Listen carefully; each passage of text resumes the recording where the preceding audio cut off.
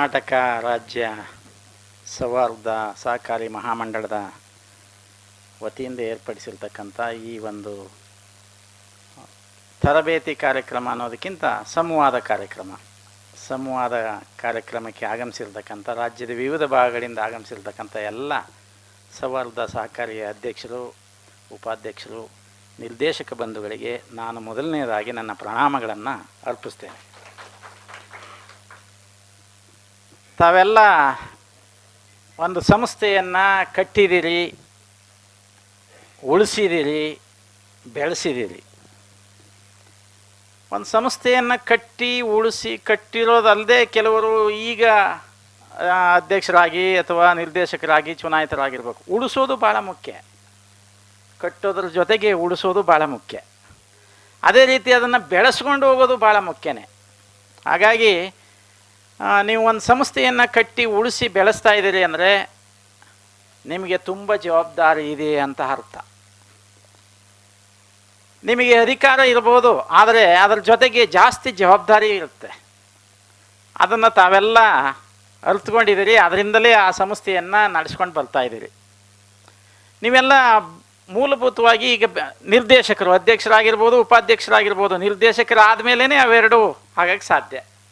ನಿರ್ದೇಶಕ ಏನು? ನಿರ್ದೇಶಕ ಅಂದರೆ ನಿರ್ದೇಶನ ಮಾಡೋರು.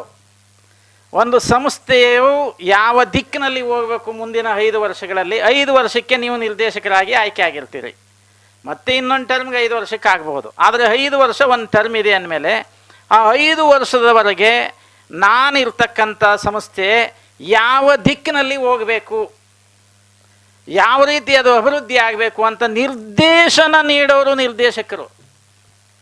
ಸೊ ದಿಗ್ದರ್ಶಕರು ನೀವು, ಅಂದರೆ ಡೈರೆಕ್ಷನ್ ಕೊಡ ಅಂಥವ್ರು. ನೀವೇ ಕೆಲಸ ಮಾಡೋರಲ್ಲ, ಅಂದರೆ ನೀವು ಮಾಡಬೇಕು ಅಂತಿಲ್ಲ, ಗುಮಾಸ್ತಗಿರಿ ಮಾಡಬೇಕು ಅಂತಿಲ್ಲ. ಯಾಕೆಂದರೆ ನಿಮಗೇನು ಸಂಬಳ ಇಲ್ಲ, ನೀವೇನೋ ಅದರಲ್ಲಿ ಎಂಪ್ಲಾಯ್ ಅಲ್ಲ. ನೀವು ಸೇವಾ ಮನೋಭಾವದಿಂದ ಬಂದಿರತಕ್ಕಂಥವ್ರು, ಜೊತೆಗೆ ಆ ಸಂಸ್ಥೆಯನ್ನು ನಡೆಸಬೇಕು ಅಂತ ಆ ಒಂದು ಉದಾತ್ತ ಧ್ಯೇಯವನ್ನು ಇಟ್ಟುಕೊಂಡು ಬಂದಂಥವ್ರು. ಆಗಿದ್ಮೇಲೆ ನೀವು ನಿರ್ದೇಶನ ಯಾವ ರೀತಿ ಕೊಡ್ತೀರಿ, ಇನ್ನು 5 ವರ್ಷದವರೆಗೆ ನಿಮ್ಮ ನಿರ್ದೇಶನ ಯಾವ ರೀತಿ ಇರುತ್ತೆ ಅನ್ನೋದ್ರ ಮೇಲೆ ಆ ಸಂಸ್ಥೆಯ ಏಳಿಗೆ ಡಿಪೆಂಡ್ ಆಗಿರುತ್ತೆ, ಅಂದರೆ ಅವಲಂಬಿತವಾಗಿರುತ್ತೆ. ನೀವು ಯಾವ ರೀತಿ ನಿರ್ದೇಶನ ಕೊಡ್ತೀರಿ ಅನ್ಬೇಕಾದ್ರೆ ನಿಮ್ಮ ಸಂಸ್ಥೆಯಲ್ಲಿ ಏನೇನು ವ್ಯವಹಾರ ನಡೀತಾ ಇದೆ ಅನ್ನೋದನ್ನು ತಿಳ್ಕೊಂಡು ಅದರ ಪ್ರಕಾರ ನೀವು ಕೊಡಬೇಕು. ಈಗ ಸಾಮಾನ್ಯವಾಗಿ ನೀವು ಎಲ್ಲ ಸಂಸ್ಥೆಗಳೆಲ್ಲ ಮಾಡ್ತಕ್ಕಂಥವ್ರು ಕ್ರೆಡಿಟ್ ಬಿಸ್ನೆಸ್, ಅಂದರೆ ಬ್ಯಾಂಕಿಂಗ್ ಬಿಸ್ನೆಸ್. ಸಾಮಾನ್ಯವಾಗಿ ಮೆಜಾರಿಟಿ, ಕೆಲವರೆಲ್ಲ ಬೇರೆ ನಾನ್ ಬ್ಯಾಂಕಿಂಗ್ ಬಿಸ್ನೆಸ್ಸು ಬೇರೆ ಬೇರೆ ಸಂಸ್ಥೆಗಳು ಮಾಡ್ಬೋದು. ಬಟ್ ಇಲ್ಲಿರೋ ಅಂಥವರೆಲ್ಲ 99% ಎಲ್ಲ ಬ್ಯಾಂಕಿಂಗ್ ವ್ಯವಹಾರದವರೇ ಇದೀರಿ ಅನಿಸುತ್ತೆ. ಆದ್ದರಿಂದ ನಾನು ಬ್ಯಾಂಕಿಂಗ್ ವ್ಯವಹಾರಕ್ಕೆ ಸಂಬಂಧಪಟ್ಟಾಗ ಅಷ್ಟೇ ಮಾತಾಡೋದಕ್ಕೆ ಪ್ರಯತ್ನ ಮಾಡ್ತೀನಿ. ಬೇರೆ ಬೇರೆ ವ್ಯವಹಾರ ಅಲ್ಲದೆ ಆದರೆ ಅದು ಬೇರೆ ಬೇರೆ ಸಂಸ್ಥೆಗಳಿಗೆ ಅದಕ್ಕೆ ತಕ್ಕಾಗೆ ನಾವು ಇದು ಹಾಕ್ಕೊಳ್ಬೇಕಾಗತ್ತೆ, ಫ್ರೇಮ್ ಹಾಕ್ಕೊಳ್ಬೇಕಾಗತ್ತೆ. ಬಟ್ ನಾವು ಬ್ಯಾಂಕಿಂಗ್ ಸಂಬಂಧಪಟ್ಟಾಗೆ ನಾವು ಯಾವ ರೀತಿ ಬಿಸ್ನೆಸ್ ಮಾಡ್ಬೋದು, ಇಲ್ಲಿ ವ್ಯವಹಾರ ಅಥವಾ ಬಿಸ್ನೆಸ್ ಅಂತ ಕರೆದವು. ನಮ್ಮ ಸಹಕಾರ ಸಂಸ್ಥೆಗಳೆಲ್ಲ ಸಾಮಾನ್ಯವಾಗಿ ಎಲ್ಲರೂ ಕಾಮನ್ನಾಗಿ ಅನ್ನೋದು ಇದು ಸೇವಾ ಸಂಸ್ಥೆ ಅಂತ. ವಾಸ್ತವವಾಗಿ ಸೇವಾ ಸಂಸ್ಥೆ ಆಗಬೇಕಾಗಿಲ್ಲ. ನಾವು ಸೇವೆ ಮಾಡೋದು ಯಾವಾಗ ಅಂದರೆ ನಾವು ಎಲ್ಲ ಚೆನ್ನಾಗಿ ದುಡಿದು ಲಾಭ ಇದ್ದಾಗ ಮಾತ್ರ ನಾವು ಸೇವೆಗಳನ್ನು, ಉಚಿತ ಸೇವೆಗಳು, ಫ್ರೀ ಇದನ್ನು ಕೊಡೋ ಅಂಥದ್ದು ಮಾಡಬೇಕು. ಆದ್ದರಿಂದ ನಾವು ಮೊದಲು ವ್ಯವಹಾರ ಸಂಸ್ಥೆ ಅನ್ನೋದನ್ನು ನಾವು ಗಮನದಲ್ಲಿ ಇಟ್ಕೊಳ್ಬೇಕು. ಸಹಕಾರ ಸಂಸ್ಥೆಗಳು ಒಂದು ಸಾಮಾಜಿಕ ಬದ್ಧತೆಯನ್ನು ಹೊಂದಿರತಕ್ಕಂಥ ವ್ಯವಹಾರ ಸಂಸ್ಥೆಗಳು. ಸಾಮಾಜಿಕ ಬದ್ಧತೆ ಅಂದರೆ ಸೋಷಿಯಲ್ ಕಮಿಟ್ಮೆಂಟ್. ನಾವು ಹೇಗೆ ಬೇಕು ಹಾಗೆ ಮಾಡುವಾಗಿಲ್ಲ, ಅದಕ್ಕೊಂದು ನಿರ್ದಿಷ್ಟವಾದ ರೀತಿ, ನೀತಿ, ನಿಯಮ, ಕಾನೂನು, ಕಟ್ಟಳೆ ಈ ಥರದ್ದು ಇರ್ತವೆ. ಅದಕ್ಕೆ ಸೌಹಾರ್ದ ಫೆಡರೇಷನ್ ಕೊಟ್ಟಿರೋ ನಿರ್ದೇಶನ ಇರ್ಬೋದು, ಇಲಾಖೆ ಕೊಟ್ಟಿರೋ ನಿರ್ದೇಶನ ಇರ್ಬೋದು, ಅರ್ಬನ್ ಬ್ಯಾಂಕ್ನವ್ರಿಗೆ ಸೌಹಾರ್ದದಲ್ಲಿ ಬ್ಯಾಂಕಿಂಗ್ ಮಾಡೋಂಥವ್ರು ಬ್ಯಾಂಕ್ RBI ಗೈಡ್ಲೈನ್ಸ್ ಇರ್ಬೋದು. ಈ ರೀತಿ ಒಂದು ನಿರ್ದಿಷ್ಟವಾದ ಸೂಚನೆಗಳಿರ್ತವೆ. ಈ ಸೂಚನೆಗಳ ಅಡಿಯಲ್ಲೇ ನಾವು ಕೆಲಸ ಮಾಡಬೇಕಾಗತ್ತೆ, ಅದರಲ್ಲಿ ಅಭಿವೃದ್ಧಿಯನ್ನು ಸಾಧಿಸಬೇಕಾಗತ್ತೆ. ಇದು ಭಾಳ ಕ್ಲಿಷ್ಟಕರವಾದ ಇದು. ಸೂಚನೆಗಳನ್ನು ಬಿಡುವಾಗಿಲ್ಲ, ಅಭಿವೃದ್ಧಿಯೂ ಕುಂಠಿತವಾಗಂಗಿಲ್ಲ. ಆದ್ದರಿಂದ ಇದು ಸಾಮಾಜಿಕ ಬದ್ಧತೆಯನ್ನು ಹೊಂದಿರತಕ್ಕಂಥ ವ್ಯವಹಾರ ಸಂಸ್ಥೆ ಅಂದಮೇಲೆ ನೀವು ಬಿಸ್ನೆಸ್ ವ್ಯವಹಾರ ಅದನ್ನು ತಾವು ಮನಸ್ಸಲ್ಲಿ ಇಟ್ಟುಕೊಂಡು ಕೆಲಸ ಮಾಡಿದಾಗ ಮಾತ್ರ ನಿಮ್ಮ ಸಂಸ್ಥೆಯ ಅಭಿವೃದ್ಧಿ, ನಿಮ್ಮ ಸಂಸ್ಥೆಯ ಯೋಜನೆ ಇವು ಸಮರ್ಪಕವಾಗಿ ಕಾರ್ಯಗತ ಆಗಕ್ಕೆ ಸಾಧ್ಯ. ಈಗ ನೀವು ವ್ಯವಹಾರ ಸಂಸ್ಥೆ, ಈಗ ಯಾವುದೋ ಕಮರ್ಷಿಯಲ್ ಬ್ಯಾಂಕ್, ಯಾವುದೇ ನ್ಯಾಷನಲೈಸ್ಡ್ ಬ್ಯಾಂಕ್ ಆಗಲಿ, ಯಾವುದೋ ಒಂದು ಪಾರ್ಕ್ ಮೇಂಟೈನ್ ಮಾಡ್ತಾರೆ, ಇನ್ಯಾವುದೋ ಮಾಡ್ತಾರೆ ಅಂದರೆ ಅವರು ಬಂದಿರತಕ್ಕಂಥ ಲಾಭದಲ್ಲಿ ಮಾಡ್ತಕ್ಕಂಥದ್ದು. ಅದೇ ನೀವು ನಿಮ್ಮ ಲಾಭದಲ್ಲಿ ನೀವು ಮಾಡ್ಬೋದು, ದಾನ ಧರ್ಮದ ನಿಧಿ ಅಂತ ಮಾಡಿಕೊಂಡು ಅಥವಾ ಇತರೆ ಇದು ಸಹಾಯಧನಗಳನ್ನು ಕೊಡ್ತಕ್ಕಂಥ ವ್ಯವಸ್ಥೆಗಳನ್ನು ಮಾಡ್ಬೋದು. ಯಾವಾಗ? ಲಾಭ ಬಂದಾಗ ಮಾತ್ರ. ಲಾಭವೇ ಇಲ್ಲದೆ ಇದ್ದಾಗ ನಾವು ಅಂಥ ಯಾವುದೇ ಸಾಮಾಜಿಕ ಸೇವಾ ಕಾರ್ಯಕ್ರಮಗಳನ್ನು ಮಾಡೋದಕ್ಕೆ ಸಾಧ್ಯ ಆಗೋದಿಲ್ಲ. ಅಂದಮೇಲೆ ಲಾಭ ಮಾಡಬೇಕು ಅಂದರೆ ಕರೆಕ್ಟಾಗಿ ವ್ಯವಹಾರ ಮಾಡಬೇಕು ಅಂತ ಅರ್ಥ. ಇಲ್ಲಿ ವ್ಯವಹಾರ ಬಿಸ್ನೆಸ್, ಕೊಡೋದು ತಗೊಳ್ಳೋದು, ಅದರಲ್ಲಿ ಮಿನಿಮಮ್ ಮಾರ್ಜಿನ್ ಇಟ್ಟುಕೊಂಡು ಹೇಗೆ ನಾವು ಕೆಲಸ ಮಾಡ್ಬೋದು ಅನ್ನೋದನ್ನೇ ನಾವು ಇವತ್ತು, ಇದು ಚರ್ಚೆ ಅಷ್ಟೇ, ಸಂವಾದ ಅಷ್ಟೇ. ನಿಮ್ಮಲ್ಲಿರ್ತಕ್ಕಂಥ ನಿಮ್ಮ ಅಭಿಪ್ರಾಯಗಳನ್ನು ನಮಗೆ ಹೇಳಿದ್ರೆ, ನಮ್ಮ ಅಭಿಪ್ರಾಯ ನಿಮಗೆ ಹೇಳೋದು, ಇದು ಒಬ್ರಿಗೊಬ್ಬರು ಇಂಟರಾಕ್ಷನ್ ಆಗೋವಂಥದ್ದು ಅಷ್ಟೇ. ಯಾಕೆಂದರೆ ನಾನು ಹೇಳೋ ಅಂಥದ್ದು ಅಲ್ಲ, ನೀವು ಕೇಳೋ ಅಂಥದ್ದು ಅಲ್ಲ, ನೀವು ಸುಮ್ಮನೆ ಒಂದು ಸಂವಾದಕ್ಕೆ ನಾವು ಸೇರಿಕೊಂಡಿದ್ದೀವಿ ಇವತ್ತು. ಎಕ್ಸ್ಚೇಂಜ್ ಆಫ್ ವ್ಯೂಸ್ ಅಂತ ಕರಿತೀವಿ. ಸೊ ಈಗಾಗಲೇ ನಿಮಗೆ ನಿರ್ದೇಶಕರ ಪಾತ್ರಗಳ ಬಗ್ಗೆ ಇಂದಿನ ಸೆಷನ್ಗಳಲ್ಲಿ ಸಾಕಷ್ಟು ಮಾಹಿತಿಯನ್ನು ಕೊಟ್ಟಿರ್ತಾರೆ. ನೀವು ಕೂಡ ಅದನ್ನು ತಿಳ್ಕೊಂಡಿರ್ತೀರಿ, ನೀವು ಬೇರೆಯವ್ರಿಗೂ ಗೈಡ್ ಮಾಡಿರ್ತೀರಿ. ಈಗ ನಾವು ಬರೀ ಬಿಸ್ನೆಸ್ಗೆ ಸಂಬಂಧಪಟ್ಟಾಗ ಅಷ್ಟೇ ನಾವು ಇವತ್ತು ಈ ಒಂದು ಸೆಷನ್ನಲ್ಲಿ ಡಿಸ್ಕಸ್ ಮಾಡ್ಬೋದು. ಇಲ್ಲಿ ಏನು ಬಿಸ್ನೆಸ್ ಮಾಡ್ತೀರಿ? ಸಾಮಾನ್ಯವಾಗಿ ಬ್ಯಾಂಕಿಂಗ್ ಅಂದ ಕೂಡಲೇ ಎಲ್ಲಿಂದ ನಿಮಗೆ ದುಡ್ಡು ಬರುತ್ತೆ? ಸದಸ್ಯರಿಂದ ದುಡ್ಡು ಬರುತ್ತೆ, ಅಂದರೆ ಡೆಪಾಸಿಟ್ ಬರುತ್ತೆ. ಪಬ್ಲಿಕ್ಕಿಂದ ಡೆಪಾಸಿಟ್. ಪಬ್ಲಿಕ್ ಅಂದರೆ ಇಲ್ಲಿ ಸದಸ್ಯರು ಅನ್ನೋದೇ ಅರ್ಥ. ಸದಸ್ಯರನ್ನು ಮಾಡಿಕೊಂಡಾಗ ಮಾತ್ರ ನೀವು ತಗೊಳ್ಳೋಕೆ ಸಾಧ್ಯ. ಠೇವಣಿಯನ್ನು ಕೊಡ್ತಾರೆ ಅವರು, ಅಂದರೆ ಡೆಪಾಸಿಟ್ ಕೊಡ್ತಾರೆ. ಒಬ್ಬ ವ್ಯಕ್ತಿ ಡೆಪಾಸಿಟ್ ಕೊಡೋದು ಯಾವ ಬೇಸ್ ಮೇಲೆ? ಸೌಹಾರ್ದ ಸಂಸ್ಥೆ ಆಗಲಿ, ಯಾವುದೇ ಇತರ ಸಂಸ್ಥೆ ಆಗಲಿ, ನಿಮ್ಮಗಳಿಗೆ ಯಾವ ಬೇಸ್ ಮೇಲೆ ಕೊಡ್ತಾರೆ? ಇದರಲ್ಲಿ ಇಲಾಖೆ ಇದೆ, ಅಥವಾ ರಿಸರ್ವ್ ಬ್ಯಾಂಕ್ ಇದೆ, ಅಥವಾ ಇನ್ಯಾವುದೋ ಒಂದು ಸಂಸ್ಥೆ ಇದೆ, ಅದು ನಮಗೆ ಗ್ಯಾರಂಟಿ ಕೊಡುತ್ತೆ ಅನ್ನೋ ಕಾರಣಕ್ಕೆ ನಿಮ್ಮಲ್ಲಿ ಡೆಪಾಸಿಟ್ ಅಲ್ಲ. ನಿಜವಾಗಿ ನಿಮ್ಮ ಹತ್ರ ಡೆಪಾಸಿಟ್ ಇದೆ ಅಂದ್ರೆ ಅದಕ್ಕೆ ನಿಮ್ಮನ್ನು ನೋಡಿ ಡೆಪಾಸಿಟ್ ಇಟ್ಟಿರೋದು. ಇಲ್ಲಿ ನಮಗೆ ಗೊತ್ತಿರೋ ಅಧ್ಯಕ್ಷರಿದ್ದಾರೆ, ನಮಗೆ ಗೊತ್ತಿರೋ ಉಪಾಧ್ಯಕ್ಷರಿದ್ದಾರೆ, ನಮಗೆ ಗೊತ್ತಿರುವಂತ ಡೈರೆಕ್ಟರ್ಸ್ ಇದ್ದಾರೆ, ಅಷ್ಟೇ ನಮಗೆ ಗೊತ್ತಿರುವಂತ ಮ್ಯಾನೇಜರ್ಸ್ ಇದ್ದಾರೆ, ನಮಗೆ ಗೊತ್ತಿರುವಂತ ಸ್ಟಾಫ್ ಇದ್ದಾರೆ.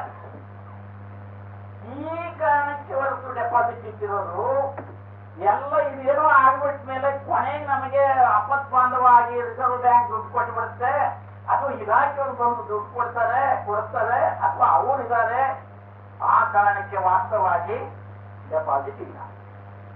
ನಿಮ್ಮನ್ನು ನಂಬಿ ಅವರು ಲಕ್ಷಾಂತರ ರೂಪಾಯಿ ಡೆಪಾಸಿಟ್ ಇಟ್ಟಿದ್ದಾರೆ ಅಂದ್ರೆ ನಿಮಗೆ ಜವಾಬ್ದಾರಿ ಎಷ್ಟಿದೆ? ಅಲ್ಲಿಗೆ ನಿಮಗೆ ಆ ಒಂದು ಸ್ಥಾನನೂ ಕೊಟ್ಟಿದ್ದಾರೆ. ನಿಮ್ಮೆಲ್ಲ ತುಂಬಾ ನಂಬಿಕೆಯನ್ನು ಇಟ್ಕೊಂಡು ಅವರು ಕಷ್ಟಪಟ್ಟು ದುಡಿದು ನನ್ನ ಇಲ್ಲ ಅಲ್ಲಿ ಡೈರೆಕ್ಟರ್ ನನಗೆ ಗೊತ್ತಿರೋರಿದ್ದಾರೆ, ಅಧ್ಯಕ್ಷರು ನನಗೆ ಚೆನ್ನಾಗಿ ಗೊತ್ತು, ಉಪಾಧ್ಯಕ್ಷರು ನನಗೆ ಗೊತ್ತು, ಅಲ್ಲಿ ಮ್ಯಾನೇಜರ್ ಚೆನ್ನಾಗಿ ಗೊತ್ತು, ಅಲ್ಲಿ ಇದ್ರೆ ಆ ಸೌಹಾರ್ದದಲ್ಲಿ ಏನೂ ತೊಂದರೆ ಇಲ್ಲ, ಆದ್ರಿಂದ ನಾನು ಅಲ್ಲಿ ಹಣ ಇಡಬೇಕು ಅಂತೇಳಿ ಇಡ್ತಾನೆ ಅಂದ್ರೆ ನಿಮ್ಮ ಮೇಲೆ ಅತಿ ಹೆಚ್ಚಿನ ನಂಬಿಕೆ, ಅತಿ ಹೆಚ್ಚಿನ ಜವಾಬ್ದಾರಿ, ಅತಿ ಹೆಚ್ಚಿನ ಅವಲಂಬನೆ ಅವ್ರಿಗೆ ಇದೆ ಅಂತ. ಅಂದಮೇಲೆ ಆ ನಂಬಿಕೆ ಉಳಿಸ್ಕೊಳ್ಬೇಕಲ್ವಾ? ಆಮೇಲೆ ಡೆಪಾಸಿಟ್ ಅನ್ನ ವಾಪಸ್ ಕೊಡ್ಬೇಕು. ಆಗಿದ್ಮೇಲೆ ಡೆಪಾಸಿಟ್ ಅಲ್ಲಿ ಈಗ ಅಭಿವೃದ್ಧಿ ಆಗ್ಬೇಕು. ಈಗ ಡೆಪಾಸಿಟ್ ತಗೊಳ್ಬೇಕು, ಅದು ವ್ಯಾವಹಾರಿಕವಾಗಿ ಜಾಸ್ತಿ ವಿನಿಯೋಗ ಆಗಬೇಕು, ಅಂದ್ರೆ ಸಂಸ್ಥೆಗಳಲ್ಲಿ. ಅಂದಮೇಲೆ ಅದು ಯಾವ ರೀತಿ ಆ ಡೆಪಾಸಿಟ್ ಅನ್ನ ಎಫೆಕ್ಟಿವ್ ಆಗಿ, ಅದಕ್ಕೆ ಫಂಡ್ ಮ್ಯಾನೇಜ್ಮೆಂಟ್ ಅಂತ ಕರೀತಾರೆ ಬ್ಯಾಂಕಿಂಗ್ ಟರ್ಮಿನಾಲಜಿಯಲ್ಲಿ. ಫಂಡ್ ನಿಧಿಯ ನಿರ್ವಹಣೆ. ಅದು ನಿಧಿ ಅಂದ್ರೆ ಫಂಡ್, ಅದು ಅಂದ್ರೆ ಒಂದು ಠೇವಣಿ ದೊಡ್ಡ ಒಂದು ಮೊತ್ತ ₹100 ನಿಮಗೆ ಕೊಡ್ತಾರೆ ಅಂದ್ಮೇಲೆ ಅವನು ಏನು ಎಕ್ಸ್ಪೆಕ್ಟ್ ಮಾಡಿರ್ತಾರೆ? ಬಡ್ಡಿ ಎಕ್ಸ್ಪೆಕ್ಟ್ ಮಾಡಿರ್ತಾರೆ. ಅಂದ್ಮೇಲೆ ನೀವು ಯಾವ ರೀತಿ ಅವರು ಬಡ್ಡಿನೂ ಕೊಡಬೇಕು. ಆ ದುಡ್ಡನ್ನ ತಕೊಂಡಂತ ಡೆಪಾಸಿಟ್ ಅನ್ನ ಸಮರ್ಪಕವಾಗಿ ಯುಟಿಲೈಸ್ ಮಾಡಿ, ಸಾಲ ಕೊಟ್ಟು ಸಕಾಲದಲ್ಲಿ ವಸೂಲಿ ಮಾಡಿ, ಆ ಮಿನಿಮಮ್ ಮಾರ್ಜಿನ್ ಅಷ್ಟೇ ನಾವು ಸಂಸ್ಥೆಗೆ ಇಟ್ಕೊಂಡು ಡೆಪಾಸಿಟ್ ಪ್ಲಸ್ ಬಡ್ಡಿಯನ್ನು ನಾವು ಕೊಡುವಂತ ವ್ಯವಸ್ಥೆ ಮಾಡಬೇಕು. ಅಂದ್ಮೇಲೆ ಈ ಒಂದು ಕೆಲಸವನ್ನ ಎಫೆಕ್ಟಿವ್ ಆಗಿ ಮಾಡೋದು ಹೇಗೆ? ಯಾವ್ಯಾವ ರೀತಿ ಡೆಪಾಸಿಟ್ ತಗೊಳ್ತೀರಿ? ಸಾಮಾನ್ಯವಾಗಿ ನಿಮ್ಮಲ್ಲೆಲ್ಲ ಅಂದ್ರೆ ಜನರಲ್ ಆಗಿ FD ತಗೊಳ್ತೀರಿ. FDಯನ್ನ ನೀವು ತಗೊಳ್ಬೇಕಾದ್ರೆ 5 ವರ್ಷ ಅಥವಾ 10 ವರ್ಷಕ್ಕೆ ಎಫ್ ಡಿ ಯಾರು ತಗೊಳ್ತಾ ಇದ್ದೀರಾ? 10 ವರ್ಷಕ್ಕೆ 10 ವರ್ಷಕ್ಕೆ ಯಾರು ಎಫ್ ಡಿ ತಗೊಳ್ತಾ ಇದ್ದೀರಾ? ಆ ತರ ಏನಾದ್ರು ಎಫ್ ಡಿ 10 ವರ್ಷಕ್ಕೆ ತಗೊಳ್ಳೋದಾದ್ರೆ ದಯವಿಟ್ಟು ಅದನ್ನ ಕಡಿಮೆ ಮಾಡಿ. ಏಕದಮ್ ತೆಗಿಯಕ್ಕಾಗಲ್ಲ, ಒಂದ್ಸಲ ಕಮಿಟ್ ಆದ್ಮೇಲೆ ಆದಷ್ಟು ಕಡಿಮೆ ಮಾಡಬೇಕು. 5 ವರ್ಷನೂ ಕೂಡ ಸ್ವಲ್ಪ ಜಾಸ್ತಿನೇ, ಆದ್ರೆ 5 ವರ್ಷ ನೀವು ತಗೊಳ್ಳದೇ ಆದ್ರೆ ಬಡ್ಡಿಯನ್ನ ಜಾಸ್ತಿ ಹಾಕ್ಬಾರ್ದು, ಜಾಸ್ತಿ ಕೊಡ್ತೀವಿ ಅಂತ ಹೇಳ್ಬಾರ್ದು. ಯಾಕೆ ಅಂದ್ರೆ ಈಗ ನೀವು 10% ಬಡ್ಡಿ ಕೊಡ್ತೀವಿ 10 ವರ್ಷಕ್ಕೆ ಅಂದ್ಬಿಟ್ಟು ನೀವೇನಾದ್ರು ಕಮಿಟ್ಮೆಂಟ್ ಕೊಟ್ಟರೆ ಒಂದ್ಸಲ ಬಾಂಡ್ ಕೊಟ್ಬಿಡ್ತೀವಿ, ಅಲ್ಲಿ 10% ಕಮಿಟೆಡ್. ನೀವು ಏನೇ ಆಗಲಿ 10%, ಉದಾಹರಣೆ ನಾ ಹೇಳ್ತಾ ಇರೋದು, ಕೆಲವರು 8 ಇರ್ಬೋದು 9 ಇರ್ಬೋದು ಇತ್ಯಾದಿ, 10 ಅಂತೂ ಕೊಡ್ಲೇಬೇಕು. ಆದ್ರೆ ಇನ್ನು 3-4 ವರ್ಷಕ್ಕೆ ಇಡೀ ರಾಜ್ಯದಲ್ಲಿ ದೇಶದಲ್ಲಿ ಬಡ್ಡಿ ದರ 4-3% ಕೊಡೋದಿದ್ರೆ ನೀವು ಇನ್ನೂ ವರ್ಷಕ್ಕೆ ಕಮಿಟ್ ಆಗಿರ್ತೀರಲ್ಲ ಅಲ್ವಾ? ಆದ್ರಿಂದ ಆಗ ಬಡ್ಡಿ ದರ ವ್ಯತ್ಯಾಸಗಳಾಗ್ತವೆ, ಸಾಮಾನ್ಯವಾಗಿ ಕಡಿಮೆಗಳಾಗ್ತವೆ. ಆದ್ರಿಂದ ಲಾಂಗ್ ಟರ್ಮ್ಗೆ ಠೇವಣಿಯನ್ನ ತಗೊಳ್ಳೋದನ್ನ, ಲಾಂಗ್ ಟರ್ಮ್ ಅಂದ್ರೆ ಒಂದು 10 ವರ್ಷ ಆ ತರ ತಗೊಳ್ಳೋ ಅಂತದನ್ನ ಅವಾಯ್ಡ್ ಮಾಡೋದ್ರ ಜೊತೆಗೆ 5 ವರ್ಷ ಸಾಮಾನ್ಯವಾಗಿ ಡೆಪಾಸಿಟ್ ಅನ್ನ ನೀವು ಕಮರ್ಷಿಯಲ್ ಬ್ಯಾಂಕ್ ಅಲ್ಲಿ ನೋಡಿ 2 ವರ್ಷ ಮ್ಯಾಕ್ಸಿಮಮ್, ಇಲ್ಲ 3 ವರ್ಷ ಪಡ್ಬೋದು. ಅದರಲ್ಲೂ 444 days, 444 days, 18 month, 1 year 1 day, ಈ ತರ ಅವರು ಇದು ಮಾಡ್ಕೊಂಡು ಹೋಗಿರ್ತಾರೆ. ಅದರಲ್ಲಿ ನೀವು 5 ವರ್ಷದಿಂದ 5 ವರ್ಷದವರೆಗೆ ನೀವು ತಗೊಳ್ಳೋದಾದ್ರೆ ರೇಟ್ ಆಫ್ ಇಂಟ್ರೆಸ್ಟ್ ಅನ್ನ ಕಮ್ಮಿ ಹಾಕ್ಬೇಕು. ಆದ್ರೆ ಲಾಂಗ್ ಟರ್ಮ್ ಇರ್ತದೆ ಅಂತ ಹೇಳಿ ನೀವು ಬಡ್ಡಿಯನ್ನ ಜಾಸ್ತಿ ಹಾಕಿದ್ರೆ 5 ವರ್ಷದವರೆಗೂ ಕಮಿಟ್ಮೆಂಟ್ ಆದಂಗೆ ಆಗತ್ತೆ. ಯಾವಾಗ ನೀವು ಕಡಿಮೆ ಅವಧಿಗೆ ಕೊಟ್ಟಿರ್ತೀವಿ ರೊಟೇಷನ್ ಆಗತ್ತೆ, ದುಡ್ಡು ರೊಟೇಷನ್ ಆಗತ್ತೆ. ನೀವು ಅಲ್ಲಿಂದ ವಾಪಸ್ ಕೊಡ್ತೀರಿ, ಬೇರೆ ಯಾರು ತಂದು ಹಾಕಿರ್ತಾರೆ, ಪುನಃ ಅವ್ರು ಕೊಟ್ಟಿರ್ತೀರಿ, ಬಡ್ಡಿ ಅಲ್ಲಿಗೆ ಅಷ್ಟಕ್ಕೆ ನಿಲ್ಲುತ್ತೆ, ಪುನಃ ಹೊಸ ಕಮಿಟ್ಮೆಂಟ್. ಆಗೇನಾದ್ರು ಸಿಚುಯೇಷನ್ 3 ವರ್ಷಕ್ಕೆ ಸಿಚುಯೇಷನ್ ಚೇಂಜ್ ಆದ್ರೆ ನಿಮ್ ರೇಟ್ ಆಫ್ ಇಂಟ್ರೆಸ್ಟ್ ಎಲ್ಲ ಕಡೆ ಕಡಿಮೆ ಇದ್ದಾಗ ನಿಮ್ಗೆ ಆಲ್ರೆಡಿ ಕಮಿಟ್ ಮಾಡಿರ್ತೀರಿ 10% ಅಂತ, ಅಥವಾ ಈಗ ಆಲ್ರೆಡಿ 8% ಅಂತ ಕಮಿಟ್ ಮಾಡಿರ್ತೀರಿ. ಆದ್ರಿಂದ ಸಾಧ್ಯವಾದಷ್ಟು ಅಂದ್ರೆ ಒಂದೇ ಸಲ ಅದು ಈಗಾಗಲೇ ತಕೊಂಡಿದ್ರೆ ಒಂದೇ ಸಲ ಅದು ಟರ್ಮ್ ಮುಗಿಯವರೆಗೆ ವೇಟ್ ಮಾಡ್ಲೇಬೇಕಾಗತ್ತೆ. ಸಾಧ್ಯವಾದಷ್ಟು ಠೇವಣಿಯ ಅವಧಿಯನ್ನ ದೀರ್ಘಾವಧಿ, ಅತಿ ದೀರ್ಘಾವಧಿಗೆ ತಗೊಳ್ಳೋದನ್ನ ಅವಾಯ್ಡ್ ಮಾಡಬೇಕು. ಒಂದು. ಎರಡನೇದು, 5 ವರ್ಷ ಅದಕ್ಕಿಂತ ಹೆಚ್ಚು ಅವಧಿಗೆ ಏನಾದ್ರು ನೀವು ಮಾಡದ್ದೇ ಆದಲ್ಲಿ ಆಗ ನೀವು 2 ವರ್ಷಕ್ಕೆ ಏನ್ ಬಡ್ಡಿ ಕೊಡ್ತೀರಿ, 2 ವರ್ಷಕ್ಕೆ ಏನ್ ಬಡ್ಡಿ ಕೊಡ್ತೀರಿ ಅದಕ್ಕಿಂತ ಕಡಿಮೆ ಬಡ್ಡಿ ಫಿಕ್ಸ್ ಮಾಡಬೇಕು. ಇದು ನಿಮ್ಮ ಬಹಳ ವಿಚಿತ್ರ ಅನ್ಸ್ಬೋದು. ಏನ್ ಸರ್ ಇದು 5 ವರ್ಷಕ್ಕೆ ನಾವು ಜಾಸ್ತಿ ಫಿಕ್ಸ್ ಮಾಡ್ತಿದೀವಿ, ಇಲ್ಲಾಂದ್ರೆ ನಮ್ಗೆ 5 ವರ್ಷಕ್ಕೆ ಇಡಲ್ಲ ಅವರು ಅಂತ. ಯಾಕೆ ಅಂದ್ರೆ ಇದು ರಿವರ್ಸ್ ಎಫೆಕ್ಟ್. ಈಗ ಎಕಾನಮಿ ಮೊದಲನ ವ್ಯವಸ್ಥೆಯಲ್ಲಿ ಇಲ್ಲ, ಬಹಳ ತಿನ್ನ ಮಾರ್ಜಿನ್. ನಿಮ್ದು ಹೆಂಗೆ ಅಂದ್ರೆ ತಂತಿ ಮೇಲೆ ನಡ್ರಂಗೆ 100 ರೂಪಾಯಿಗೆ 100 ರೂಪಾಯಿ ನೀವು ಕೊಡಬೇಕು ಅಂದ್ರೆ 110 ರೂಪಾಯಿ ಅವನು ಕೊಡಬೇಕು. ನೀವು ಸಾಲ ಕೊಟ್ಟರೆ 12 ರೂಪಾಯಿ ಕೊಡಬೇಕು, ಬರೀ 2 ರೂಪಾಯಿ ಅಷ್ಟೇ. ಅದು ಏನೋ 100% ರಿಕವರಿ ಆದ್ರೆ ಆ 2% ಅಲ್ಲಿ ನಿಮ್ಮ ಸಿಬ್ಬಂದಿ ಸಂಬಳ, ನಿಮ್ಮ ಆಫೀಸ್ ಮ್ಯಾನೇಜ್ಮೆಂಟ್ಗೆ 2% ಹೋಗುತ್ತೆ. ನಿಮ್ ಲಾಭ ಎಲ್ಲಿ ಮಾಡ್ತೀರಿ? ಡೆಪಾಸಿಟ್ ಶೇರ್ ಕೊಟ್ಟಂತ ಸದಸ್ಯರಿಗೆ ಡಿವಿಡೆಂಡ್ ಹೆಂಗ್ ಕೊಡ್ತೀರಿ? ನೀವು ಇತರೆ ಖರ್ಚುಗಳನ್ನ ಹೇಗೆ ಮೈಂಟೈನ್ ಮಾಡ್ತೀರಿ? ವೆರಿ ವೆರಿ ವೆರಿ ತಿನ್ ಮಾರ್ಜಿನ್ ಅಂತಾರೆ ಅದಕ್ಕೆ. ಬಹಳ ಕಡಿಮೆ ಲಾಭಾಂಶ. ಈಗ ಇದು ಬಹಳ ಹೆಚ್ಚಿನ ಇದಲ್ಲ. ಅದಕ್ಕೇನ್ ಮಾಡ್ಬೇಕು ಅಂದ್ರೆ ಹೆಚ್ಚೆಚ್ಚು ಬಿಸ್ನೆಸ್ ಮಾಡಬೇಕು, ಲಾಭ ಜಾಸ್ತಿ ಆಗುತ್ತೆ. ಕಡಿಮೆ ಬಿಸ್ನೆಸ್ ಮಾಡಿದ್ರೆ ಈ ವ್ಯವಹಾರದಿಂದ ಹೆಚ್ಚಿನ ಲಾಭಾಂಶ ಆಗಲ್ಲ. ನೀವು ಜಾಸ್ತಿ ಬಿಸ್ನೆಸ್ ಅನ್ನ, ಜಾಸ್ತಿ ಲೋನ್ಗಳನ್ನ, ಜಾಸ್ತಿ ಡೆಪಾಸಿಟ್ ಅಂದ್ರೆ ನಿಮ್ಮ ವಾಲ್ಯೂಮ್ ಆಫ್ ಬಿಸ್ನೆಸ್ ಜಾಸ್ತಿ ಆದ್ರೆ ಆಗ ಕಡಿಮೆ ಮಾರ್ಜಿನ್ ಇದ್ರೂ ಕೂಡ ಒಟ್ಟಾರೆ ಮಾರ್ಜಿನ್, ಒಟ್ಟಾರೆ ಲಾಭ ಹೆಚ್ಚಾಗುತ್ತೆ.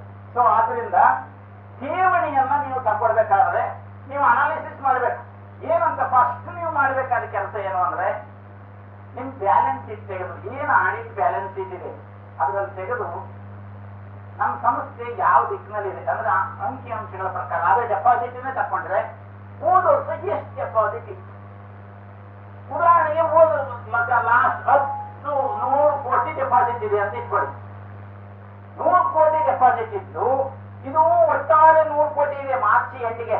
ಆದ್ರೆ 1 ವರ್ಷದಲ್ಲಿ ಎಷ್ಟು ಡೆಪಾಸಿಟ್ ಹೆಚ್ಚಾಯ್ತು ಹೋದ ವರ್ಷ ಸುಮಾರು ಒಂದು 10 ಕೋಟಿ. ಉದಾಹರಣೆಗೆ ನಾ ಹೇಳ್ತಾ ಇರೋದು 10 ಕೋಟಿ ಹೆಚ್ಚಾಯ್ತು ಅಂದ್ರೆ ಈ ವರ್ಷ ನೀವು ಹೋದ ವರ್ಷ 10 ಕೋಟಿ ಹೆಚ್ಚಾಗಿದೆ, 90 ಕೋಟಿ ಇತ್ತು, 10 ಕೋಟಿ ಕಲೆಕ್ಟ್ ಮಾಡಿದ್ದಾರೆ ಒಂದು ವರ್ಷದಲ್ಲಿ, 100 ಕೋಟಿ ಆಗಿದೆ.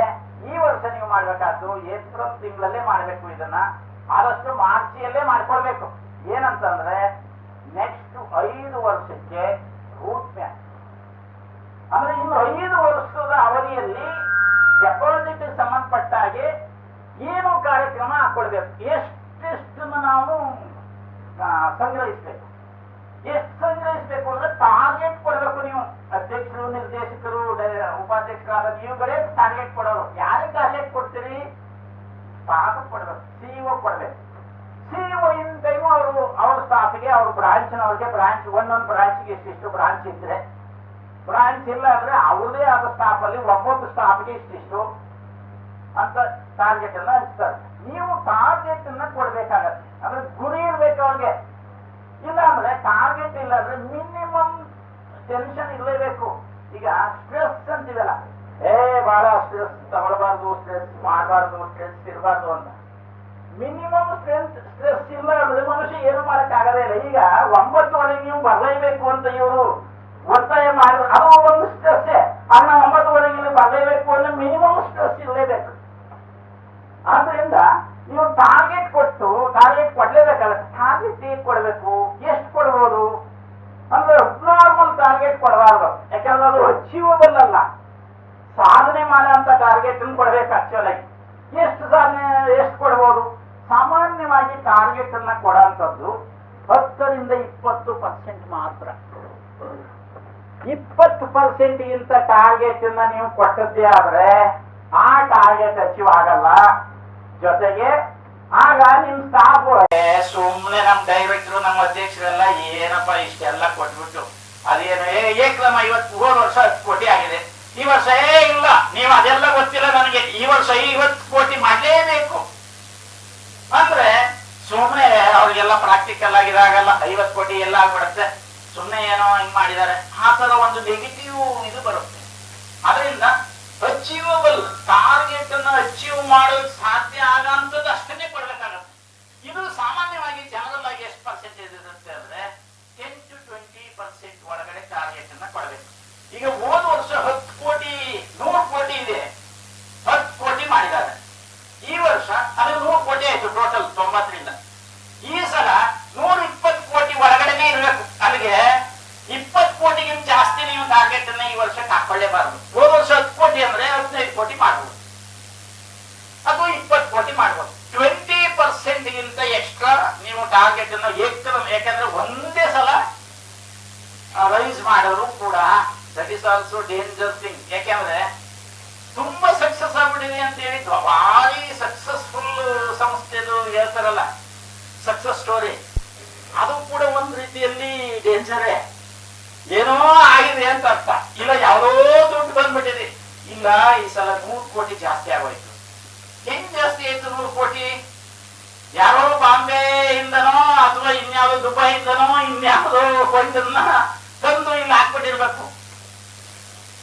ಯಾರೋ ಒಬ್ಬ ವ್ಯಕ್ತಿ ತಂದು ಇಲ್ಲಿ ಹಾಕಿಬಿಟ್ಟು ಅಲ್ಲೇನೋ ವ್ಯವಹಾರ ಮಾಡಿ ನಿಮಗೆ ಗೊತ್ತಿರಲ್ಲ, ಇಲ್ಲಿ ಬಂದು ಯಾರೋ ಕೋಆಪರೇಟಿವ್ ಇದ್ರಲ್ಲಿ ಎಲ್ಲೂ ಯಾವ್ದೋ ತರದ ತೊಂದರೆ ಆಗಲ್ಲ, ಬೇರೆ ಕಮರ್ಷಿಯಲ್ ಬ್ಯಾಂಕ್ ಆದ್ರೆ ನೋಡಿ ಕೇಳ್ತಾರೆ ಅಂದ್ಬಿಟ್ಟು ತಂದು ಇಲ್ಲಿ ಹಾಕಿಬಿಟ್ಟು ಒಂದ್ 5 ಡೇ ಅಲ್ಲೇನಾದ್ರು ವ್ಯತ್ಯಾಸಗಳಾಗ್ಬಿಟ್ರೆ, ಅಥವಾ ಆ ವ್ಯಕ್ತಿ ಇಲ್ಲ ನಂದು ಫುಲ್ ವಾಪಸ್ ಕೊಟ್ಬಿಡಿ 100 ಕೋಟಿನೋ ಅಂತಂದ್ರೆ ಒಂದೇ ಸಲ ಹೋಗ್ತವೆ. ಆದ್ರಿಂದ ಕೋಆಪರೇಟಿವ್ ನಲ್ಲಿ ಹೇಗೆ ಅಂದ್ರೆ ಸಣ್ಣ ಸಣ್ಣ ಸಣ್ಣ ಮೊತ್ತಗಳೇ ಕ್ರೋಢೀಕರಣ ಆಗಬೇಕು, ಸಣ್ಣ ಸಣ್ಣ ಮೊತ್ತಗಳೇ ಸಾಲವಾಗಿ ವಿತರಣೆ ಆಗಬೇಕು. ನೀವು ಏಕ್ರಮ್ ಸಾಲ 5 ಕೋಟಿ ಒಂದೇ ಪ್ರಾಜೆಕ್ಟ್ ಕೊಟ್ಬಿಡೋದು, ಅಕಸ್ಮಾತ್ ಬ್ಲಾಕ್ ಆದ್ರೆ ಅದು 5 ಕೋಟಿ ಬ್ಲಾಕ್ ಆಗತ್ತೆ.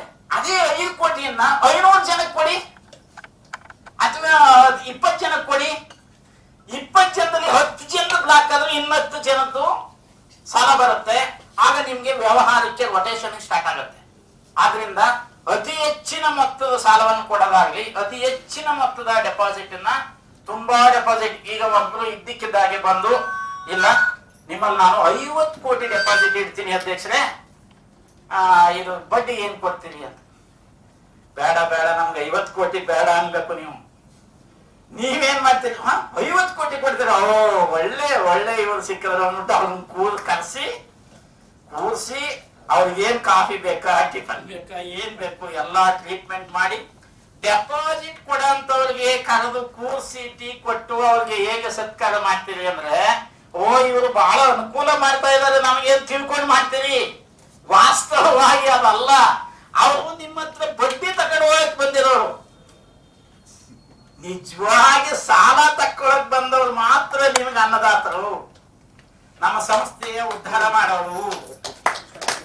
ಯಾಕೆ ಅಂದ್ರೆ ಅವನು ಬಡ್ಡಿ ಕೊಡ್ತಾನೆ, ಬಡ್ಡಿ ಕೊಡಕ್ ಬಂದಿದ್ದಾನೆ. ಆದ್ರೆ ನಾವು ರಿವರ್ಸ್ ಟ್ರೀಟ್ ಮಾಡ್ತಿದೀವಿ. ಈಗ ರಿವರ್ಸ್ ಟ್ರೀಟ್ ಮಾಡ್ತೀವಿ ಅಂದ್ರೆ ಸಾಲಕ್ಕ ಅಲ್ಲಿ ಕುತ್ಕೊಳ್ಳೆ ಕೇಳ್ರಿ ಎಷ್ಟ್ ಸಲ ಬರ್ತಾರೆ ಕೇಳೋ ಸಾಲ 108 ಸಲ ಬಂದು ಇಲ್ಲಿ ಮಾಡ್ತಾರೆ. ನಾನು 108 ಕೆಲಸ ಇದಾವೆ ಕುತ್ಕೊಳ್ಳೆ ಕೇಳ್ರಿ ಅಂತ. ನಿಜವಾಗಿ ಸಂಸ್ಥೆ ಉದ್ಧಾರ ಮಾಡಕ್ ಬಂದಿರೋನು ಸಾಲಗಾರ. ಆದ್ರೆ ನಾವೇನ್ ಮಾಡ್ತೀವಿ, ಅವನನ್ನ ಅದೆಲ್ಲೋ ಕೂರಿಸಿ ಅವ್ನ್ ಮಾತಾಡ್ಸಲ್ಲ. ಯಾವ್ದಕ್ ಬಂದಿದ್ದಾನೆ, ಅದೇ ಸ್ವಲ್ಪ ಸಾಲ ಬೇಕಂತ, ಅಯ್ಯೋ ಸಾಲಕ್ಕ ಇರ್ಲಿ ಬಿಡ್ರಿ. ಅದೇ ಡೆಪಾಸಿಟ್ ಫಸ್ಟ್ ಬರಕ್ ಕೇಳ್ರಿ ಇಲ್ಲಿ ಡೆಪಾಸಿಟ್ ಕೊಡೋರ್ನ ಅಂತೇಳಿ ಕೂರಿಸಿ ಅವ್ರು ಬಹಳ ಚೆನ್ನಾಗಿ ಟ್ರೀಟ್ ಮಾಡಿ ಏನ್ ವಿಷಯ ಅಂತ ಎಲ್ಲ ವಿಚಾರಿಸ್ಕೊಳ್ತೀವಿ. ಬಹಳ ಆತ್ಮೀಯವಾಗಿ ವ್ಯವಹಾರ ಮಾಡ್ತೀವಿ. ಆದ್ರೆ ವಾಸ್ತವವಾಗಿ ಇದು ಅಲ್ಲ. ಇದು ಅವ್ರನ್ನ ಟ್ರೀಟ್ ಮಾಡಬಾರ್ದು ಅಂತಲ್ಲ. ನಿಜವಾಗಿ ಸಾಲಗಾರನ್ನ ನೀವು ಕರೆಕ್ಟ್ ಆಗಿ ವ್ಯವಹರಿಸ್ಬಿಟ್ರೆ ಅದಕ್ಕೆ well begun is half done ಅಂತಾರೆ. ಕರೆಕ್ಟ್ ಆಗಿ ಸ್ಟಾರ್ಟ್ ಆದ್ರೆ, ಒಳ್ಳೆ ರೀತಿಯಲ್ಲಿ ಸ್ಟಾರ್ಟ್ ಆದ್ರೆ ಆ ಕೆಲಸ ಅರ್ಧ ಮುಗೀತು ಅಂತ. ಸಾಲ ಕೊಡುವಾಗ ಒಳ್ಳೆ ರೀತಿಯಲ್ಲಿ ಸಾಲ ಕೊಟ್ಬಿಟ್ರೆ ಸ್ಟಾರ್ಟಿಂಗ್ ಅಲ್ಲೇ ಅವನ ಅರ್ಧ ಭಾಗ ಅವನ್ ಕಟ್ಟದ ಅಂತ ಅರ್ಥ, ಕಟ್ತಾನೆ ಅಂತ ಅರ್ಥ. ಅದಕ್ಕೆ ರಿಕವರಿ ಬಗ್ಗೆ ಅದಕ್ಕೆ ತುಂಬಾ ದೊಡ್ಡ ಇದೆ. ಅದಕ್ಕೆ ನಾನು ಒಂದು 25 ವರ್ಷದ ಹಿಂದೆ ಒಂದು ಪುಸ್ತಕನ ಬರೆದಿದ್ದೀನಿ ರಿಕವರಿ ಬಗ್ಗೆನೆ. ಕೋಆಪರೇಟಿವ್ ನಲ್ಲಿ ಹೆಂಗ್ ರಿಕವರಿ ಮಾಡ್ಬೇಕು ಅಂತ. ಸೊ ಅದ್ರ ಬಗ್ಗೆ ತುಂಬಾ ಸೆಷನ್ ಬಹಳ ಬೇರೆ ದೀರ್ಘ ಇದಕ್ಕೆ ಹೋಗುತ್ತೆ, ನಮ್ಮ ವ್ಯಾಪಾರ ಅಭಿವೃದ್ಧಿ ನಿಂತೋಗುತ್ತೆ. ಸೊ ಅದರಿಂದ ಇಲ್ಲಿ ನಾವು ಡೆಪಾಸಿಟ್ ಸಂಬಂಧಪಟ್ಟ ಹಾಗೆ ನೀವು ಟಾರ್ಗೆಟ್ ಅನ್ನ ಹಾಕ್ಬೇಕು. ಫಸ್ಟ್ ಟಾರ್ಗೆಟ್ ಅಂತಂದ್ರೆ 10 to 20% ಗಿಂತ ಜಾಸ್ತಿ ಟಾರ್ಗೆಟ್ ಇರದೇ ಇರುವ ಹಾಗೆ ನೋಡ್ಕೊಳ್ಬೇಕು. ಹಾಗಾದಾಗ ಅವರು ಕೂಡ ಅಚೀವ್ ಮಾಡೋದಕ್ಕೂ ಸರಿಯಾಗತ್ತೆ. ಮತ್ತೆ ಅವರು ಸ್ಟಾಫು ಆಗ್ಲಿ ನೀವಾಗ್ಲಿ ನಿಮಗೊಂದು ಇದಿರುತ್ತೆ. ಅಬ್ನಾರ್ಮಲ್ ಟಾರ್ಗೆಟ್ ಅನ್ನ ಹಾಕೊಳ್ಬಾರ್ದು. ನೀವು ಮಾಡ್ಬೇಕಾದ್ರೆ ಈಗ ಮೊದಲನೇದಾಗಿ ವರ್ಷದ ಟಾರ್ಗೆಟ್ ಇಡೀ 5 ವರ್ಷಕ್ಕೆ 10 ಅಥವಾ 15% ಹೆಚ್ಚಾದ್ರೆ ನಮ್ಮ ಸೊಸೈಟಿಯ ಅಥವಾ ನಮ್ಮ ಸಂಸ್ಥೆಯ ಡೆಪಾಸಿಟ್ ಎಷ್ಟು ಹೆಚ್ಚಾಗತ್ತೆ, ಯಾವ ಟ್ರೆಂಡ್ ನಲ್ಲಿ ಹೋಗುತ್ತೆ. ನಿಮ್ದು ಗ್ರಾಫಿಕಲ್ ಇದು ಬಂದಾಗ, ರೆಪ್ರೆಸೆಂಟೇಷನ್ ಬಂದಾಗ ಮೇಲ್ಮಟ್ಟಕ್ಕೆ ಹೋಗಂಗಿರ್ಬೇಕು. ಅಂದ್ರೆ ಅಪ್ವರ್ಡ್ ಟ್ರೆಂಡ್ ಅಲ್ಲಿ ಇರಬೇಕು. ಸಾಮಾನ್ಯವಾಗಿ ಜಿಗ್ ಆಗತ್ತೆ. ಅಂದ್ರೆ ಹಿಂಗ ಹೋಗ್ತಾ ಇತ್ತು, ಏನೋ ಡೌನ್ ಆಯ್ತು, ಹಿಂಗೆ ಡೌನ್ ಆಯ್ತು, ಮತ್ತಪ್ಪ ಆಯ್ತು. ಇದು ಜಿಗ್ ಅಂದ್ರೆ ಈ ವರ್ಷ ಜಾಸ್ತಿ ಕಲೆಕ್ಟ್ ಆಗತ್ತೆ, ಮುಂದಿನ ವರ್ಷ ಕಮ್ಮಿ ಆಗತ್ತೆ. ಇದಕ್ಕಿಂತಲೂ ಕೂಡ ತುಂಬಾ ಟಾಪ್ ಹೋಗೋದಕ್ಕಿಂತ ಒಂದೇ ಲೆವೆಲ್ ನಲ್ಲಿ ಸ್ವಲ್ಪ ಅಪ್ವರ್ಡ್ ಟ್ರೆಂಡ್ ಅಲ್ಲಿ ಇದ್ರೆ ಅದು ಹೆಲ್ತಿ ಇದು ಅಂತ ಅರ್ಥ. ಅಂದ್ರೆ ಹೆಲ್ತಿ ಎಕನಾಮಿಕ್ ಆಕ್ಟಿವಿಟೀಸ್ ಇದೆ ಅದರಲ್ಲಿ ಅಂತ ಅರ್ಥ. ಆದ್ರಿಂದ ಏಕದಮ್ ಅಪ್ ಏಕದಮ್ ಡೌನ್ ಗಿಂತ ಸ್ಟಡಿ ಆಗಿ ಪ್ರೋಗ್ರೆಸ್ ಆಗೋದು, ಸ್ಟಡಿ ಆಗಿ ಗ್ರೋತ್ ಆಗೋದು. ಸೊ ನೀವು ಇದನ್ನ ಟಾರ್ಗೆಟ್ ಅನ್ನ ಪ್ರತಿ ವರ್ಷ ಫಿಕ್ಸ್ ಮಾಡಿ ಅದನ್ನ ನಿಮ್ ಸ್ಟಾಫ್ ಕೊಟ್ಟು, ಅದು ಅಷ್ಟೇ ಕೊಟ್ಬಿಟ್ರೆ ಸಾಕ ಇಲ್ಲ, ನೀವು ಅದು ರಿವ್ಯೂ ಮಾಡ್ಬೇಕಾಗತ್ತೆ. ಆಯ್ತು, ಈ ವರ್ಷ 3 ತಿಂಗಳು ಮುಗೀತು. 3 ತಿಂಗಳಾದ್ಮೇಲೆ ನೀವು ಇದು ಏನ್ ಮಾಡಿದ್ರಿ, ಈಗ ಪ್ರತಿ ವಾರಕ್ಕೊಮ್ಮೆ ನೀವು ಏನ್ ಮಾಡಿದ್ರಿ ಅನ್ನೋದು ಅದು ಸರಿಯಲ್ಲ. ನೀವು ಒಂದು ಟೈಮ್ ಕೊಡ್ಬೇಕು ಅವ್ರಿಗೆ. ಟೈಮ್ ಕೊಟ್ಟು ಈ 3 ತಿಂಗಳಲ್ಲಿ ಎಷ್ಟು ಡೆಪಾಸಿಟ್ ಕಲೆಕ್ಟ್ ಆಯ್ತು, ನಮ್ಮ ಇದು ಏನು ಟಾರ್ಗೆಟ್ ಎಷ್ಟಿದೆ, ನೀವು ಎಷ್ಟು ಅಚೀವ್ ಮಾಡಿದ್ರಿ, ಏನೇನು ಪ್ರಾಬ್ಲಮ್ ಬಂದ್ವು. ಅದೇ ರೀತಿ ನಿಮಗೆ ಗೊತ್ತಿರೋರ ಹತ್ರನೂ ಕೂಡ ನೀವು ಕೂಡ ಡೆಪಾಸಿಟ್ಗೆ ಕಲೆಕ್ಟ್ ಆಗುವ ಹಾಗೆ ಸಹಕರಿಸಬೇಕಾಗತ್ತೆ. ಸೊ ಅಲ್ಲಿಗೆ ಡೆಪಾಸಿಟ್ ಅನ್ನ ಕಲೆಕ್ಟ್ ಮಾಡುವಾಗ ನೀವು ಆಕ್ಚುಯಲ್ ಪೊಸಿಷನ್ ಅನಲೈಸ್ ಮಾಡಿ. ಅಂದ್ರೆ ಒಟ್ಟಾರೆ ಟಾರ್ಗೆಟ್ ಅಲ್ಲ, ಏನು ಅಚೀವ್ ಆಗಿದೆ. ಹೋದ ವರ್ಷ 10 ಕೋಟಿ ಆಗಿದೆ ಅಂದ್ರೆ ಈ ವರ್ಷ 10 ಕೋಟಿ ಕಲೆಕ್ಟ್ ಆಗಿದೆ. ಟೋಟಲ್ ನೀವು 100 ಕೋಟಿ ಇರ್ಬೋದು ನಿಮ್ಮಲ್ಲಿ. ಹೋದ ವರ್ಷ 10 ಕೋಟಿ ಕಲೆಕ್ಟ್ ಆಗಿದೆ ಅಂದ್ರೆ ಈ ಸಲ 15 ಕೋಟಿ ಕಲೆಕ್ಟ್ ಮಾಡಿ, ಅದು ಟಾರ್ಗೆಟ್. ಅಂದ್ರೆ ಲಾಸ್ಟ್ 20% ಒಟ್ಟಾರೆ ವ್ಯವಹಾರದ ಮೇಲಲ್ಲ. ಅರ್ಥ ಆಗಿದೆ ನಿಮ್ಗೆ? ಅಂದ್ರೆ ಲಾಸ್ಟ್ ಇಯರ್ ಏನ್ ಅಚೀವ್ಮೆಂಟ್ ಆಗಿದೆ 10 ಕೋಟಿ ಅಷ್ಟೇ ಹೆಚ್ಚಾಗಿದೆ ಅಂದ್ರೆ ಹೋದ ವರ್ಷ ಓವರ್ ಆಲ್ 200 ಕೋಟಿ ಇರ್ಬೋದು. 10 ಕೋಟಿ ಹೆಚ್ಚಾಗಿದೆ ಅಂದ್ರೆ ಈ ವರ್ಷ ನೋಡಿಪ್ಪ, ಹೋದ ವರ್ಷ 10 ಕೋಟಿ ಮಾಡಿದ್ರಿ, ಈ ವರ್ಷ 12 ಕೋಟಿ ಮಾಡಿ ಅಥವಾ 15 ಕೋಟಿ ಮಾಡಿ, ಮ್ಯಾಕ್ಸಿಮಮ್ 20 ಕೋಟಿ ಮಾಡಿ. ಈ ತರ ಅಂದ್ರೆ ನೀವು ಅದರ ಬೇಸ್ ಮೇಲೆ 10 to 20% ನೀವು ಹೆಚ್ಚು ಮಾಡಬೇಕು. ಸೊ 12 ಕೋಟಿ ಮಾಡಿ ಅನ್ಬೇಕು. ಆದ್ರಿಂದ ಓವರ್ ಆಲ್ ಇದಕ್ಕಿಂತ ಹೋದ ವರ್ಷದ ಅಚೀವ್ಮೆಂಟ್, ಅಕಸ್ಮಾತ್ ಹೋದ ವರ್ಷ ಫೇಲ್ ಆಗಿತ್ತು ಅಂದ್ರೆ ಈ ವರ್ಷ ಫೇಲ್ ಆಗಿರೋದನ್ನು ಸೇರಿಸಿ ಕೊಡೋದಲ್ಲ, ಫೇಲ್ ಆಗಿರೋದಕ್ಕೆ ಕಾರಣ ಏನು ಅನಾಲಿಸಿಸ್ ಮಾಡಿ. ಆಗ 10 ಫಿಕ್ಸ್ ಮಾಡ್ಬೇಕಾ, 20 ಫಿಕ್ಸ್ ಮಾಡ್ಬೇಕಾ, ಅಥವಾ 15% ಫಿಕ್ಸ್ ಮಾಡ್ಬೇಕಾ ಅಂತ ನೋಡಿ ನೀವು ಟಾರ್ಗೆಟ್ ಅನ್ನ ಕೊಟ್ಟು ಟಾರ್ಗೆಟ್ ಅನ್ನ ರಿವ್ಯೂ ಆಗಬೇಕು. ಆ ಟಾರ್ಗೆಟ್ ಅಚೀವ್ ಆಗುವಾಗೆ ನೀವು ಕಾರ್ಯಕ್ರಮಗಳನ್ನ ಹಾಕೊಳ್ಬೇಕು. ಅದಕ್ಕೆ ಸಾಮಾನ್ಯವಾಗಿ deposit awareness programme, deposit collection week, ತುಂಬಾ ಜನ ಯಾವ್ಯಾವ ವೀಕ್ ಮಾಡ್ತಾರೆ. ನಮ್ಮಲ್ಲಿ ಸಹಕಾರ ಸಪ್ತಾಹ ಅಂತ ಮಾಡ್ತೀವಲ್ಲ, ವರ್ಷದಲ್ಲಿ ಒಂದ್ಸಲ ಒಂದು ವೀಕ್ ಕಂಪ್ಲೀಟ್ ಸಪ್ತಾಹ ಮಾಡ್ತೀವಿ.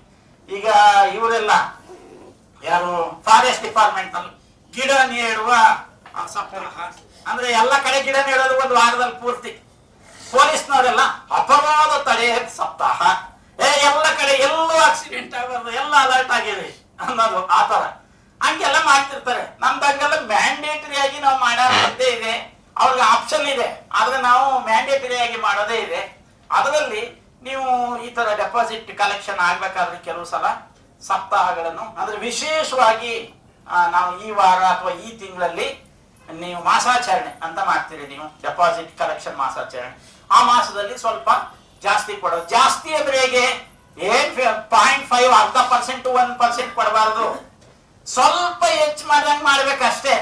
0.25 ಅದು ಹೆಚ್ಚು ಮಾಡ್ದಂಗೆ ಮಾಡ್ಬೇಕು. ಅದು ಯಾಕಂದ್ರೆ ಅದು ಕೂಡ ಡೇಂಜರ್, ತುಂಬಾ ಕಲೆಕ್ಟ್ ಆದ್ರೆ cost of fund yield on asset ಅಂತೀವಿ ನಾವು. ಕಾಸ್ಟ್ ಆಫ್ ಫಂಡ್ ಅಂದ್ರೆ ಏನು ಅಂದ್ರೆ 100 ರೂಪಾಯಿ ನಿಮ್ಗೆ ಹೊರಗಡೆಯಿಂದ ದುಡ್ಡು ಬಂದ್ರೆ ಎಷ್ಟು ಖರ್ಚಾಗತ್ತೆ, ಅದು ಕಾಸ್ಟ್. ಈಲ್ಡ್ ಆನ್ ಅಸೆಟ್ ಅಂದ್ರೆ ಆ 100 ರೂಪಾಯಿಯನ್ನು ಹೊರಗಡೆ ಕೊಟ್ರೆ ಅಂದ್ರೆ ಸಾಲ ಕೊಟ್ರೆ ಎಷ್ಟು ನಿಮ್ಮಿಂದ ನಿಮ್ಗೆ ಇನ್ಕಮ್ ಬರುತ್ತೆ, ಅದು yield. So cost of fund, yield on asset, ಇವೆರಡರ ವ್ಯತ್ಯಾಸವೇ ನಿಮಗೆ ಲಾಭ. ಇಷ್ಟೇ, ವೆರಿ ಸಿಂಪಲ್. ಇದ್ರಲ್ಲಿ ಏನೂ ಇದಿಲ್ಲ. 100 ರೂಪಾಯಿ ಬರಬೇಕು ಅಂದ್ರೆ 105 ರೂಪಾಯಿ ಖರ್ಚು ಮಾಡ್ತೀನಿ ಅಂದ್ರೆ ಬಡ್ಡಿ ಕೊಡ್ತೀನಿ ಅಂತ ಉದಾಹರಣೆ ಹೇಳ್ತಾ ಇರೋದು. ಅದೇ 100 ರೂಪಾಯಿನ ನೀವು ಸಾಲ ಕೊಟ್ರೆ 110 ರೂಪಾಯಿ ಬರುತ್ತೆ. ಅಲ್ಲಿಗೆ 105 ರೂಪಾಯಿ ಖರ್ಚು ಮಾಡ್ತೀನಿ, 110 ರೂಪಾಯಿ ಅಲ್ಲಿಂದ ಬರುತ್ತೆ, 5 ರೂಪಾಯಿ ನಿಮ್ಗೆ ಉಳಿಯುತ್ತಲ್ಲ, ಇದೇ ಲಾಭ. ಆದ್ರಿಂದ ಇದಕ್ಕೆ cost of fund, yield on asset ಇವೆರಡನ್ನೂ ಕೂಡ ಅರ್ಥ ಮಾಡಿಕೊಂಡು, ಬಹಳ ತಿನ್ ಮಾರ್ಜಿನ್ ಇರುತ್ತೆ, ಅದನ್ನು ನೀವು ಕರೆಕ್ಟ್ ಆಗಿ ಅನಲೈಸ್ ಮಾಡಬೇಕು. ಸೊ ಇಲ್ಲಿ ಟಾರ್ಗೆಟ್ ಫಿಕ್ಸ್ ಮಾಡೋದು, ಅದನ್ನ ಅಚೀವ್ಮೆಂಟ್ ಮಾಡುವಾಗ ನೋಡೋದು, ಜೊತೆಗೆ ಯಾವ ಡೆಪಾಸಿಟ್ ಎಷ್ಟೆಷ್ಟು ಪ್ರಮಾಣದಲ್ಲಿ ಇದೆ ಅನ್ನೋದನ್ನು ನೋಡ್ಬೇಕಾಗುತ್ತೆ. ಅಂದ್ರೆ ಲಾಂಗ್ ಟರ್ಮ್ ಡೆಪಾಸಿಟ್ ಜಾಸ್ತಿ ಇದ್ರೆ ಈ ವರ್ಷ ಟಾರ್ಗೆಟ್ ಕೊಡೋದು ಲಾಂಗ್ ಟರ್ಮ್ ಡೆಪಾಸಿಟ್ಗೆ ಅಲ್ಲ, ಶಾರ್ಟ್ ಟರ್ಮ್ ಡೆಪಾಸಿಟ್ಗೆ ಜಾಸ್ತಿ ಕಾನ್ಸಂಟ್ರೇಟ್ ಮಾಡ್ಬೇಕಾಗುತ್ತೆ. ನಾ ಈಗಾಗಲೇ ಹೇಳಿದಾಗೆ 10 ವರ್ಷದ್ದು ಡೆಪಾಸಿಟ್ ಜಾಸ್ತಿ ಇತ್ತು ನಿಮ್ಮ ಹತ್ರ, ಈಗ ಆಲ್ರೆಡಿ ತಗೊಂಡಿದ್ದಾರೆ ಅಂದ್ಮೇಲೆ ಈ ವರ್ಷ ಟಾರ್ಗೆಟ್ ಕೊಡೋದೇ ಇಲ್ಲ, ಎಲ್ಲರೂ 10 ವರ್ಷದ ಕಲೆಕ್ಟ್ ಮಾಡಿ. ನೋ, ಅಂದ್ರೆ ಯಾವ್ದು ನಿಮಗೆ ಐಡಿಯಲ್ ಸಿಚುಯೇಷನ್ 2 ರಿಂದ 3 ವರ್ಷ ಅಥವಾ ಒಂದು ವರ್ಷದಿಂದ 2 ವರ್ಷ, ಈ ಅವಧಿಗೆ ಮಾತ್ರ ನೀವು ಜಾಸ್ತಿ ಕಾನ್ಸಂಟ್ರೇಟ್ ಮಾಡಿ, ಆ ಅವಧಿಗೆ ಅಷ್ಟೇ ಕಾನ್ಸಂಟ್ರೇಷನ್ ಜಾಸ್ತಿ ಮಾಡ್ಬೇಕಾಗತ್ತೆ. ಸೊ ಹಾಗಾಗಿ ಡೆಪಾಸಿಟ್ ಕಲೆಕ್ಷನ್ ಬಹಳ ಇಂಪಾರ್ಟೆಂಟ್, ಅದೇ ನಿಮಗೆ ಸೋರ್ಸಸ್. ಇಲ್ಲಿ ಡೆಪಾಸಿಟ್ ಕಲೆಕ್ಟ್ ಮಾಡಿದ ಕೂಡಲೇ ಅದನ್ನೇನ್ ಮಾಡ್ತೀರಿ, ಈಗ ದುಡ್ಡೆಲ್ಲ ಬಂತು, ಏನ್ ಮಾಡ್ತೀರಿ, ಎಲ್ಲವನ್ನು ಸಾಲ ಕೊಟ್ಬಿಡ್ತೀರಾ? ಇಲ್ಲ. ಎಷ್ಟು ಪರ್ಸೆಂಟ್ ಸಾಲ ಕೊಡ್ತೀರಿ? 80%. ಇನ್ 20% ಹಾಗೆ ಇಟ್ಕೊಡಿ ಅಂತ ಇಲ್ಲಿ ಸರ್ಕ್ಯುಲರ್ ಕೊಟ್ಟಿರ್ತಾರೆ, ಯಾರು ನಿಮ್ಮ ಫೆಡರೇಷನ್ ಅವರು, ಇಲಾಖೆಯವರು. ಯಾಕೆ 20% ಜಾಸ್ತಿ ಹಾಗೆ ಇಟ್ಕೊಡಿ ಅಂತ ಹೇಳಿರ್ತಾರೆ ಅಂದ್ರೆ ಅಕಸ್ಮಾತ್ ಇದ್ದಕ್ಕಿದ್ದಾಗೆ ಡೆಪಾಸಿಟರ್ಸ್ ಬಂದು ಪ್ರೀ ಮೆಚ್ಯೂರ್ ಕೇಸ್ ಅಂದ್ರೆ ಅಡ್ವಾನ್ಸ್ ಆಗಿ 5 ವರ್ಷಕ್ಕೆ ಇಟ್ಟಿರ್ತಾನೆ, ನಾನು ಬಹಳ ಅರ್ಜೆಂಟ್ ಆಗ್ಬಿಟ್ಟಿದೆ ಗೌಡ್ರೆ, ನನ್ನ ಮಗಳ ಮದುವೆ ಫಿಕ್ಸ್ ಆಗ್ಬಿಡ್ತು, ಈಗ ನನಗೆ ಡೆಪಾಸಿಟ್ ಬೇಕೇ ಬೇಕು, ಅರ್ಜೆಂಟ್ ಕೊಡ್ಲೇಬೇಕು ಅಂತ ಹೇಳಿದಾಗ ನೀವು ಇಲ್ಲ ಅನ್ನಕ್ಕಾಗತ್ತಾ? ನಿಮ್ಮ ಮಗಳ ಮದುವೆ ಆದಂಗೆ ತಾನೇ ಅವ್ರಿಗೂ ಕೂಡ. ಹಾಗೆ ನೀವೇನ್ ಮಾಡ್ತೀರಿ, ಕೊಡ್ಲೇಬೇಕಾಗತ್ತೆ. ಎಲ್ಲಿಂದ ತರ್ತೀರಿ? ಎಮರ್ಜೆನ್ಸಿ ಎಮರ್ಜೆನ್ಸಿ ಫಂಡ್ಗೆ ಇಟ್ಕೊಳ್ಳೋದಕ್ಕೋಸ್ಕರ ಅದನ್ನ ಮಾಡಿದ ಅಂತದ್ದು. ಕೆಲವು ಕಮರ್ಷಿಯಲ್ ಬ್ಯಾಂಕ್ ಅಲ್ಲೆಲ್ಲ ಬೇರೆ RBI ನಲ್ಲಿ ಬೇರೆ ಗೈಡ್ಲೈನ್ಸ್ ಇದೆ, 27% ವರೆಗೂ ಇದೆ, ನಿಮ್ಮಲ್ಲಿ 20 ಹಾಕಿದ್ದಾರೆ. ಓಕೆ, ಸೊ ಈ 20% ಅನ್ನ ಹಂಗೆ ಇಟ್ಕೊಳ್ತೀರಿ, ಯಾವ್ದೋ ಸುಮ್ಮನೆ ಹಂಗೆ ಇಟ್ಕೊಳ್ತೀರಾ? ಎಸ್, ಅಲ್ಲಿಗೆ ಇನ್ವೆಸ್ಟ್ಮೆಂಟ್ ಹೂಡಿಕೆ ಮಾಡ್ತೀರಿ ನೀವು. ನಿಮಗೆ ಹೇಗೆ ಡೆಪಾಸಿಟ್ ಕೊಡ್ತಾರೋ ಸದಸ್ಯರು, ಹಾಗೆ ನೀವು ಬೇರೆ ಕಡೆ ಡೆಪಾಸಿಟ್ ಇಡ್ತೀರಿ. ಯಾವ ದುಡ್ಡನ್ನ? ಮೆಂಬರ್ ಕೊಟ್ಟಿರೋ ಡೆಪಾಸಿಟ್ನೇ ಬೇರೆ ಕಡೆ ದುಡ್ಡು ಡೆಪಾಸಿಟ್ ಇಡ್ತೀರಿ. ಅದಿಡುವಾಗ ಇಲ್ಲಿ ಬಹಳ ಮುಖ್ಯವಾದ್ದು, ನೀವು ಮೆಂಬರ್ ಇಂದ ಡೆಪಾಸಿಟ್ ತಕ್ಕೊಂಡಿರೋದು ಬಡ್ಡಿ 10 ರೂಪಾಯಿ ಬಡ್ಡಿಗೆ, ನೀವು ಅದ್ರಲ್ಲಿ 20% ಇಡ್ತೀರಲ್ಲ, ಅಂದ್ರೆ 20% ರಿಸರ್ವ್ ಇಟ್ಕೊಂಡಿರ್ತೀರಿ, 80 ನೀವು ಸಾಲ ಕೊಟ್ಟಿರ್ತೀರಿ. ಆ 20% ಇನ್ವೆಸ್ಟ್ಮೆಂಟ್ ಅನ್ನ 10% ಜಾಸ್ತಿ ಇನ್ವೆಸ್ಟ್ ಮಾಡ್ಬೇಕು. ಅದ್ರ ಆಗತ್ತಾ? ಇಲ್ಲ. ಆಗತ್ತೆ. ಯಾವಾಗ ಆಗತ್ತೆ ಅಂದ್ರೆ, ನಿಮ್ ತರದ್ದು ಇನ್ಯಾವುದೋ ಸಂಸ್ಥೆ ಇನ್ಯಾವುದೋ ಒಂದು ಇದ್ರೆ ಅವರೆಲ್ಲ ಅಡ್ವರ್ಟೈಸ್ ಮಾಡಿದ್ರೆ ಅಲ್ಲಿಗೆ ಹಾಕ್ಬಿಟ್ರೆ ಅವ್ರಿಗೂ ಮುಳುಗೋಗುತ್ತೆ, ನೀವು ನಿಮ್ 20% ಮುಳುಗೋಗ್ತೀವಿ.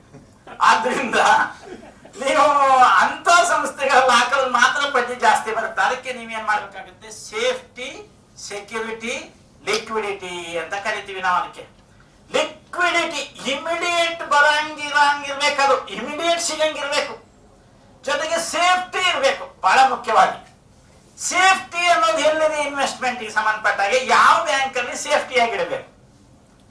ಯಾವ್ಯಾವ ಬ್ಯಾಂಕ್ ಅಲ್ಲಿ ಸೇಫ್ಟಿ ಆಗಿರುತ್ತೆ? ನ್ಯಾಷನಲೈಸ್ಡ್ ಬ್ಯಾಂಕ್, RBI ಲೈಸೆನ್ಸ್ ಇರೋಂತ ಬ್ಯಾಂಕು.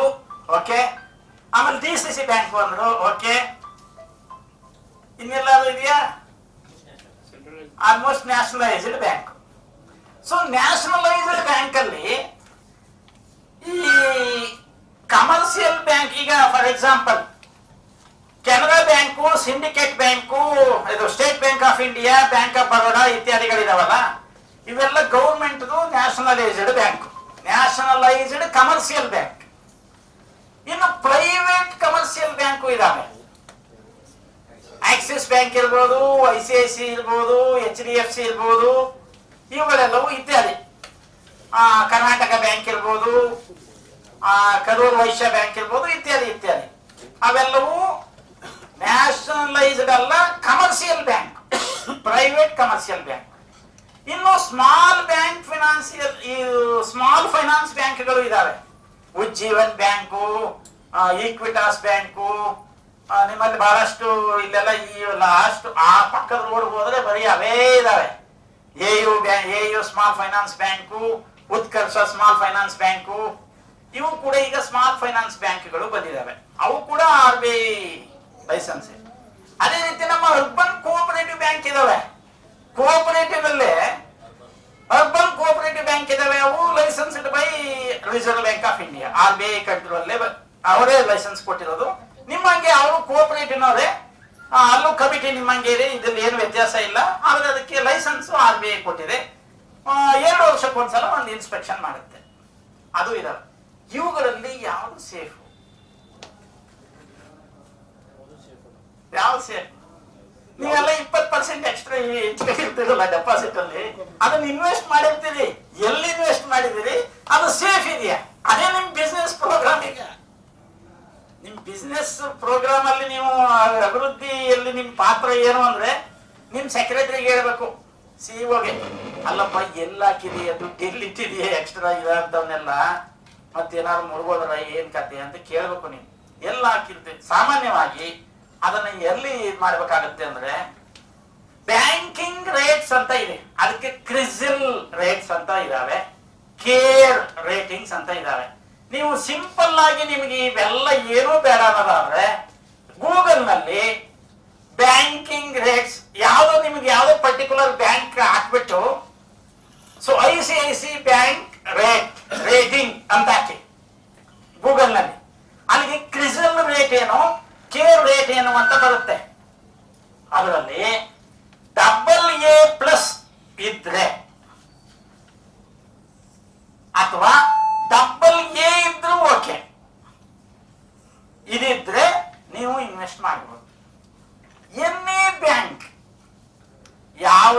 ಬ್ಯಾಂಕು ರೇಟಿಂಗ್ ಅಲ್ಲಿ AA ಅಥವಾ AA+ ಅಥವಾ AAA ಬಹಳ ರೇಟ್ ಬಹಳ ರೇರು. ಈಗ ನಂಬರ್ 1 ಬ್ಯಾಂಕ್ ಯಾವುದು? ಪ್ರೈವೇಟ್ ಬ್ಯಾಂಕ್ ಅಲ್ಲಿ, ಪ್ರೈವೇಟ್ ಅಂಡ್ ಕಮರ್ಷಿಯಲ್ ಬ್ಯಾಂಕ್ ಎಲ್ಲ ಸೇರಿ ನಂಬರ್ 1 ಬ್ಯಾಂಕ್ ಅಂತ ಕೇಳಿದೆ. ರೇಟಿಂಗ್ ಅಲ್ಲಿ ಸದ್ಯಕ್ಕೆ HDFC number 1 bank, throughout world ಅಲ್ಲಿ 10th ಪ್ಲೇಸ್, ಥ್ರೂಔಟ್ ವರ್ಲ್ಡ್ ಅಲ್ಲಿ ಇಂಡಿಯಾದಲ್ಲಿ ಫಸ್ಟ್ ಪ್ಲೇಸ್. ಈಗ ಸದ್ಯಕ್ಕೆ HDFC, ಸೆಕೆಂಡ್ ICICI ಇದೆ.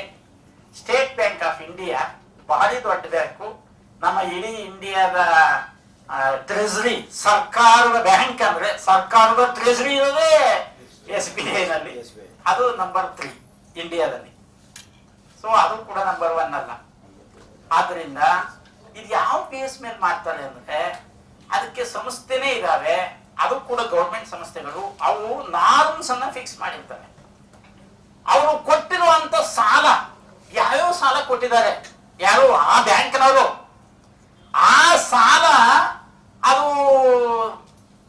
NPA ಆಗತ್ತಾ, NPA ಇಲ್ವಾ, ಅಥವಾ ರಿಟರ್ನ್ಸ್ ಬರಂತದ್ದ ಇಲ್ವಾ ಏನು ಅಂತ ಯಾರ್ಡ್ ಸ್ಟಿಕ್ಸ್ ಹಾಕಿ ಅದಕ್ಕೆ ಮಾರ್ಕ್ಸ್ ಎಲ್ಲ ಹಾಕಿ ಅನಲೈಸ್ ಮಾಡಿ ಅದನ್ನೆಲ್ಲ ತುಂಬಾ ಇದು ಮಾಡಿರ್ತಾರೆ, ಒಂದು ಫ್ರೇಮ್ ಹಾಕಿರ್ತಾರೆ. ಆ ಫ್ರೇಮ್ ಒಳಗಡೆ ರ್ಯಾಂಕಿಂಗ್ ಕೊಡ ಅಂತದ್ದು. ಒಂದು ಲೆಂಡಿಂಗ್ ನೋಡಿರ್ತಾರೆ, ಇನ್ನೊಂದು ಡೆಪಾಸಿಟ್ ನೋಡಿರ್ತಾರೆ. ಡೆಪಾಸಿಟ್ ಅನ್ನ ಮತ್ತೆ ಇನ್ವೆಸ್ಟ್ಮೆಂಟ್ ಅನ್ನ, ಅವು 3 ಪಾಯಿಂಟ್ ಅನ್ನ ಅನಲೈಸ್ ಮಾಡಿ ಮುಖ್ಯವಾಗಿ, ಜೊತೆಗೆ ಅವ್ರ ಇದು ಏನು ಇನ್ಫಾರ್ಮೇಶನ್ ಟೆಕ್ನಾಲಜಿ ಹೆಂಗಿದೆ ಅದ್ರ ಬೇಸ್ ಮೇಲೆ ಈ ರೇಟಿಂಗ್ ಕೊಟ್ಟಿರ್ತಾರೆ. ಆ ರೇಟಿಂಗ್ ಅನ್ನ ಸಿಂಪಲ್ ಆಗಿ ನೀವು ಇನ್ವೆಸ್ಟ್ ಮಾಡುವಾಗ ಗೂಗಲ್ ನಲ್ಲಿ ನಿಮ್ಗೆ ಯಾವುದೋ ಬ್ಯಾಂಕ್ ಆಗ್ಲಿ ಆ ಬ್ಯಾಂಕ್ ಹಾಕ್ಬಿಟ್ಟು rating, ICICI bank rating, HDFC bank rating, SBI rating ಅಂತ ಹೊಡೆದ್ರೆ ಡಿಟೈಲ್ ಆಗಿ ಬರುತ್ತೆ. ಇನ್ನೂ ಬಹಳ ಹೆಚ್ಚು ನೀವು ತಲೆ ಕೆಡಿಸ್ಕೊಳ್ಳೇಬೇಕಾಗಿಲ್ಲ. ನಿಮ್ಮ ಮೊಬೈಲ್ ನಲ್ಲಿ, ಎಲ್ಲರದು ಮೊಬೈಲ್ ಇದ್ದೇ ಇದೆ ಇಲ್ಲಿ, ನಿಮ್ಮಲ್ಲಿ ಚಾಟ್ GPT ಗೊತ್ತಾ? Chat GPT app, chat GPT ಅಂತಿದೆ. ನೀವು ಪ್ಲೇ ಸ್ಟೋರ್ಗೆ ಹೋಗಿ ಚಾಟ್ GPT ಅಂತ ಹೊಡೆರಿ, ಅದರೊಂದು ಆಪ್ ಇರುತ್ತೆ, ಅದನ್ನ ಡೌನ್ಲೋಡ್ ಮಾಡಿ ಫೀಡ್ ಮಾಡ್ಕೊಳ್ಳಿ. ಅದಕ್ಕೆ ಬಾಯಲ್ಲಿ ಹೇಳಿದ್ರೆ ಸಾಕು, ನೀವು ಅದೆಲ್ಲ ಕೊಡುತ್ತೆ. ನೀವು ಬಾಯಲ್ಲಿ ಹೇಳಕ್ ಬರಲ್ಲ ಅಂದ್ರೆ ಟೈಪ್ ಮಾಡಿದ್ರೆ ಸಾಕು, ನೀವು ಯಾವುದೇ ಲ್ಯಾಂಗ್ವೇಜ್ ಅಲ್ಲಿ ಟೈಪ್ ಮಾಡಿದ್ರು ಕೊಡುತ್ತೆ, ಕನ್ನಡದಲ್ಲಿ ಮಾಡಿದ್ರು ಕೊಡುತ್ತೆ, ಡಿಟೇಲ್ ಆಗಿ ಬರುತ್ತೆ, ಅದರಲ್ಲಿ ಪುಟಗಟ್ಲೆ ಬರುತ್ತೆ. ನೀವು ಯಾವುದೇ ವಿಷಯ ಅದೇ ಹೇಳುತ್ತೆ. ಅದಕ್ಕೆ ಆರ್ಟಿಫಿಷಿಯಲ್ ಇಂಟೆಲಿಜೆನ್ಸ್ ಅಂತ ಕರಿತೀವಿ. ಈಗೆಲ್ಲ ಆರ್ಟಿಫಿಷಿಯಲ್ ಇಂಟೆಲಿಜೆನ್ಸ್ ಜಾಸ್ತಿ ಈಗ ರೋಲ್ ಮಾಡ್ತಾ ಇರೋದು. ಅದರಿಂದ ಆ ರೇಟಿಂಗ್ ಅನ್ನ ನೋಡಿ ನೀವು ಇನ್ವೆಸ್ಟ್ ಮಾಡ್ಬೇಕಾಗತ್ತೆ. ಯಾವುದೋ ಒಂದು ಬ್ಯಾಂಕು, ICICI ಬ್ಯಾಂಕು ಬಹಳ ದೊಡ್ಡ ಬ್ಯಾಂಕು, ಒಳ್ಳೆ ಬ್ಯಾಂಕ್, ಕರೆಕ್ಟ್. ಅದರಲ್ಲಿ ಇನ್ವೆಸ್ಟ್ ಮಾಡಿದ್ದಾರೆ 30 ಕೋಟಿ. ಒಂದು ಬ್ಯಾಂಕು, ಕೋಪರೇಟಿವ್ನೇ, ಅದು ಯಾವ ಬ್ಯಾಂಕು ಅನ್ನೋದು ಬೇಡ, 30 ಕೋಟಿ ಇನ್ವೆಸ್ಟ್ ಮಾಡಿದ್ದಾರೆ. ಆ ಮ್ಯಾನೇಜರು ನೀಟಾಗಿ ಅದು ಬಾಂಡು ಎಲ್ಲ ಅವ್ರದ್ದೆಲ್ಲ ಡಿಸೈನ್, ಒಳ್ಳೆ ಬಾಂಡ್, ಒಳ್ಳೆ ಪ್ರಿಂಟ್ ಮಾಡಿ, ಬಾಂಡ್ ಎಲ್ಲ ಹಾಕಿ, ಎಲ್ಲ ಟೈಪ್ ಇದು ಪ್ರಿಂಟ್ ಮಾಡಿ, ಕೆಳಗಡೆ ಸೀಲ್ ಹಾಕಿ, ಸಿಗ್ನೇಚರ್ ಹಾಕಿ, 30 ಕೋಟಿ ರೇಟ್ ಆಫ್ ಇಂಟ್ರೆಸ್ಟ್ ಇಷ್ಟು ಅವಧಿಗೆ 5 ವರ್ಷನೋ 3 ವರ್ಷನೋ ಎಷ್ಟೋ ಅವಧಿಗೆ ಕೊಟ್ಟಿದ್ದಾರೆ. ಈ ಮ್ಯಾನೇಜರು ಅಂದ್ರೆ ಅವರು CEO ನಾ 30 ಕೋಟಿ ಇಟ್ಟಿದ್ದೀನಿ ಅಂತ ಇಟ್ಕೊಂಡು ಕೂತಿದ್ದಾರೆ. ಬರೀ ಪೇಪರ್, ಒಂದು ಸ್ಲಿಪ್, ಅದು ಒಂದು ಕಾಗದ ಅಷ್ಟೇ. ಅದು ಯಾವಾಗ ಮಾಡಿದ್ದಾರೆ ಅಂದ್ರೆ ಬಡ್ಡಿನ 3 ತಿಂಗಳಿಗೊಮ್ಮೆ, 6 ತಿಂಗಳಿಗೊಮ್ಮೆ, ವರ್ಷಕ್ಕೊಮ್ಮೆ ತಗೊಂಡಿಲ್ಲ ಅವರು. ಯಾವಾಗ ಬಡ್ಡಿ ಅಂದ್ರೆ ಆನ್ ಮೆಚುರಿಟಿ ಅಂದ್ಬಿಟ್ಟು 3 ವರ್ಷಕ್ಕೆ ಇಟ್ಟಿದ್ದಾರೆ, 3 ವರ್ಷಕ್ಕೋ 5 ವರ್ಷಕ್ಕೋ. ಅದರಿಂದ 5 ವರ್ಷದವರೆಗೆ ಇನ್ನೇನು ಮಾತಾಡಂಗಿಲ್ವಲ್ಲ, ಸುಮ್ಮನೆ ಇಟ್ಕೊಂಡು ಕೂತ್ಕೋಬೇಕಲ್ಲ, ಇಟ್ಕೊಂಡು ಕೂತಿದ್ದಾರೆ. ವಾಸ್ತವವಾಗಿ ಏನಾಗಿದೆ ಅಂದ್ರೆ ಆ 30 ಕೋಟಿನ ಇವರು ಚೆಕ್ಕಲ್ಲೇ ಕೊಟ್ಟಿದ್ದಾರೆ, ಎಲ್ಲಾ ಆಗಿದೆ, ಅದಕ್ಕೆ ರಸೀತಿ ಕೊಟ್ಟಿದ್ದಾರೆ, ಅದಕ್ಕೆ ಬಾಡಿಗೆ ಕೊಟ್ಟಿದ್ದಾರೆ, ಎಲ್ಲ ಇದೆ ಇವ್ರ ಹತ್ರ. ಆ ಮ್ಯಾನೇಜರ್ ಏನ್ ಮಾಡಿದ್ದಾರೆ ಅಂದ್ರೆ ಅವತ್ತು ಚೆಕ್ ತಗೊಂಡಿದ್ದಾರೆ, ಟೆಂಪರರಿ ಕ್ರಿಯೇಟ್ ಮಾಡಿದ್ದಾರೆ, ಟೆಂಪರರಿ ಇದನ್ನ ಅವತ್ತು FD ಅಂತ, ಸೋ ಅಂಡ್ ಸೋ ಸಂಸ್ಥೆ ಅಂತ.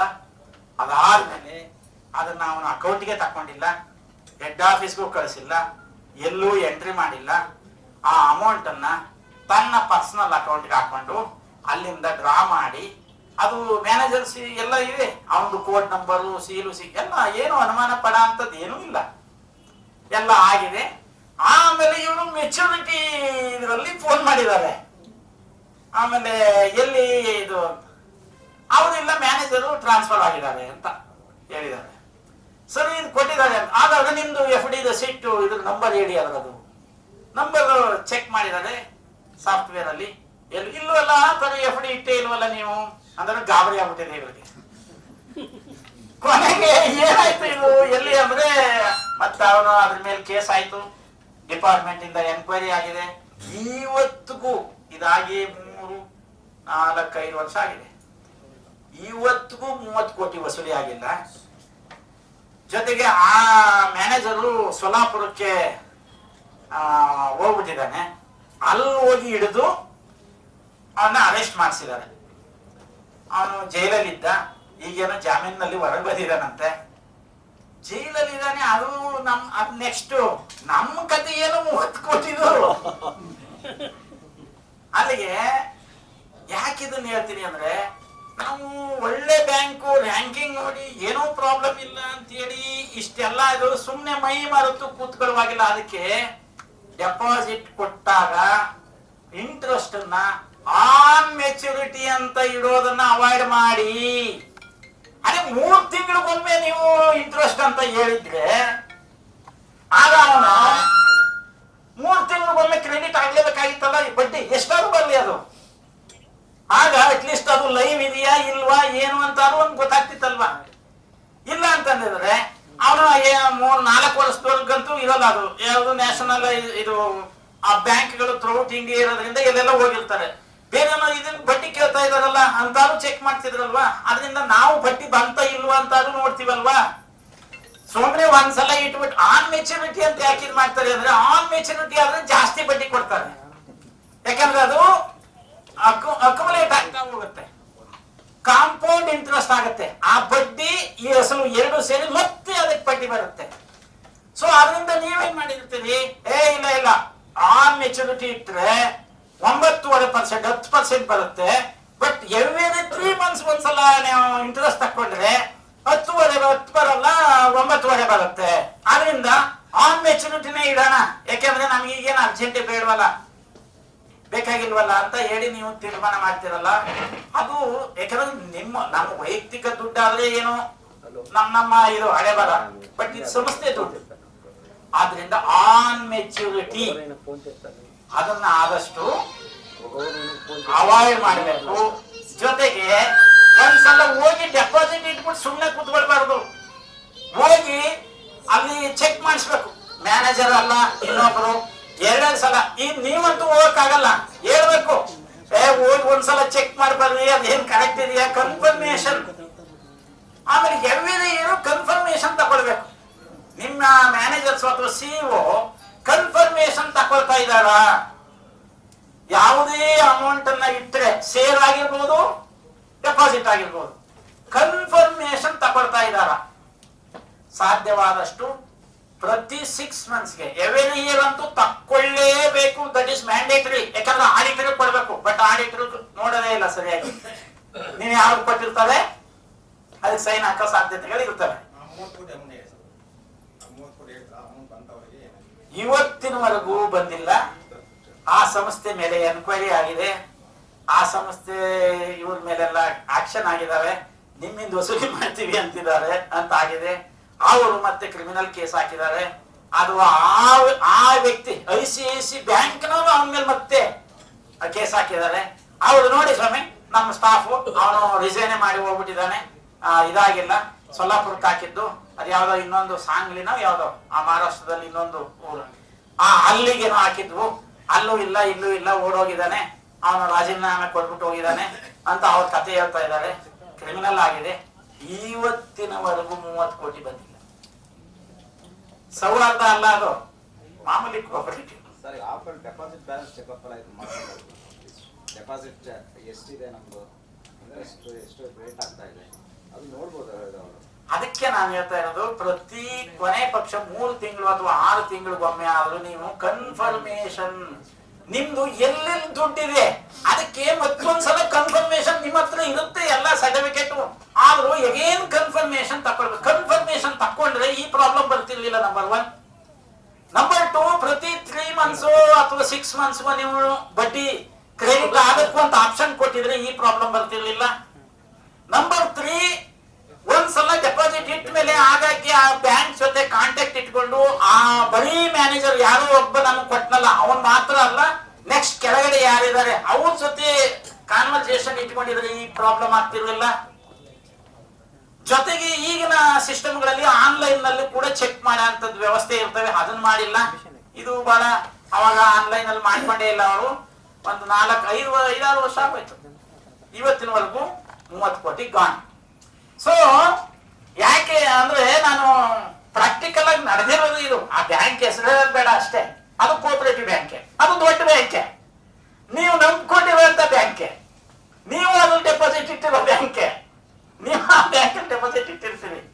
ಸೊ ನಾರ್ತ್ ಕರ್ನಾಟಕದಲ್ಲಿ ಇದೆ ಅದು ಏನಿಯೋ. ಹೀಗೆ ಇದು ಒಂದು ಎಕ್ಸಾಂಪಲ್ ಹೇಳಿದೆ. ಈ ತರ ಬೇರೆ ಬೇರೆ ಬ್ಯಾಂಕ್ ನಾವು ಬೇರೆ ಬೇರೆ ವ್ಯವಸ್ಥೆಗಳಿದಾವೆ. ಆದ್ರಿಂದ ಡೆಪಾಸಿಟ್ ಹೇಳಿ ಸರ್. ಒಂದು ಅಮೌಂಟ್ ಇಷ್ಟೊಂದು ಲಾಸ್ಟ್ ಫಿಕ್ಸ್ ಮಾಡಿದ್ರೆ ಅದಕ್ಕೆ ಈ ನಂಬರ್ ಎಲ್ಲ ಕೇಳ್ತಾರೆ, ಪ್ಯಾನ್ ನಂಬರು ಎಲ್ಲ ಕೇಳ್ತಾರೆ, ಹೆಂಗ್ ಬಂತು ಅಂತ. ಇದು 30 ಕೋಟಿ ಅಂದ್ರೆ ಅದೆಲ್ಲ ಡೀಟೇಲ್ ಅವರು ತಗೋಬೇಕು ಸರ್. ಎಲ್ಲ ಡೀಟೇಲ್ ಕೊಟ್ಟಿದ್ದಾರೆ, ಯಾಕಂದ್ರೆ ಅದು ದೊಡ್ಡ ಬ್ಯಾಂಕು, ಇನ್ಸ್ಟಿಟ್ಯೂಷನ್ ಅಲ್ವಾ. ಅದಕ್ಕೆ ರೆಸೊಲ್ಯೂಷನ್ ಕೇಳಿದ್ದಾರೆ, ಆಮೇಲೆ ಅದರ ಬೋರ್ಡ್ ಆಫ್ ಡೈರೆಕ್ಟರ್ಸ್ ಕೇಳಿದ್ದಾರೆ, ಆಥರೈಸೇಷನ್ ಕೇಳಿದ್ದಾರೆ, ಡೆಫಿನಿಟ್ ಅದಕ್ಕೆಲ್ಲ ಎಲ್ಲ ತಗೊಂಡು, ಆಮೇಲೆ ಬೈಲ ಕಾಪಿ ತಕೊಂಡಿದ್ದಾರೆ, ರಿಜಿಸ್ಟ್ರೇಷನ್ ಸರ್ಟಿಫಿಕೇಟ್ ತಕೊಂಡಿದ್ದಾರೆ, ಆಮೇಲೆ ಅವ್ರದ್ದು ಬ್ಯಾಲೆನ್ಸ್ ಶೀಟ್ ತಕೊಂಡಿದ್ದಾರೆ, ಆಡಿಟ್. ನಿಮ್ಮ ಹತ್ರ ಫಂಡ್ ಇದೆಯಾ, ನಮ್ಮ ಹತ್ರ 30 ಕೋಟಿ ಇರೋದಕ್ಕೆ ನಿಮ್ಮ ಆಡಿಟ್ ರಿಪೋರ್ಟ್ ಏನ್ ಹೇಳುತ್ತೆ ಅದು ತಗೊಂಡಿದ್ದಾರೆ. ಅದು ನಬಾರ್ಡ್ ಇನ್ಸ್ಪೆಕ್ಷನ್ ರಿಪೋರ್ಟ್ ತಕೊಂಡಿದ್ದಾರೆ. ಎವ್ರಿಥಿಂಗ್ ಅದನ್ನೇನು ಯಾರು ಈವನ್ ನೀವೇ ಅಲ್ಲಿ ಆ ಸ್ಥಾನದಲ್ಲಿ ಇದ್ರೆ ಡೌಟೇ ಬರಂಗಿಲ್ಲ. ಹಾಗೆ ಇದೆ, ಅದು ವ್ಯವಹಾರ ಎಲ್ಲ ಸರಿನೇ ಇದೆ. ಒಂದೇ ತಿಂಗ್ ಅವ್ನು ಮಿಸ್ಯೂಸ್ ಮಾಡಿದ್ದಾನೆ ಅಷ್ಟೇ. ಆಮೇಲೆ ಜೊತೆಗೆ ಅದರಲ್ಲಿ ನಮ್ಮ ಈ ಕೋಪರೇಟಿವ್ ಸಂಸ್ಥೆಯ ಲ್ಯಾಕೋನ ಏನು ಅನ್ನೋದು ನಾ ಈಗ ಹೇಳಿದ್ನಲ್ಲ, ಇವು 3-4 ಫಾಲೋ ಮಾಡಿಲ್ಲ. ಅಂದ್ರೆ ಆನ್ ಮೆಚುರಿಟಿ ಕೊಟ್ಟರು, ರಾಂಗ್ ಆಯ್ತು. ಆಮೇಲೆ ಹೋಗಿ ಚೆಕ್ ಮಾಡಿಲ್ಲ, ರಾಂಗ್ ಆಯ್ತು. ಕನ್ಫರ್ಮೇಶನ್ ತಕೊಂಡಿಲ್ಲ, ರಾಂಗ್ ಆಯ್ತು. ಆಮೇಲೆ ಇದು ಕಾಂಟ್ಯಾಕ್ಟ್ ಅದನ್ನ ಇಟ್ಕೊಂಡಿಲ್ಲ, ರಾಂಗ್ ಆಯ್ತು. ಸೊ ಹೀಗೆ ನಮ್ಮಲ್ಲಿ ಆತರ. ಆಮೇಲೆ ಬೋರ್ಡ್ನವರು ಪಾಪ ಅವರಿಗೆ ಒಂದು ರೆಸಲ್ಯೂಷನ್ ಮಾಡ್ತಾರೆ, ಉತ್ತಮವಾದ ಬ್ಯಾಂಕ್ ಅಲ್ಲಿ ಇಡಿ ಅಂತ. ICICI ಬ್ಯಾಂಕ್ ಭಾರಿ ಒಳ್ಳೆ ಬ್ಯಾಂಕು, ಚೆನ್ನಾಗಿದೆ, ನಂಬರ್ 1 ಬ್ಯಾಂಕು ಇಡಿ ಅಂತ ಮಾಡಿರ್ತಾರೆ. ಅವ್ರದ್ದೇನು ಇದಿರಲ್ಲ. ನಿಜವಾಗಿ ಅದನ್ನ ಮಾಡ್ಬೇಕಾಗಿದ್ದವರು ಸ್ಟಾಫ್ ಮಾಡೋರು ನೋಡ್ರಿ. ಆದ್ರೆ ಸ್ಟಾಫ್ ಮಾತ್ರ ಅಂತ ಆಗಿಲ್ಲ. ಈಗ ಬಂದಿರೋದು ಯಾರಿಗೆ? ಬರೀ ಸ್ಟಾಫ್ ಬಂದಿಲ್ಲ. ಸ್ಟಾಫ್ ಅವನು ರಿಟೈರ್ ಆದ ಮ್ಯಾನೇಜರ್, ಇವರು CM, ಇದು CEO. ಈಗ ಬಂದಿರೋದು ಯಾರಿಗೆ? ಆ ಅಧ್ಯಕ್ಷರು ಈಗಲೂ ಇದ್ದಾರೆ. ಆ ಬೋರ್ಡ್ ಅಲ್ಲಿ ಮೆಜಾರಿಟಿ ಬೋರ್ಡ್ ಈಗಲೂ ಇದೆ, ಅವಾಗ ಬೋರ್ಡ್. ಸೊ ನೋಟಿಸ್ ಯಾರು ಬರುತ್ತೆ, ಯಾಕೆ ನೀವು ಸೂಪರ್ ಸೀಟ್ ಮಾಡಬಾರ್ದು, ಯಾಕೆ 30 ಕೋಟಿ ನೀವೇ ಇನ್ವಾಲ್ವ್ ಆಗಿರಬಾರ್ದು ಅಂತ ಇವ್ರದ್ದು ಪೊಲೀಸ್ನವ್ರ ತರ ಅವ್ರಿಗೆ ಕಲರು ಅನ್ನೋ ತರ ನೋಡೋದು. ಅಲ್ಲಿಗೆ ಯಾಕೆ ಇದನ್ನ ಮಾಡಿಲ್ಲ ಅಂದ್ರೆ ಇವ್ರು ನಿಜವಾದ ಕರೆಕ್ಟ್ ಆದ ಇವ್ರ ಜವಾಬ್ದಾರಿಯನ್ನ ಸರಿಯಾದ ರೀತಿ ಮಾಡಿಲ್ಲ. ಪ್ರತಿ ಹಿಯರಿಂಗ್ ಇದು ರಿವ್ಯೂ ಮಾಡುವಾಗ ಕನ್ಫರ್ಮೇಶನ್ ತಗೊಂಡಿದ್ದೀರಾ, ಬಡ್ಡಿ ಎಷ್ಟು ಬಂತು 30 ಕೋಟಿಗೆ, ಬಡ್ಡಿ ಯಾವ ಅಕೌಂಟ್ ಕ್ರೆಡಿಟ್ ಆಗಿದೆ, ಓನ್ ಮ್ಯಾನೇಜರ್ ಕೇಳಿದ್ದೀರಾ? ಇದನ್ನ ನಾವು ಅಧ್ಯಕ್ಷರು, ಉಪಾಧ್ಯಕ್ಷರು, ನಿರ್ದೇಶಕರಾದವರು ಕೇಳ್ತಾ ಬಂದಿದ್ರೆ ಆಗ ಅವರು ಹುಷಾರಾಗ್ತಿದ್ರು. ಇವರು ಕೇಳಿಲ್ಲ, ಅವರು ನೋಡಿಲ್ಲ. ಅಲ್ಟಿಮೇಟ್ ಆಗಿ ಬೋರ್ಡ್ಗೆ ಜವಾಬ್ದಾರಿ ಫಿಕ್ಸ್ ಆಗುತ್ತೆ. ಯಾಕಂದ್ರೆ ಆ 30 ಕೋಟಿ ಸಾರ್ವಜನಿಕರದು, ಅದಕ್ಕೆ ಬಡ್ಡಿ ಕೊಡ್ಬೇಕು. ಅದಕ್ಕೆ ಎಲ್ಲ ಇನ್ಸ್ಪೆಕ್ಷನ್ ಅಲ್ಲೂ ರಿಪೋರ್ಟ್, ಇದು ಹಿಂಗಾಗಿದೆ, ಇದು ಹಿಂಗಾಗಿದೆ. ಸೊ ಎಲ್ಲೋ ಡೆಪಾಸಿಟ್ ಸಂಬಂಧಪಟ್ಟ, ಅಂದ್ರೆ ನಾನು ಇನ್ನೂ ಬರೀ ಒಂದೇ ಒಂದು ಪಾಯಿಂಟ್ ಅಲ್ಲೇ ಇದ್ದೀನಿ, ಇನ್ನು ಡೆಪಾಸಿಟ್ ಅಲ್ಲಿ ಸಂಬಂಧಪಟ್ಟಾಗೆ ಇದ್ದೀನಿ. ಇದೇ ರೀತಿ ನೀವು ಸಾಮಾನ್ಯವಾಗಿ ಲೋ ಕಾಸ್ಟ್ ಡೆಪಾಸಿಟ್ ಅನ್ನ ಕಲೆಕ್ಟ್ ಮಾಡಬೇಕು. ಲೋ ಕಾಸ್ಟ್ ಡೆಪಾಸಿಟ್ ಸಾಮಾನ್ಯವಾಗಿ ಯಾವುದು? SB ಮತ್ತೆ SB ಅಂದ್ರೆ ಸೇವಿಂಗ್ಸ್ ಬ್ಯಾಂಕ್. ಯಾಕೆ ಲೋ ಕಾಸ್ಟ್ ಡೆಪಾಸಿಟ್ ಅಂದ್ರೆ ಕಡಿಮೆ ದುಡ್ಡಿಗೆ ಸಿಗುತ್ತೆ ನಿಮಗೆ ಇದು, ಅದಕ್ಕೆ ಲೋ ಕಾಸ್ಟ್ ಅನ್ನೋದು. ಆಗ ನೀವು ಆ ಬಡ್ಡಿ, ಆ ಹಣವನ್ನ ನೀವು ಬೇರೆ ವ್ಯವಹಾರಗಳಿಗೆ ವಿನಿಯೋಗ ಮಾಡಿದ್ರೆ ನಿಮ್ಗೆ ಹೆಚ್ಚಿಗೆ ರಿಟರ್ನ್ಸ್ ಬರುತ್ತೆ, ಲಾಭಾಂಶ ಜಾಸ್ತಿ ಆಗತ್ತೆ ಅನ್ನೋದಕ್ಕೆ ಲೋ ಕಾಸ್ಟ್ ಡೆಪಾಸಿಟ್ ಅನ್ನ. ಅಂದ್ರೆ SB ಅಕೌಂಟ್ಸ್ ಅನ್ನು ಓಪನ್ ಮಾಡೋದಕ್ಕೆ ಅಥವಾ SB ಯಲ್ಲಿ ದುಡ್ಡು ಜಾಸ್ತಿ ಇರುವ ಹಾಗೆ ನೀವು ನಿಮ್ಮ ಸ್ಟಾಫ್ಗೆ ಇದು ಟಾರ್ಗೆಟ್ ಕೊಟ್ಟದ್ದೇ ಆದ್ರೆ ಅಥವಾ ಆ ರೀತಿ ನೋಡ್ಕೊಂಡ್ರೆ ಅಭಿವೃದ್ಧಿ ಆಗಕ್ಕೆ ಸಾಧ್ಯ. ಸಾಮಾನ್ಯವಾಗಿ ನಿಮ್ಮಲ್ಲಿ ಎಲ್ಲ ಪಿಗ್ಮಿ ಕಲೆಕ್ಟ್ ಮಾಡ್ತೀರಿ. ಪಿಗ್ಮಿ ಎಲ್ಲರೂ ಅಂದ್ಕೊಂಡಿರೋದು ಲೋ ಕಾಸ್ಟ್ ಅಂತ, ವಾಸ್ತವವಾಗಿ ಲೋ ಕಾಸ್ಟ್ ಅಲ್ಲ. ಅದಕ್ಕೆ ಪಿಗ್ಮಿನ ಕಮರ್ಷಿಯಲ್ ಬ್ಯಾಂಕ್, ಯಾವ್ದಾದ್ರು ಕಮರ್ಷಿಯಲ್ ಬ್ಯಾಂಕ್ ಅಲ್ಲಿ ಪಿಗ್ಮಿ ಇದೆಯಾ? ಸಿಂಡಿಕೇಟ್ ಬ್ಯಾಂಕು, ಕೆನರಾ ಬ್ಯಾಂಕ್ಗಳು, ಅದರಲ್ಲೂ ಸಿಂಡಿಕೇಟ್ ಬ್ಯಾಂಕು ಪಿಗ್ಮಿಗೆ ಬಹಳ ಹೆಸರುವಾಸಿ ಇತ್ತು ಹಿಂದೆ, ಲಾಂಗ್ ಬ್ಯಾಂಕ್. ಸೊ ಅದಾದ್ಮೇಲೆ ಅದು ಕೂಡ ನಿಲ್ಸಿ ತುಂಬಾ ವರ್ಷಗಳಾಗೋದು. ಈಗ ಯಾವುದೇ ಕಮರ್ಷಿಯಲ್ ಬ್ಯಾಂಕು ಪಿಗ್ಮಿ ಕಲೆಕ್ಟ್ ಮಾಡ್ತಾ ಇಲ್ಲ. ಯಾಕೆ? ಅದು ನೀವು ಪಿಗ್ಮಿ ಕಲೆಕ್ಟ್ ಮಾಡ್ತಿದ್ದೀರಿ.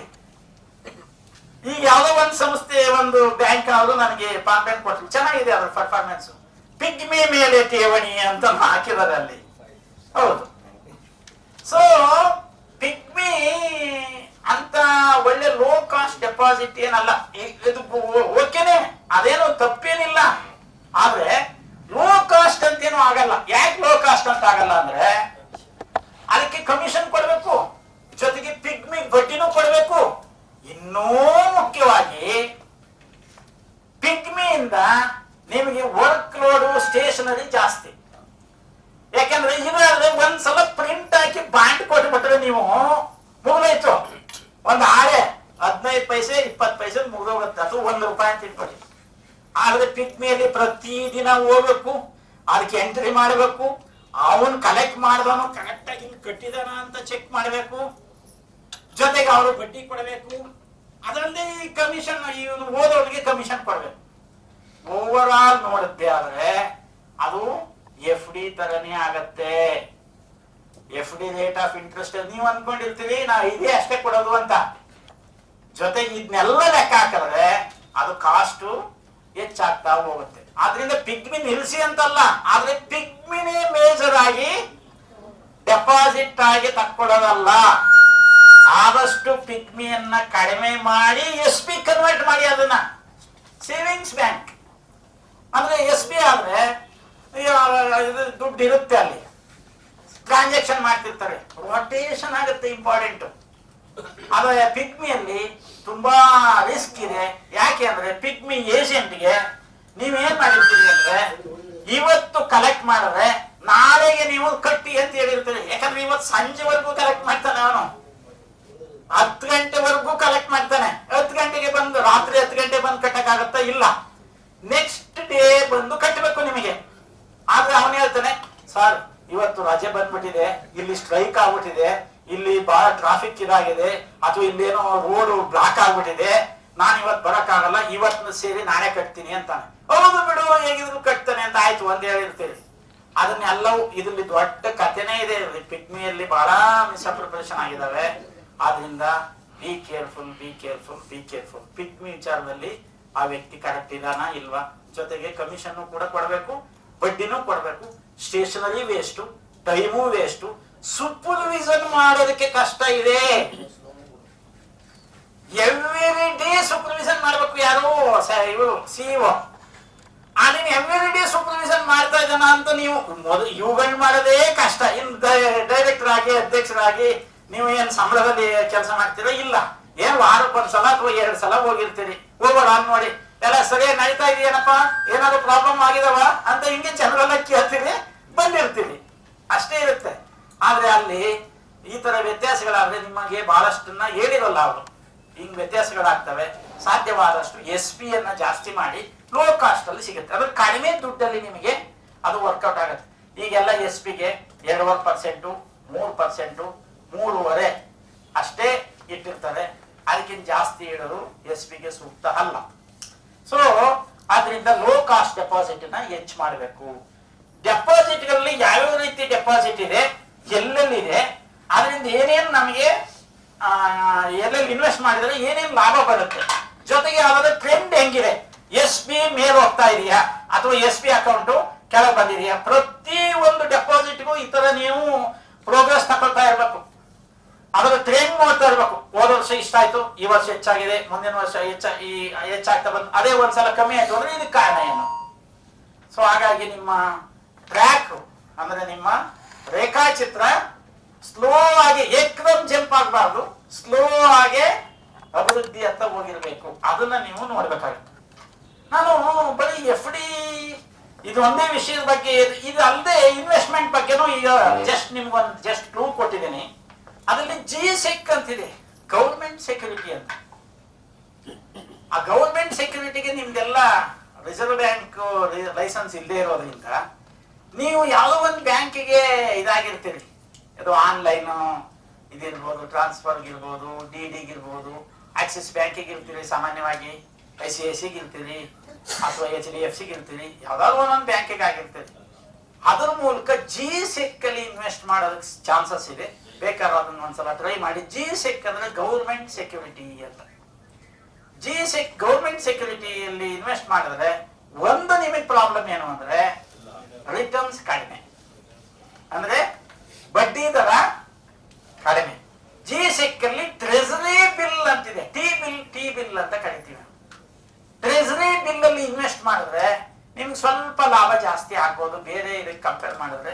GSEC ಅಲ್ಲಿ ಯಾವಾಗಲೂ ಬಡ್ಡಿ ಕಡಿಮೆ ಇರುತ್ತೆ ಗೌರ್ಮೆಂಟ್ ಸೆಕ್ಯೂರಿಟಿಯಲ್ಲಿ. ಬಟ್ ರಿಸರ್ವ್ ಬ್ಯಾಂಕ್ ಇದ್ದಂಗೆ ಅದು ರಿಸರ್ವ್ ಬ್ಯಾಂಕ್ ತಗೊಳ್ಳೋದು.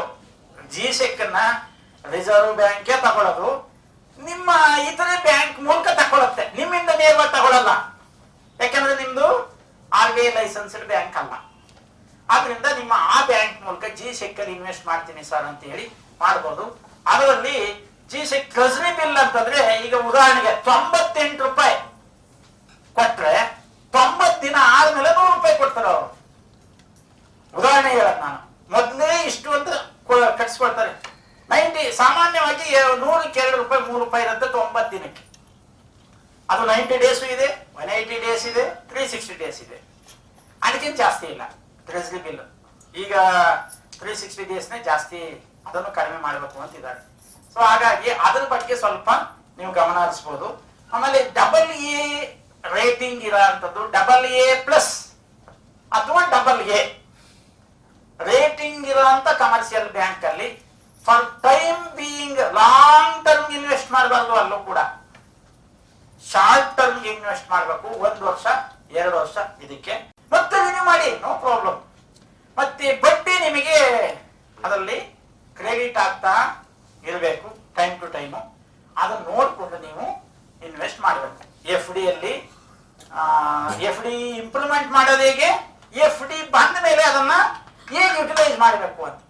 ಸಾಮಾನ್ಯ FD ಬಂದ ದುಡ್ಡನ್ನ ಯಾರಿಗೆ ಯಾವ್ದು ಕೊಡ್ತೀರಿ, ಮೆಜಾರಿಟಿ 80% ಸಾಲ ಕೊಡ್ತೀರಿ. ಇಲ್ಲಿ ಡೈರೆಕ್ಟರ್ಸ್ ರೋಲು ಬಹಳ ಇಂಪಾರ್ಟೆಂಟ್. ಸಾಲ ಕೊಡುವಾಗ ದೀರ್ಘಾವಧಿ ಸಾಲ, ಅದರಲ್ಲೂ ಸ್ಥಿರಾಸ್ತಿ ಸಾಲ, ಅದನ್ನ ನೀವು ಎಷ್ಟು ಕೊಡಬೇಕು.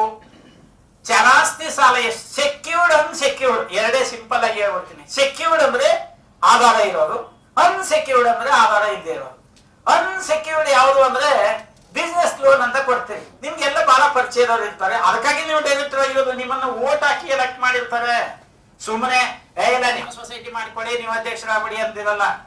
ನೀವು 3-4 ಜನ ಸೇರೋದು ಒಂದು MLAಗೆ ಗೆಲ್ಲಿಸ್ಬೋದು ನೀವು, ಅಥವಾ MLA ಸೋಲಿಸ್ಬೋದು. ಆ ಒಂದು ಇದಿದೆ, ಯಾಕಂದ್ರೆ ನಿಮ್ ಕೆಪಾಸಿಟಿ ಆ ತರ ಇರುತ್ತೆ. ಇಲ್ಲಾಂದ್ರೆ ಅದು ಅಷ್ಟು ರೆಕಗ್ನೈಸ್ ಆಗಿರಲ್ಲ. ಸೊ ವೋಟ್ ಹಾಕಿ ನಿಮ್ಮನ್ನು ಗೆಲ್ಸಿದ್ದಾರೆ ಅಂದ್ರೆ ಆ ಸಂಸ್ಥೆಯಲ್ಲಿ ಇವ್ರು ಒಳ್ಳೇದು ಮಾಡ್ತಾರೆ ಅನ್ನೋದೊಂದು ಕಾನ್ಫಿಡೆನ್ಸ್ ಇರುತ್ತೆ ಅವ್ರಿಗೆ. ಆ ಬೇಸ್ ಮೇಲೆ ನಿಮಗೆ ಹಣ ನಮ್ಗೊಂದು ಸಾಲ ಕೊಡಿ, ಈ ತರ ಯಾವ್ದು ಇಲ್ಲ ನಮ್ ಕಡೆಯವನು ನಮ್ಮ ಹುಡುಗ ಏನೋ ಬಿಸ್ನೆಸ್ ಮಾಡ್ತಾನಂತೆ ಸಾಲ ಕೊಡಿ. ಏನ್ ಸಾಲ ಏನು ಇದು ಅಂದ್ರೆ ಜಾಮೀನ್ ಸಾಲ, ಅಂದ್ರೆ ಇವ್ರಿಗೆ ಅವ್ರ ಜಾಮೀನು, ಅವ್ರಿಗೆ ಇವ್ರ ಜಾಮೀನು. ಒಂದು cooperative bank number 1 urban bank, ಅದು ನಂಬರ್ 1 ಇಡೀ ರಾಜ್ಯದಲ್ಲಿ. ಆವಾಗ ನಂಬರ್ 1, ಈಗ ನಂಬರ್ 1 ಎಲ್ಲರೂ ಹೋಗಿದೆ. ಈಗ number 1 urban bank cooperative sector ನಲ್ಲಿ, ಅದು ಆ ಕಡೆನೇ ಇದೆ. ಯಾಕಂದ್ರೆ ನಾನು ರಾಜ್ಯದ 19 ಜಿಲ್ಲೆಗಳಲ್ಲಿ ಕೆಲಸ ಮಾಡಿದ್ದೀನಿ, 22 ಪೋಸ್ಟ್ಗಳಲ್ಲಿ. ಹಾಗಾಗಿ ನನಗೆ ಆ ಕಡೆ ನಾರ್ತ್ ಕರ್ನಾಟಕದಲ್ಲೂ ನಾನು 3 ಬಳ್ಳಾರಿ, ಬೀದರ್, ಬಿಜಾಪುರ 3 ಕೆಲಸ ಮಾಡಿದ್ದೀನಿ. ಈ ಕಡೆ ಕರಾವಳಿಯಲ್ಲಿ ಮಂಗಳೂರು, ಉಡುಪಿ, ಮಡಿಕೇರಿ, ಮತ್ತೆ ಈ ದಕ್ಷಿಣ ಕರ್ನಾಟಕದಲ್ಲಂತೂ ಬಹಳಷ್ಟು ಎಲ್ಲಾ ಜಿಲ್ಲೆಗಳು ಆಲ್ಮೋಸ್ಟ್ ಆಗಿದ್ದಾವೆ. ಮಧ್ಯ ಕರ್ನಾಟಕ ದಾವಣಗೆರೆ. ಸೊ ಹಿಂಗಾಗಿ ನಾವು ಅಲ್ಲೆಲ್ಲ ಹೋದಾಗ, ಯಾಕಂದ್ರೆ ನಾನು ಅಧಿಕಾರಿಯಾಗಿ ಕೆಲಸ ಮಾಡಿರೋದ್ರಿಂದ ಎಲ್ಲ ಅಲ್ಲಿ ನೋಡಿರುತ್ತೀವಿ, ಮತ್ತೆ ನಮ್ಮ ಇದಕ್ಕೆ ವ್ಯಾಪ್ತಿಗೆ ಬಂದಿರ್ತವೆ, ನಾವು ಅದ್ರ ಮೇಲೆ ಆಕ್ಷನ್ ತಗೊಂಡಿರ್ತೀವಿ, ಇತ್ಯಾದಿ ಇತ್ಯಾದಿ. ನಂಬರ್ 1 ಅರ್ಬನ್ ಕೋಆಪರೇಟಿವ್ ಬ್ಯಾಂಕ್ ಅದು. ದೇವರ ಹೆಸರಲ್ಲಿ ಇದೆ, ಅದು ಇವತ್ತಿಗೂ ಇದೆ. ಈಗ ಅದು ಹೆಸರು ಬೇಡ, ಇಲ್ಲ ಆ ಕಡೆ ನಾಲ್ಕರಲ್ಲಿದೆ ಅದು. ಸೊ ಈಗ ಒಂದು ಸ್ವಲ್ಪ ಇದರಲ್ಲಿ ಅದಕ್ಕೆ ಕಮಿಟಿ ಆಗಿದೆ. 3-4 ವರ್ಷ ಕಮಿಟಿನೇ ಫಾರ್ಮೇಶನ್ ಆಗಲಿಲ್ಲ. ನಾನು DR ಆಗಿದ್ದಾಗ ಅದನ್ನು ಸೂಪರ್ಸೀಡ್ ಮಾಡಿದ್ದು. ಅಲ್ಲಿ ಏನಾಗ್ಬಿಟ್ಟಿದೆ, 25 ಸಾವಿರದಂಗೆ ಜಾಮೀನ್ ಸಾಲ ಕೊಟ್ಟಿದ್ದಾರೆ. ಯಾವ್ದಕ್ ಕೊಟ್ಟಿದ್ದಾರೆ ಅಂದ್ರೆ ವ್ಯಾಪಾರ ಮಾಡಕ್ಕೆ ಅಂತ. 25 ಸಾವಿರದಂಗೆ ನಿಮ್ಗೆ ಎಷ್ಟು ಕೊಟ್ಟಿರ್ಬೋದು ಅವರು ಅಂದ್ರೆ ನಿಮ್ಗೆ ಆಶ್ಚರ್ಯ, ಸುಮಾರು 20 ಕೋಟಿಗೂ ಹೆಚ್ಚು. ಭಾರಿ ದೊಡ್ಡ ಬ್ಯಾಂಕು, 600-700 ಕೋಟಿ ಡೆಪಾಸಿಟ್ ಇತ್ತು ಆವಾಗಲೇ. ಈಗ ಅದು 1000 ಕೋಟಿ ಮೇಲೆ, ತುಂಬಾ ಹಿಂದೆನೆ 20 ಕೋಟಿಗೂ ಹೆಚ್ಚು ಸಾಲ ಕೊಟ್ಟಿದ್ದಾರೆ. ಒಬ್ಬೊಬ್ಬರು 25 ಸಾವಿರ. ಯಾವುದು ಅಂದ್ರೆ ಯಾವುದೂ ಆಧಾರ ಇಲ್ಲ. ತಳ್ಳೋ ಗಾಡಿಯಲ್ಲಿ ವ್ಯಾಪಾರ ಮಾಡೋದಕ್ಕೆ ಸಾಲ, ಬಾಳೆಹಣ್ಣು ವ್ಯಾಪಾರ, ಹೂವಿನ ವ್ಯಾಪಾರ ಇಂಥದಕ್ಕೆ. ಬಸ್ ಸ್ಟ್ಯಾಂಡ್ ಎದುರುಗಡೆ ಇದಿದ್ದಾರೆ, ಏನೋ ತಳ್ಳೋ ಗಾಡಿ ವ್ಯಾಪಾರ ಮಾಡ್ತಾರೆ. ಅವ್ರಿಗೆ ನಾನ್ ಜಾಮೀನು, ನನಗೆ ಅವ್ರ ಜಾಮೀನು. ಇಬ್ರು ತಂದ್ಕೊಂಡು ಹೋಗ್ಬಿಟ್ಟಿದ್ದಾರೆ ಗಾಡಿನ, ದುಡ್ಡು ಮಾತ್ರ ಇಲ್ಲ. ಸುಮಾರು 12 ಕೋಟಿ NP ಅಂದ್ರೆ 22 ಕೋಟಿಯಲ್ಲಿ 12 ಕೋಟಿ ಬಂದಿಲ್ಲ. ಆಮೇಲೆ ಅದಕ್ಕೆಲ್ಲ ಪಿಟಿಷನ್ ಬಂತು, ಇಲ್ಲ ಕಮಿಟಿ ಅವ್ರು ಹಿಂಗ್ ಮಾಡಿದಾರೆ ಹೆಂಗ್ ಮಾಡಿದಾರೆ ಅದು ಇದಾಯ್ತು ಅಂತ. ಮತ್ತೆ ನಾನು ಹೋಗಿ ಎನ್ಕ್ವೈರಿ ಮಾಡಿ ಸುಮಾರು 2 hours ಕೂತ್ಕೊಂಡು ಅದೆಲ್ಲ ಕಂಪ್ಲೀಟ್ ತೆಗೆದಾಗ ಇದ್ರ ಹಣೆ ಬರಕ್ ಗೊತ್ತಾಯ್ತು. ಆಮೇಲೆ ರಿಪೋರ್ಟ್ ಮಾಡಿ ಅದನ್ನ ಸೂಪರ್ಸೀಡ್ ಮಾಡಿಸ್ತು. ಅದೆಲ್ಲ ಆಯ್ತು, ಕಮಿಟಿ ಹೋಯ್ತು, ದೊಡ್ಡವರು ಇದ್ದಾರೆ ಅದರಲ್ಲಿ ಎಲ್ಲ ಹೋಯ್ತು. ಆಮೇಲೆ ನಾವು ಫೀಲ್ಡ್ ಹೋಗಿ ಎಲ್ಲಿದೆಪ್ಪ ನೋಡೋಣ ಅಂದ್ರೆ ಅವ್ನಿಗೆ ಇವನ್ ಜಾಮೀನು, ಇವ್ನಿಗೆ ಅವನ್ ಜಾಮೀನು, ಅವನ್ ಗಾಡಿನೂ ಇಲ್ಲ, ಇವನ್ ಗಾಡಿನೂ ಇಲ್ಲ. ಇಲ್ಲಿದೆ ಯಾವ ಆಧಾರ ತಗೊಳ್ತೀರಿ? ಜಾಮೀನ್ದಾರು ಇಲ್ಲ, ಕೊಟ್ಟವರು ಇಲ್ಲ, ತಗೊಂಡವರು ಇಲ್ಲ, ಅದಕ್ಕೆ ಆಸೆ ಇದು ಇಲ್ಲ, ಏನೋ ಆಧಾರನೂ ಇಲ್ಲ. ಸೊ ಇದಕ್ಕೆ ಅನ್ಸೆಕ್ಯೂರ್ಡ್ ಲೋನ್ ಅಂತ ಕರಿತೀವಿ. ಇಂಥ ಸಾಲಗಳನ್ನ ಕೊಡುವಾಗ ಬಹಳ ಹುಷಾರಾಗಿರ್ಬೇಕು. ಅಂತ ಸಂದರ್ಭದಲ್ಲಿ ಇಂಥವು ಕೊಡ್ಲೇಬೇಕು ಅಂದ್ರೆ ಸಾಧ್ಯವಾದಷ್ಟು ಗೌರ್ಮೆಂಟ್ ಎಂಪ್ಲಾಯಿ ಯಾರು ಸಂಬಳಗಾರನಿದ್ರೆ ಅವನು ಜಾಮೀನ್ ತಕೊಂಡ್ರೆ ಅಟ್ಲೀಸ್ಟ್ ಎಲ್ಲೂ ಇಲ್ಲ ಅಂದ್ರೆ ಅವನಾದ್ರೂ ಸಿಗ್ತಾನೆ ಕೊನೆಗೆ. ಜಾಮೀನ್ದಾರರು ಹೋಗೋದು. ಅನ್ಸೆಕ್ಯೂರ್ಡ್ ಲೋನ್ ಅನ್ನ ಆದಷ್ಟು ಅವಾಯ್ಡ್ ಮಾಡಿ, ಆ ಪರ್ಸೆಂಟೇಜ್ ಕಡಿಮೆ ಇರಬೇಕು. ಸೆಕ್ಯೂರ್ಡ್ ಲೋನ್ ಯಾವುದು, ಈಸಿ ಲೋನ್ ಯಾವುದು, ಈಸಿ ರಿಕವರಿ ಲೋನ್ ಯಾವುದು ಅಂದ್ರೆ ನೀವು ತಕೊಂಡಿರೋಂತ ಫಂಡ್ ಅನ್ನ ಯುಟಿಲೈಸ್ ಮಾಡ್ಬೇಕಾದ್ರೆ ನೀವು ಯಾವ್ದನ್ನ ಜಾಸ್ತಿ ಮಾಡ್ಬೇಕು ಅಂದ್ರೆ ಜ್ಯುವೆಲ್ ಲೋನ್ ಅಂದ್ರೆ ಗೋಲ್ಡ್ ಲೋನ್. ಅದು ನಿಮ್ಮ ಹತ್ರನೇ ಜ್ಯುವೆಲ್ ಇರುತ್ತೆ, ನಿಮ್ಮ ಹತ್ರನೇ ಅದನ್ನ ಇಟ್ಕೊಂಡಿರ್ತೀರಿ, ಆಕ್ಷನ್ ಮಾಡ್ಬೋದು. ಆಮೇಲೆ ಜೊತೆಗೆ ನೀವು ಅದರಲ್ಲೂ ಕೂಡ 60 to 70% ಒಳಗಡೆನೆ ಸಾಲ ಕೊಟ್ಟಿರ್ತೀರಿ. ಈಗ ಗೋಲ್ಡ್ ರೇಟ್ ತುಂಬಾ ಕಡಿಮೆ ಆದರೂ 30% ಕಡಿಮೆ ಆದರೂ ನಿಮಗೆ ವರ್ಕೌಟ್ ಆಗುತ್ತೆ. ಆ ತರ ಒಂದು ವ್ಯವಸ್ಥೆ ಇರುತ್ತೆ. ಆದ್ರೆ ಇಲ್ಲಿ ಒಂದು ಬಹಳ ಕೇರ್ಫುಲ್ ಆಗಿ ಹ್ಯಾಂಡಲ್ ಮಾಡ್ಬೇಕಾಗಿರೋದು ಅಪ್ರೈಸರ್. ನಾರ್ತ್ ಕರಾವಳಿ ಇದರಲ್ಲಿ ಒಂದು ಬ್ಯಾಂಕ್, ಒಂದು ಸೊಸೈಟಿ, ಅದು PACS primary agriculture cooperative society. ಆ ಸೊಸೈಟಿಯಲ್ಲಿ ಜ್ಯುವೆಲ್ ಲೋನ್ ಸಿಕ್ಕಾಬಟ್ಟೆ ಕೊಟ್ಟಿದ್ದಾರೆ. ಆದ್ರೆ ಜ್ಯುವೆಲ್ ಲೋನ್ ಸಿಕ್ಕಾಬಟ್ಟೆ ಕೊಟ್ಟಿದ್ಮೇಲೆ ಎಲ್ಲ ವಸೂಲಿನೇ ಆಗ್ತಾ ಇತ್ತು, ಎಲ್ಲ ಇದು ಆಯ್ತು. ಒಂದು ದುಬೈ ಕಡೆಯಿಂದ ಯಾರೋ ಅಲ್ಲಿ ಬಂದು, ಅದೆಲ್ಲ ದುಬೈ ಜಾಸ್ತಿ ಇದಿರ್ತಾರೆ, ಮಂಗಳೂರು, ಉಡುಪಿ ಆ ಕಡೆ ಎಲ್ಲ ದುಬೈ ಕಾಂಟ್ಯಾಕ್ಟ್ ಜಾಸ್ತಿ. ಅಲ್ಲಿಂದ ಬಂದವರು ಇಲ್ಲಿ ಗೋಲ್ಡ್ ಇಟ್ಟಿದ್ದಾರೆ. 1 ವರ್ಷ ಆದ್ರೂ ಬಿಡಿಸ್ಕೊಂಡು ಹೋಗಿಲ್ಲ, 1.5 ವರ್ಷ ಆದ್ರೂ ಬಿಡಿಸ್ಕೊಂಡು ಹೋಗಿಲ್ಲ, ನೋಟಿಸ್ಗೂ ರೆಸ್ಪಾಂಡ್ ಮಾಡಿಲ್ಲ, ಏನು ಗೊತ್ತೇ ಇಲ್ಲ, ಹೋಗ್ಬಿಟ್ಟಿದ್ದಾರೆ. ಆದ್ರೆ ಚಿನ್ನನೂ ಒರಿಜಿನಲ್ಲೇ. ನಿಮ್ಗೆ ಆಶ್ಚರ್ಯ, ಅದೇನು ಸರ್ ಹಾಗಾದ್ರೆ ಒರಿಜಿನಲ್ ಚಿನ್ನ ಅಂತೀರಿ, ಬಿಡಿಸ್ಕೊಂಡು ಹೋಗಿಲ್ಲ ಅಂತೀರಿ. ಏನ್ ಮಾಡಿದ್ದಾರೆ, ಈ ಕಡಗ ಹಿಂಗೆ ಕಡಗ ತರ ಅಂದ್ರೆ ಬಳೆ ಮಧ್ಯದಲ್ಲಿ ಅರಗನ್ನ ಹಾಕಿ ಗಟ್ಟಿ ಮಾಡಿ ಮೇಲ್ಗಡೆ ನೀವು ಎಷ್ಟು ಉಜ್ಜಿದ್ರೂ ಚಿನ್ನವೇ, ಅದ್ರಲ್ಲಿ ಏನೋ ಇದೇ ಇಲ್ಲ. ಅಪ್ರೈಸರು ಎಲ್ಲ ಮಾಡಿದಾನೆ, ಆದ್ರೆ ತೂಕ ಜಾಸ್ತಿ ಬಂದಿದೆ, ಅದು ಡೌಟ್ ಮಾಡಿಲ್ಲ ಅವರು. ಅಲ್ಲಿಗೆ ಇಷ್ಟು ತೂಕ ಬರುತ್ತಲ್ಲ, ಒಳಗಡೆ ಇಷ್ಟು ಗಟ್ಟಿ ಹೇಗಿರಕ್ ಸಾಧ್ಯ, ಅದು ಕಟ್ ಮಾಡಿದ್ರೆ ಮಾತ್ರ ಸಾಧ್ಯ ಆಗುತ್ತೆ. ಈ ತರದವರು ಮೋಸ ಮಾಡೋ ಅಂತ ಇದಿರುತ್ತೆ. ಅದಕ್ಕೆ ನೀವು ಇದಕ್ಕೆ ಹುಷಾರಾಗಿರ್ಬೇಕು ಅಂತಂದ್ರೆ ಇಂಥ ವಿಷಯಗಳಲ್ಲಿ. ಅದೇ ಯಾವುದೋ ಒಂದು ಈ ಕಡೆ ಈ ಮಧ್ಯ ಕರ್ನಾಟಕದ ಒಂದು ಒಳ್ಳೆ ದೊಡ್ಡ ಬ್ಯಾಂಕು, ಸುಮಾರು 65 ಕೋಟಿ ಅನ್ಸುತ್ತೆ, 65 ಕೋಟಿದು ಫೇಕ್ 5 crores. ಆ ಮ್ಯಾನೇಜರ್ಗೆ ಅವರು ಬಹಳ ಚೆನ್ನಾಗಿ ಪ್ರೋಗ್ರೆಸ್ ಮಾಡ್ತಾ ಇದ್ದಾರೆ ಅಂತ ಹೊಗಳದ್ದು. ಕೊನೆಗೆ ಆ ಬೋರ್ಡ್ ಮೇಲೆ ಆಕ್ಷನ್ ಆಯ್ತು. ಅಧ್ಯಕ್ಷರು ಜೈಲ್ಗೆ ಹೋದ್ರು. ಅಧ್ಯಕ್ಷರು ಮಾಡಿರೋದು ಯಾರು? ಆ ಬ್ರಾಂಚ್ ಸಿಇಒನು ಅಲ್ಲ, ಒಂದು ಬ್ರಾಂಚ್ ಅಲ್ಲಿರೋ ಬ್ರಾಂಚ್ ಮ್ಯಾನೇಜರ್ ಲೇಡಿ, ಒಬ್ಬ ಲೇಡಿ ಬ್ರಾಂಚ್ ಮ್ಯಾನೇಜರ್ ಮಾಡಿರೋರು ಜೈಲ್ಗೆ ಹೋದದ್ದು ಅಧ್ಯಕ್ಷರು. ನೋಡಿ ಇವ್ರು ಓಲೇನಿದೆ, ಇವ್ರು ಮೀಟಿಂಗ್ ಮಾಡ್ತಾ ಇದ್ರು.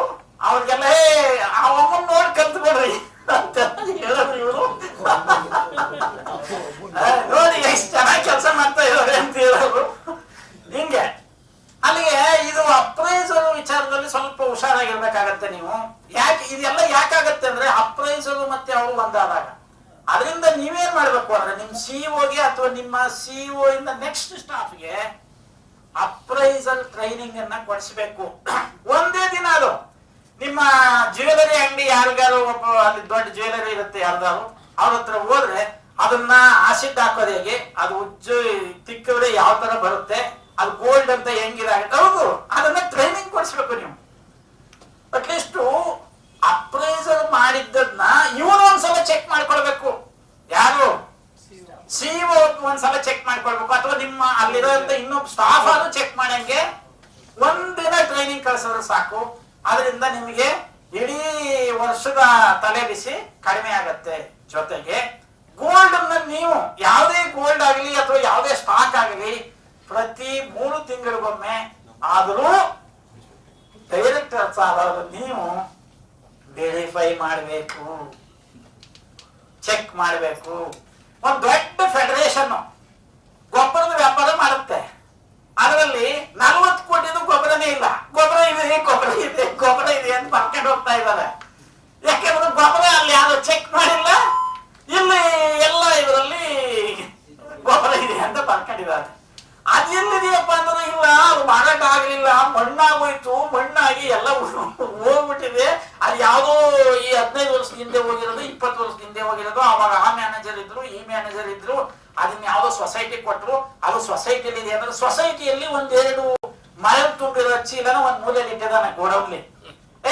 ಎಲ್ಲಿದೆಯಪ್ಪ ಅಂದ್ರೆ ಇದು ಸರ್ ಇದು ಫೆಡರೇಷನ್ ಏನ್ ಬಂದಿತ್ತು, ಅದು ಸೇಲ್ ಆಗಿಲ್ಲ ಸರ್, ಅಲ್ಲೇ ಇದೆ ಅಂತ ತೆಗೆಯಪ್ಪ ಅಂದ್ರೆ ಅದೆಲ್ಲ ಒಟ್ಟು ಮಣ್ಣು ಮರಳು.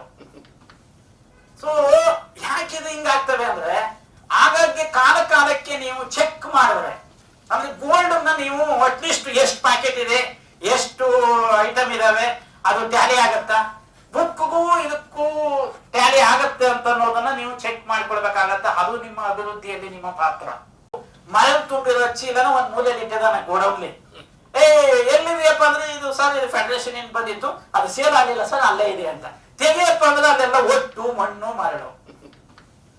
ಸೊ ಯಾಕಿದು ಹಿಂಗಾಗ್ತವೆ ಅಂದ್ರೆ ಆಗಾಗ್ಗೆ ಕಾಲಕ್ಕೆ ನೀವು ಚೆಕ್ ಮಾಡಿದ್ರೆ ಅಂದ್ರೆ ಗೋಲ್ಡ್ ಅನ್ನ ನೀವು ಅಟ್ಲೀಸ್ಟ್ ಎಷ್ಟು ಪ್ಯಾಕೆಟ್ ಇದೆ, ಎಷ್ಟು ಐಟಮ್ ಇದಾವೆ, ಅದು ಟ್ಯಾಲಿ ಆಗತ್ತಾ, ಬುಕ್ಗೂ ಇದಕ್ಕೂ ಟ್ಯಾಲಿ ಆಗತ್ತೆ ಅಂತ ಅನ್ನೋದನ್ನ ನೀವು ಚೆಕ್ ಮಾಡ್ಕೊಳ್ಬೇಕಾಗತ್ತೆ. ಅದು ನಿಮ್ಮ ಅಭಿವೃದ್ಧಿಯಲ್ಲಿ ನಿಮ್ಮ ಪಾತ್ರ. ಯಾಕೆಂದ್ರೆ ಇಲ್ಲ ನಮ್ಗೆ ಅದು ಸಾಮಾನ್ಯವಿಲ್ಲ. ಆಮೇಲೆ ಕ್ಯಾಶ್ ಚೆಕ್ ಮಾಡೋದು, ಗೋಲ್ಡ್ ಚೆಕ್ ಮಾಡೋದು, ಇನ್ಯಾವುದೇ ಇತರೆ ವಸ್ತುಗಳಿದ್ರೆ, ಬೇರೆ ಬಿಸ್ನೆಸ್ ಮಾಡುವಾಗ ಇತರೆ ವಸ್ತುಗಳಿದ್ರೆ, ನಿಮ್ಮಲ್ಲಿ ಸಾಮಾನ್ಯ ಕ್ರೆಡಿಟ್ ಆದ್ರಿಂದ ಗೋಲ್ಡ್ ಲೋನ್ ಕೊಡೋದಾದ್ರೆ ಅದನ್ನ ಚೆಕ್ ಮಾಡಬೇಕು. ಇಂಪಾರ್ಟೆಂಟು ಸ್ಥಿರಾಸ್ತಿಗಳನ್ನು ಕೂಡ ನೀವು ಒಂದ್ಸಲ ಸ್ಥಿರಾಸ್ತಿ ರಿಜಿಸ್ಟರ್ ಬರೆಸ್ಬೇಕು. ಸಾಲ ಕೊಟ್ಟಿರ್ತೀರಲ್ಲ, ಅದಕ್ಕೆ ಯಾವ್ಯಾವ ಆಸ್ತಿಗೆ ಸಾಲ ಕೊಟ್ಟಿದ್ದೀರಿ, ಈಗೆಲ್ಲ ಈ ಖಾತೆಗಳೇ ಆಗಿದಾವೆ, ಈಗೆಲ್ಲ ನಂಬರ್ ಬರ್ತಾ ಇದ್ದಾವೆ. ಕಂಪ್ಯೂಟರೈಸ್ಡ್ ಅಲ್ಲದೆ ಮ್ಯಾನ್ಯುವಲ್ ಬರ್ಕೊಟ್ಟು ಮಾಡಿರೋ ಅಂತವಿದ್ರೆ 2 ಸಲ ಚೆಕ್ ಮಾಡಿ. ಯಾಕೆಂದ್ರೆ ಮ್ಯಾನ್ಯುವಲ್ ಅಲ್ಲಿ ಯಾರೋ ಗುಮಾಸ್ತರಿಗೆ ಏನೋ ಕೊಟ್ಟು ಬರ್ಸ್ಕೊ ಬಂದು, ಇದು ಬೆಂಗಳೂರಲ್ಲಿ ಹೆಚ್ಚಿನ ಭಾಗ ಆ ತರದ ಕೇಸ್ಗಳಾಗ್ತಾ ಇದ್ದು, ಈಗ ಸ್ವಲ್ಪ ಅವಾಯ್ಡ್ ಆಗಿದೆ. ಇವೆಲ್ಲ ಈ ಖಾತೆಗಳು ಬಂದ್ಮೇಲೆ ಮ್ಯಾನ್ಯುವಲ್ ತಕೊಂಡ್ ಬರೋದು, ಸಾಲ ತಗೊಳ್ಳೋದು ಮತ್ತು ಓಡೋಗೋದು. ಅವನು ಆಸ್ತಿನೂ ಇರಲ್ಲ, ಇಂಥವು ಇರಲ್ಲ. ಸೊ ಹಾಗಾಗಿ ನೀವು ಗೋಲ್ಡ್ ಲೋನ್ಗೆ ಹೆಚ್ಚಿನ ಇದು ಕೊಡಿ. ಜೊತೆಗೆ ಅಪ್ರೈಸರ್ ಟ್ರೈನಿಂಗ್ ಅನ್ನ ಕೊಡಿಸಿ, ಅಪ್ರೈಸರ್ ಕರೆಕ್ಟ್ ಇದಾನ ಇಲ್ವಾ ಅಂತ ನಿಮ್ಮ ನಂಬಿಕೆ ಇರೋನ್ನ ನೀವು ಅಪಾಯಿಂಟ್ ಮಾಡಿಕೊಡಿ. ಜೊತೆಗೆ ಅಪ್ರೈಸರ್ ಹತ್ರ ನೀವು ಇದನ್ನ ತಗೊಳ್ಬೇಕು, ಸೆಕ್ಯೂರಿಟಿಯನ್ನ ತಗೊಳ್ಳಿ. ಏನಾದ್ರು ವ್ಯತ್ಯಾಸಗಳಾದ್ರೆ ಅವನಿಂದ ವಸೂಲಿ ಮಾಡಕ್ಕೆ ಸಂಬಂಧಪಟ್ಟ ಹಾಗೆ. ಇನ್ನು ಜಾಮೀನು ಸಾಲವನ್ನ ಆದಷ್ಟು ಅವಾಯ್ಡ್ ಮಾಡಿ. ಅಕಸ್ಮಾತ್ ಅವಾಯ್ಡ್ ಮಾಡೋದ ಆಗ್ಲಿಲ್ಲ ಅಂದ್ರೂ ಕೂಡ ಜಾಮೀನು ಸಾಲ ಕೊಡ್ಲೇಬೇಕಾಗತ್ತೆ. ಯಾಕಂದ್ರೆ ವಿಧಿ ಇಲ್ಲ, ಅದು ಒಂದು ಪಾರ್ಟ್ ಆಫ್ ದಿ ಲೋನ್ ಅದು. ಸೊ ಹಾಗಾಗಿ ಅಂತ ಸಂದರ್ಭದಲ್ಲಿ ಜಾಮೀನನ್ನ ಅವ್ರಿಗೆ ಇವ್ರಿಗೆ ಅವರು ಮಾಡೋದಕ್ಕಿಂತ ಆಮೇಲೆ ಗಂಡನಿಗೆ ಹೆಂಡತಿ ಜಾಮೀನು, ಹೆಂಡತಿ ಗಂಡನ ಜಾಮೀನು, ಹಂಗ್ ಜಾಮೀನ್ ತಕೊಂಡು ಹೋಗೋದ್ರೆ ನಂಗೆ ಗೊತ್ತಿಲ್ಲ. ಒಂದು ಇದು ಇಲ್ಲೇ ನಾವು ಇದಕ್ಕೆ ಹೋಗಿದ್ದು, ಆ ಮನೆಗೆ ಹೋದ್ರೆ ಇಲ್ಲ ನಾನು ನನ್ನ ಗಂಡ ಡೈವರ್ಸ್ ಕೊಟ್ಟು 3 ವರ್ಷ ಆಯ್ತು, ನೀವು ಈಗ ಬಂದಿದ್ದೀರಿ ಅಂತೇಳಿ ಆ ಲೇಡಿ. ನಮ್ಗೆ ಆಶ್ಚರ್ಯ ಬೆಂಗಳೂರಲ್ಲೇ. ಆಮೇಲೆ ಇಲ್ಲ ಅವರು, ಯಾಕಂದ್ರೆ ಅದು ಮಿಸ್ಅಪ್ರೋಪ್ರಿಯೇಷನ್ ಕೇಸ್. 9.25 ಕೋಟಿ ಎತ್ತಾಕ್ಬಿಟ್ಟಿದ್ದ ಆ ಮನುಷ್ಯ, 9.25 ಕೋಟಿ. ಆಮೇಲೆ ಅದಕ್ಕೆ ದೊಡ್ಡ ಇದೇ ಆಯ್ತು ಬಿಡಿ ಅದರದ್ದು. ಅವನ ಪಾಸ್ಪೋರ್ಟ್ ಸೀಸ್ ಮಾಡಿಸಿದ್ದು, ಅವನು ಇದು ಎಲ್ಲಿ ಅವ್ರ ಮನೆಗೆಲ್ಲ ಹೋದ್ರೆ ನನ್ಗೂ ಗಂಡಿಗೂ ಸಂಬಂಧ ಇಲ್ಲ ಅಂದ್ರು. ವೋಟರ್ ಲಿಸ್ಟ್ ತೆಗೆದ್ರು, ಅಲ್ಲಿ ನೋಡಿದ್ರು ಒಂದೇ ಡೋರಲ್ಲಿ ಇಬ್ಬರು ಹೆಸರು ಇದೆ. ಆಮೇಲೆ ಆಧಾರ್ ಇದ್ ಮಾಡಿದ್ರೆ ಆಧಾರ್ನ ಅಡ್ರೆಸ್ನ ಚೇಂಜ್ ಮಾಡ್ಕೊಂಡಿದ್ದಾರೆ. ಹೀಗೆ ದೊಡ್ಡ ಇದೇ ಇರ್ತವೆ. ಹಾಗಾಗಿ ನೀವು ಸ್ವಲ್ಪ ಜಾಮೀನ ಗಂಡನಿಗೆ ಹೆಂಡತಿ ಜಾಮೀನು, ಹೆಂಡತಿ ಗಂಡನ ಜಾಮೀನು ಹಾಕೋದಕ್ಕಿಂತ ಬೇರೆಯವ್ರ ಜಾಮೀನು, ಅದರಲ್ಲೂ ಸರ್ಕಾರದ ಈ ತರದ ಜವಾಬ್ದಾರಿ ಉದ್ಯೋಗದಲ್ಲಿರೋರು, ಈ ತರ ಸೆಮಿ ಗೌರ್ಮೆಂಟ್ ಆದ್ರೂ ಓಕೆ ಅಂತವ್ರನ್ನ ನೀವು ಸಾಲಕ್ಕೆ ಜಾಮೀನು ಹಾಕ್ಸ್ಕೊಂಡ್ರೆ ಸ್ವಲ್ಪ ಇದಾಗತ್ತೆ, ಹುಷಾರಾಗಿ ನೋಡ್ಬೇಕಾಗತ್ತೆ. ಇಂಥವುಗಳು ನೀವು ಕರೆಕ್ಟ್ ಆಗಿ ಸಾಲ ಕೊಡೋದಕ್ಕೆ ಸಂಬಂಧಪಟ್ಟಾಗಿ ನೀವು ಲೋನ್ ಕಮಿಟಿಯಲ್ಲಿ ಪಾಸ್ ಮಾಡ್ಬಿಡ್ತೀರಿ, ಅದು ಬೋರ್ಡ್ ಕಮಿಟಿಯಲ್ಲಿ ಪಾಸ್ ಮಾಡ್ತೀರಿ.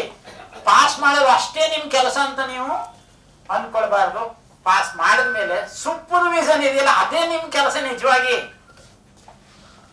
ಅಂದ್ರೆ ನೀವು ಪ್ರತಿ 3 ತಿಂಗಳು ಪ್ರತಿ ವಾರದಲ್ಲಿ 3 ದಿನ ಹೋಗಿ, ಅಥವಾ ವಾರದಲ್ಲಿ 2 ದಿನ ಹೋಗಿ, ಸುಮ್ಮನೆ ಹೋಗಿ ಕಾಫಿ ಟೀ ಮಾತಾಡಿಸ್ಬಿಟ್ಟು ಕಾಫಿ ಟೀ ಕುಡಿದು ಬರೋದಕ್ಕಿಂತ ಅದ್ರ ಜೊತೆಗೆ ಕರೆದು ಏನಾಯ್ತು, ಇದನ್ನ ನಾನು ಒಬ್ಬೊಬ್ರು ಒಂದೊಂದು ಪೋರ್ಟ್ಫೋಲಿಯೋ, ಇಬ್ಬಿಬ್ರು ಒಂದೊಂದು ಪೋರ್ಟ್ಫೋಲಿಯೋ ವಹಿಸ್ಕೋಬಹುದು. ಒಂದಿಬ್ರು ಡೆಪಾಸಿಟ್ ಪೋರ್ಟ್ಫೋಲಿಯೋ ನೋಡೋದು, ಒಂದಿಬ್ರು ಲೋನ್ ಪೋರ್ಟ್ಫೋಲಿಯೋ ನೋಡೋದು.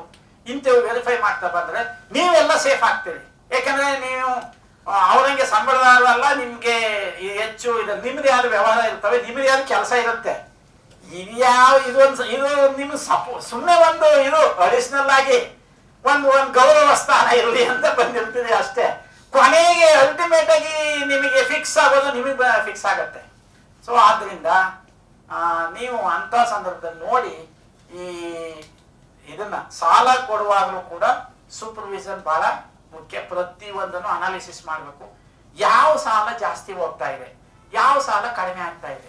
ಅದು ಜಾಸ್ತಿ ಹೋಗೋದು ಅಂದ್ರೆ ಎಲ್ಲ ಜಾಮೀನ್ ಸಾಲ ಜಾಸ್ತಿ ಹೋಗ್ತಾ ಇದೆ ಅಂದ್ರೆ ಭಾರಿ ಖುಷಿ ಆಗೋದಲ್ಲ. ಜಾಮೀನ್ ಸಾಲನ ಕಮ್ಮಿ ಮಾಡಿಸಿ ಬೇರೆ ಸಾಲಗಳು ಹೆಚ್ಚಾಗುವ ಹಾಗೆ ನೀವು ಟಾರ್ಗೆಟ್ ಅನ್ನ ಜ್ಯುವೆಲ್ ಜಾಸ್ತಿ ಟಾರ್ಗೆಟ್ ಕೊಡಿ, ಏನು ತೊಂದರೆ ಇಲ್ಲ. ಅಥವಾ ಇನ್ಯಾವುದು ನಿಮ್ದು ಇತ್ತೀಚೆಗೆ ವೆಹಿಕಲ್ ಲೋನ್ ಅವು ಎಲ್ಲ ಕೊಟ್ರೆ ಆದಷ್ಟು 80% 90%ಗೆ ಕೊಡಬಾರ್ದು, 60%. ಯಾಕಂದ್ರೆ ಒಂದ್ಸಲ ವೆಹಿಕಲ್ ತಕೊಂಡ್ಮೇಲೆ ನೆಕ್ಸ್ಟ್ ಒಂದು ದಿನಕ್ಕೆ ಅದು ಸೆಕೆಂಡ್ ಹ್ಯಾಂಡ್ ಅಂತ ಆಗತ್ತೆ. ಅಂತವರಿಗೆ 50% 60%ಗೆ ಇಳಿಸ್ಬೇಕು. ಜಾಮೀನಿಗೆ ಈ ತರದವು ತಗೊಳ್ಬೇಕು. ಸಂಬಳ ಆಧಾರಿತ ಸಾಲ ತಗೊಳ್ಳುವಾಗ ನೋಡಿ ಕರೆಕ್ಟ್ ಆಗಿ ಅವನ್ಗೆ ಎಷ್ಟು ವರ್ಷ ಸರ್ವಿಸ್ ಇದೆ, ಎಷ್ಟು ಸಂಬಳ ಬರುತ್ತೆ, ಇರೋ ಸಂಬಳ ಎಲ್ಲ ಕಟ್ಟಾಗ್ತಾ ಇದಾವ, ನಿಮ್ಮ ಕೊಡ ಸಾಲಕ್ಕೆ ಅವನ್ ಎಷ್ಟು ಕಂತು ಬರ್ಬೋದು, ಆ ಕಂತು ಎಷ್ಟಾಗತ್ತೆ, 50% ಹೋಮ್ ಟೇಕ್ ಸ್ಯಾಲರಿಯಲ್ಲಿ ನನ್ನ ಕಂತು ಎಷ್ಟು ಬರ್ಬೋದು ಅದನ್ನ ನೋಡಿಸ್ಬೇಕು. ಇದನ್ನೆಲ್ಲ ಮ್ಯಾನೇಜರ್ ನೋಡ್ತಾರೆ. ಆದ್ರೆ ನೀವು ಪಾಸ್ ಮಾಡಕ್ ಬರುತ್ತಲ್ಲ ಇದಕ್ಕೆ ಮೀಟಿಂಗ್ಗೆ, ಸರ್ ಇದ್ರದ್ದು ಏನು ಪ್ರಾಬ್ಲಮ್ ಇಲ್ಲ ಸರ್, ಒಳ್ಳೆ ಸಂಬಳ ಇದೆ. ಆಯ್ತಪ್ಪ, ಕರೆಕ್ಟ್ ಒಳ್ಳೆ ಸಂಬಳ ಇದೆ, ಸಂಬಳ ಅವ್ನಿಗೆ 2 ಲಕ್ಷನೇ ಇದೆ. ಆದ್ರೆ ಎಲ್ಲವೂ ಕಟ್ಟಾಗಿ ಸಿಗದೆ ಒಂದು 25,000 ಅಲ್ಲ, ಇದನ್ನ ಏನ್ ಮಾಡ್ತೀಯ? ಈ 25,000 ನೀನೇ ಸಾಲ ಕೊಟ್ಬಿಟ್ರೆ ಜಾಸ್ತಿ, ಅವ್ನ ಕಂತು ಎಷ್ಟು ಕಟ್ತಾನೆ ಅದನ್ನ ಕೇಳ್ಬೇಕು ನೀವು. ಆಗ ಓ ಇಲ್ಲ ನಮ್ಮ ಡೈರೆಕ್ಟರ್ಸ್ ಇದೇ ಕೇಳ್ತಾರೆ ಅಂತ ಅವರು ಹುಷಾರಾಗ್ತಾರೆ. ಯಾಕೆಂದ್ರೆ ಇಂಥವು ನೋಡ್ಕೊಂಡು ನೀವು ಸಾಲಗಳನ್ನ ಕೊಡಬೇಕಾಗತ್ತೆ. ಇದಲ್ಲದೆ ನೀವು ಪ್ರತಿ 3 ತಿಂಗಳಿಗೊಮ್ಮೆ ಎಲ್ಲ ಜಮಾ ಖರ್ಚು ಇತ್ಯಾದಿಗಳು ನೋಡುವಾಗ ಸುಮ್ಮನೆ ಕಣ್ಣು ಮುಚ್ಚಿ ಅಪ್ರೂವ್ ಮಾಡಬಾರ್ದು. ಯಾವ್ದಕ್ಕೆ ಖರ್ಚು, ಯಾವ್ದಕ್ಕೆ ಎಷ್ಟಾಗಿದೆ, ಯಾಕಾಗಿದೆ, ಅದು ವೆದರ್ ಇಟ್ ಇಸ್ ಜೆನ್ಯೂನ್ ಅಂದ್ರೆ ಕರೆಕ್ಟ್ ಇರೋಂತ ಖರ್ಚ ಅಥವಾ ಸುಮ್ಮನೆ ಖರ್ಚು ಹಾಕಿದಾರ, ಇದನ್ನು ಸ್ವಲ್ಪ ನೀವು ನೋಡಿದ್ದೆ ಆದ್ರೆ ಬಿಸ್ನೆಸ್ಗೆ ಅದು ಒಂದು ಕೂಡ ಸಪೋರ್ಟ್ ಆಗತ್ತೆ.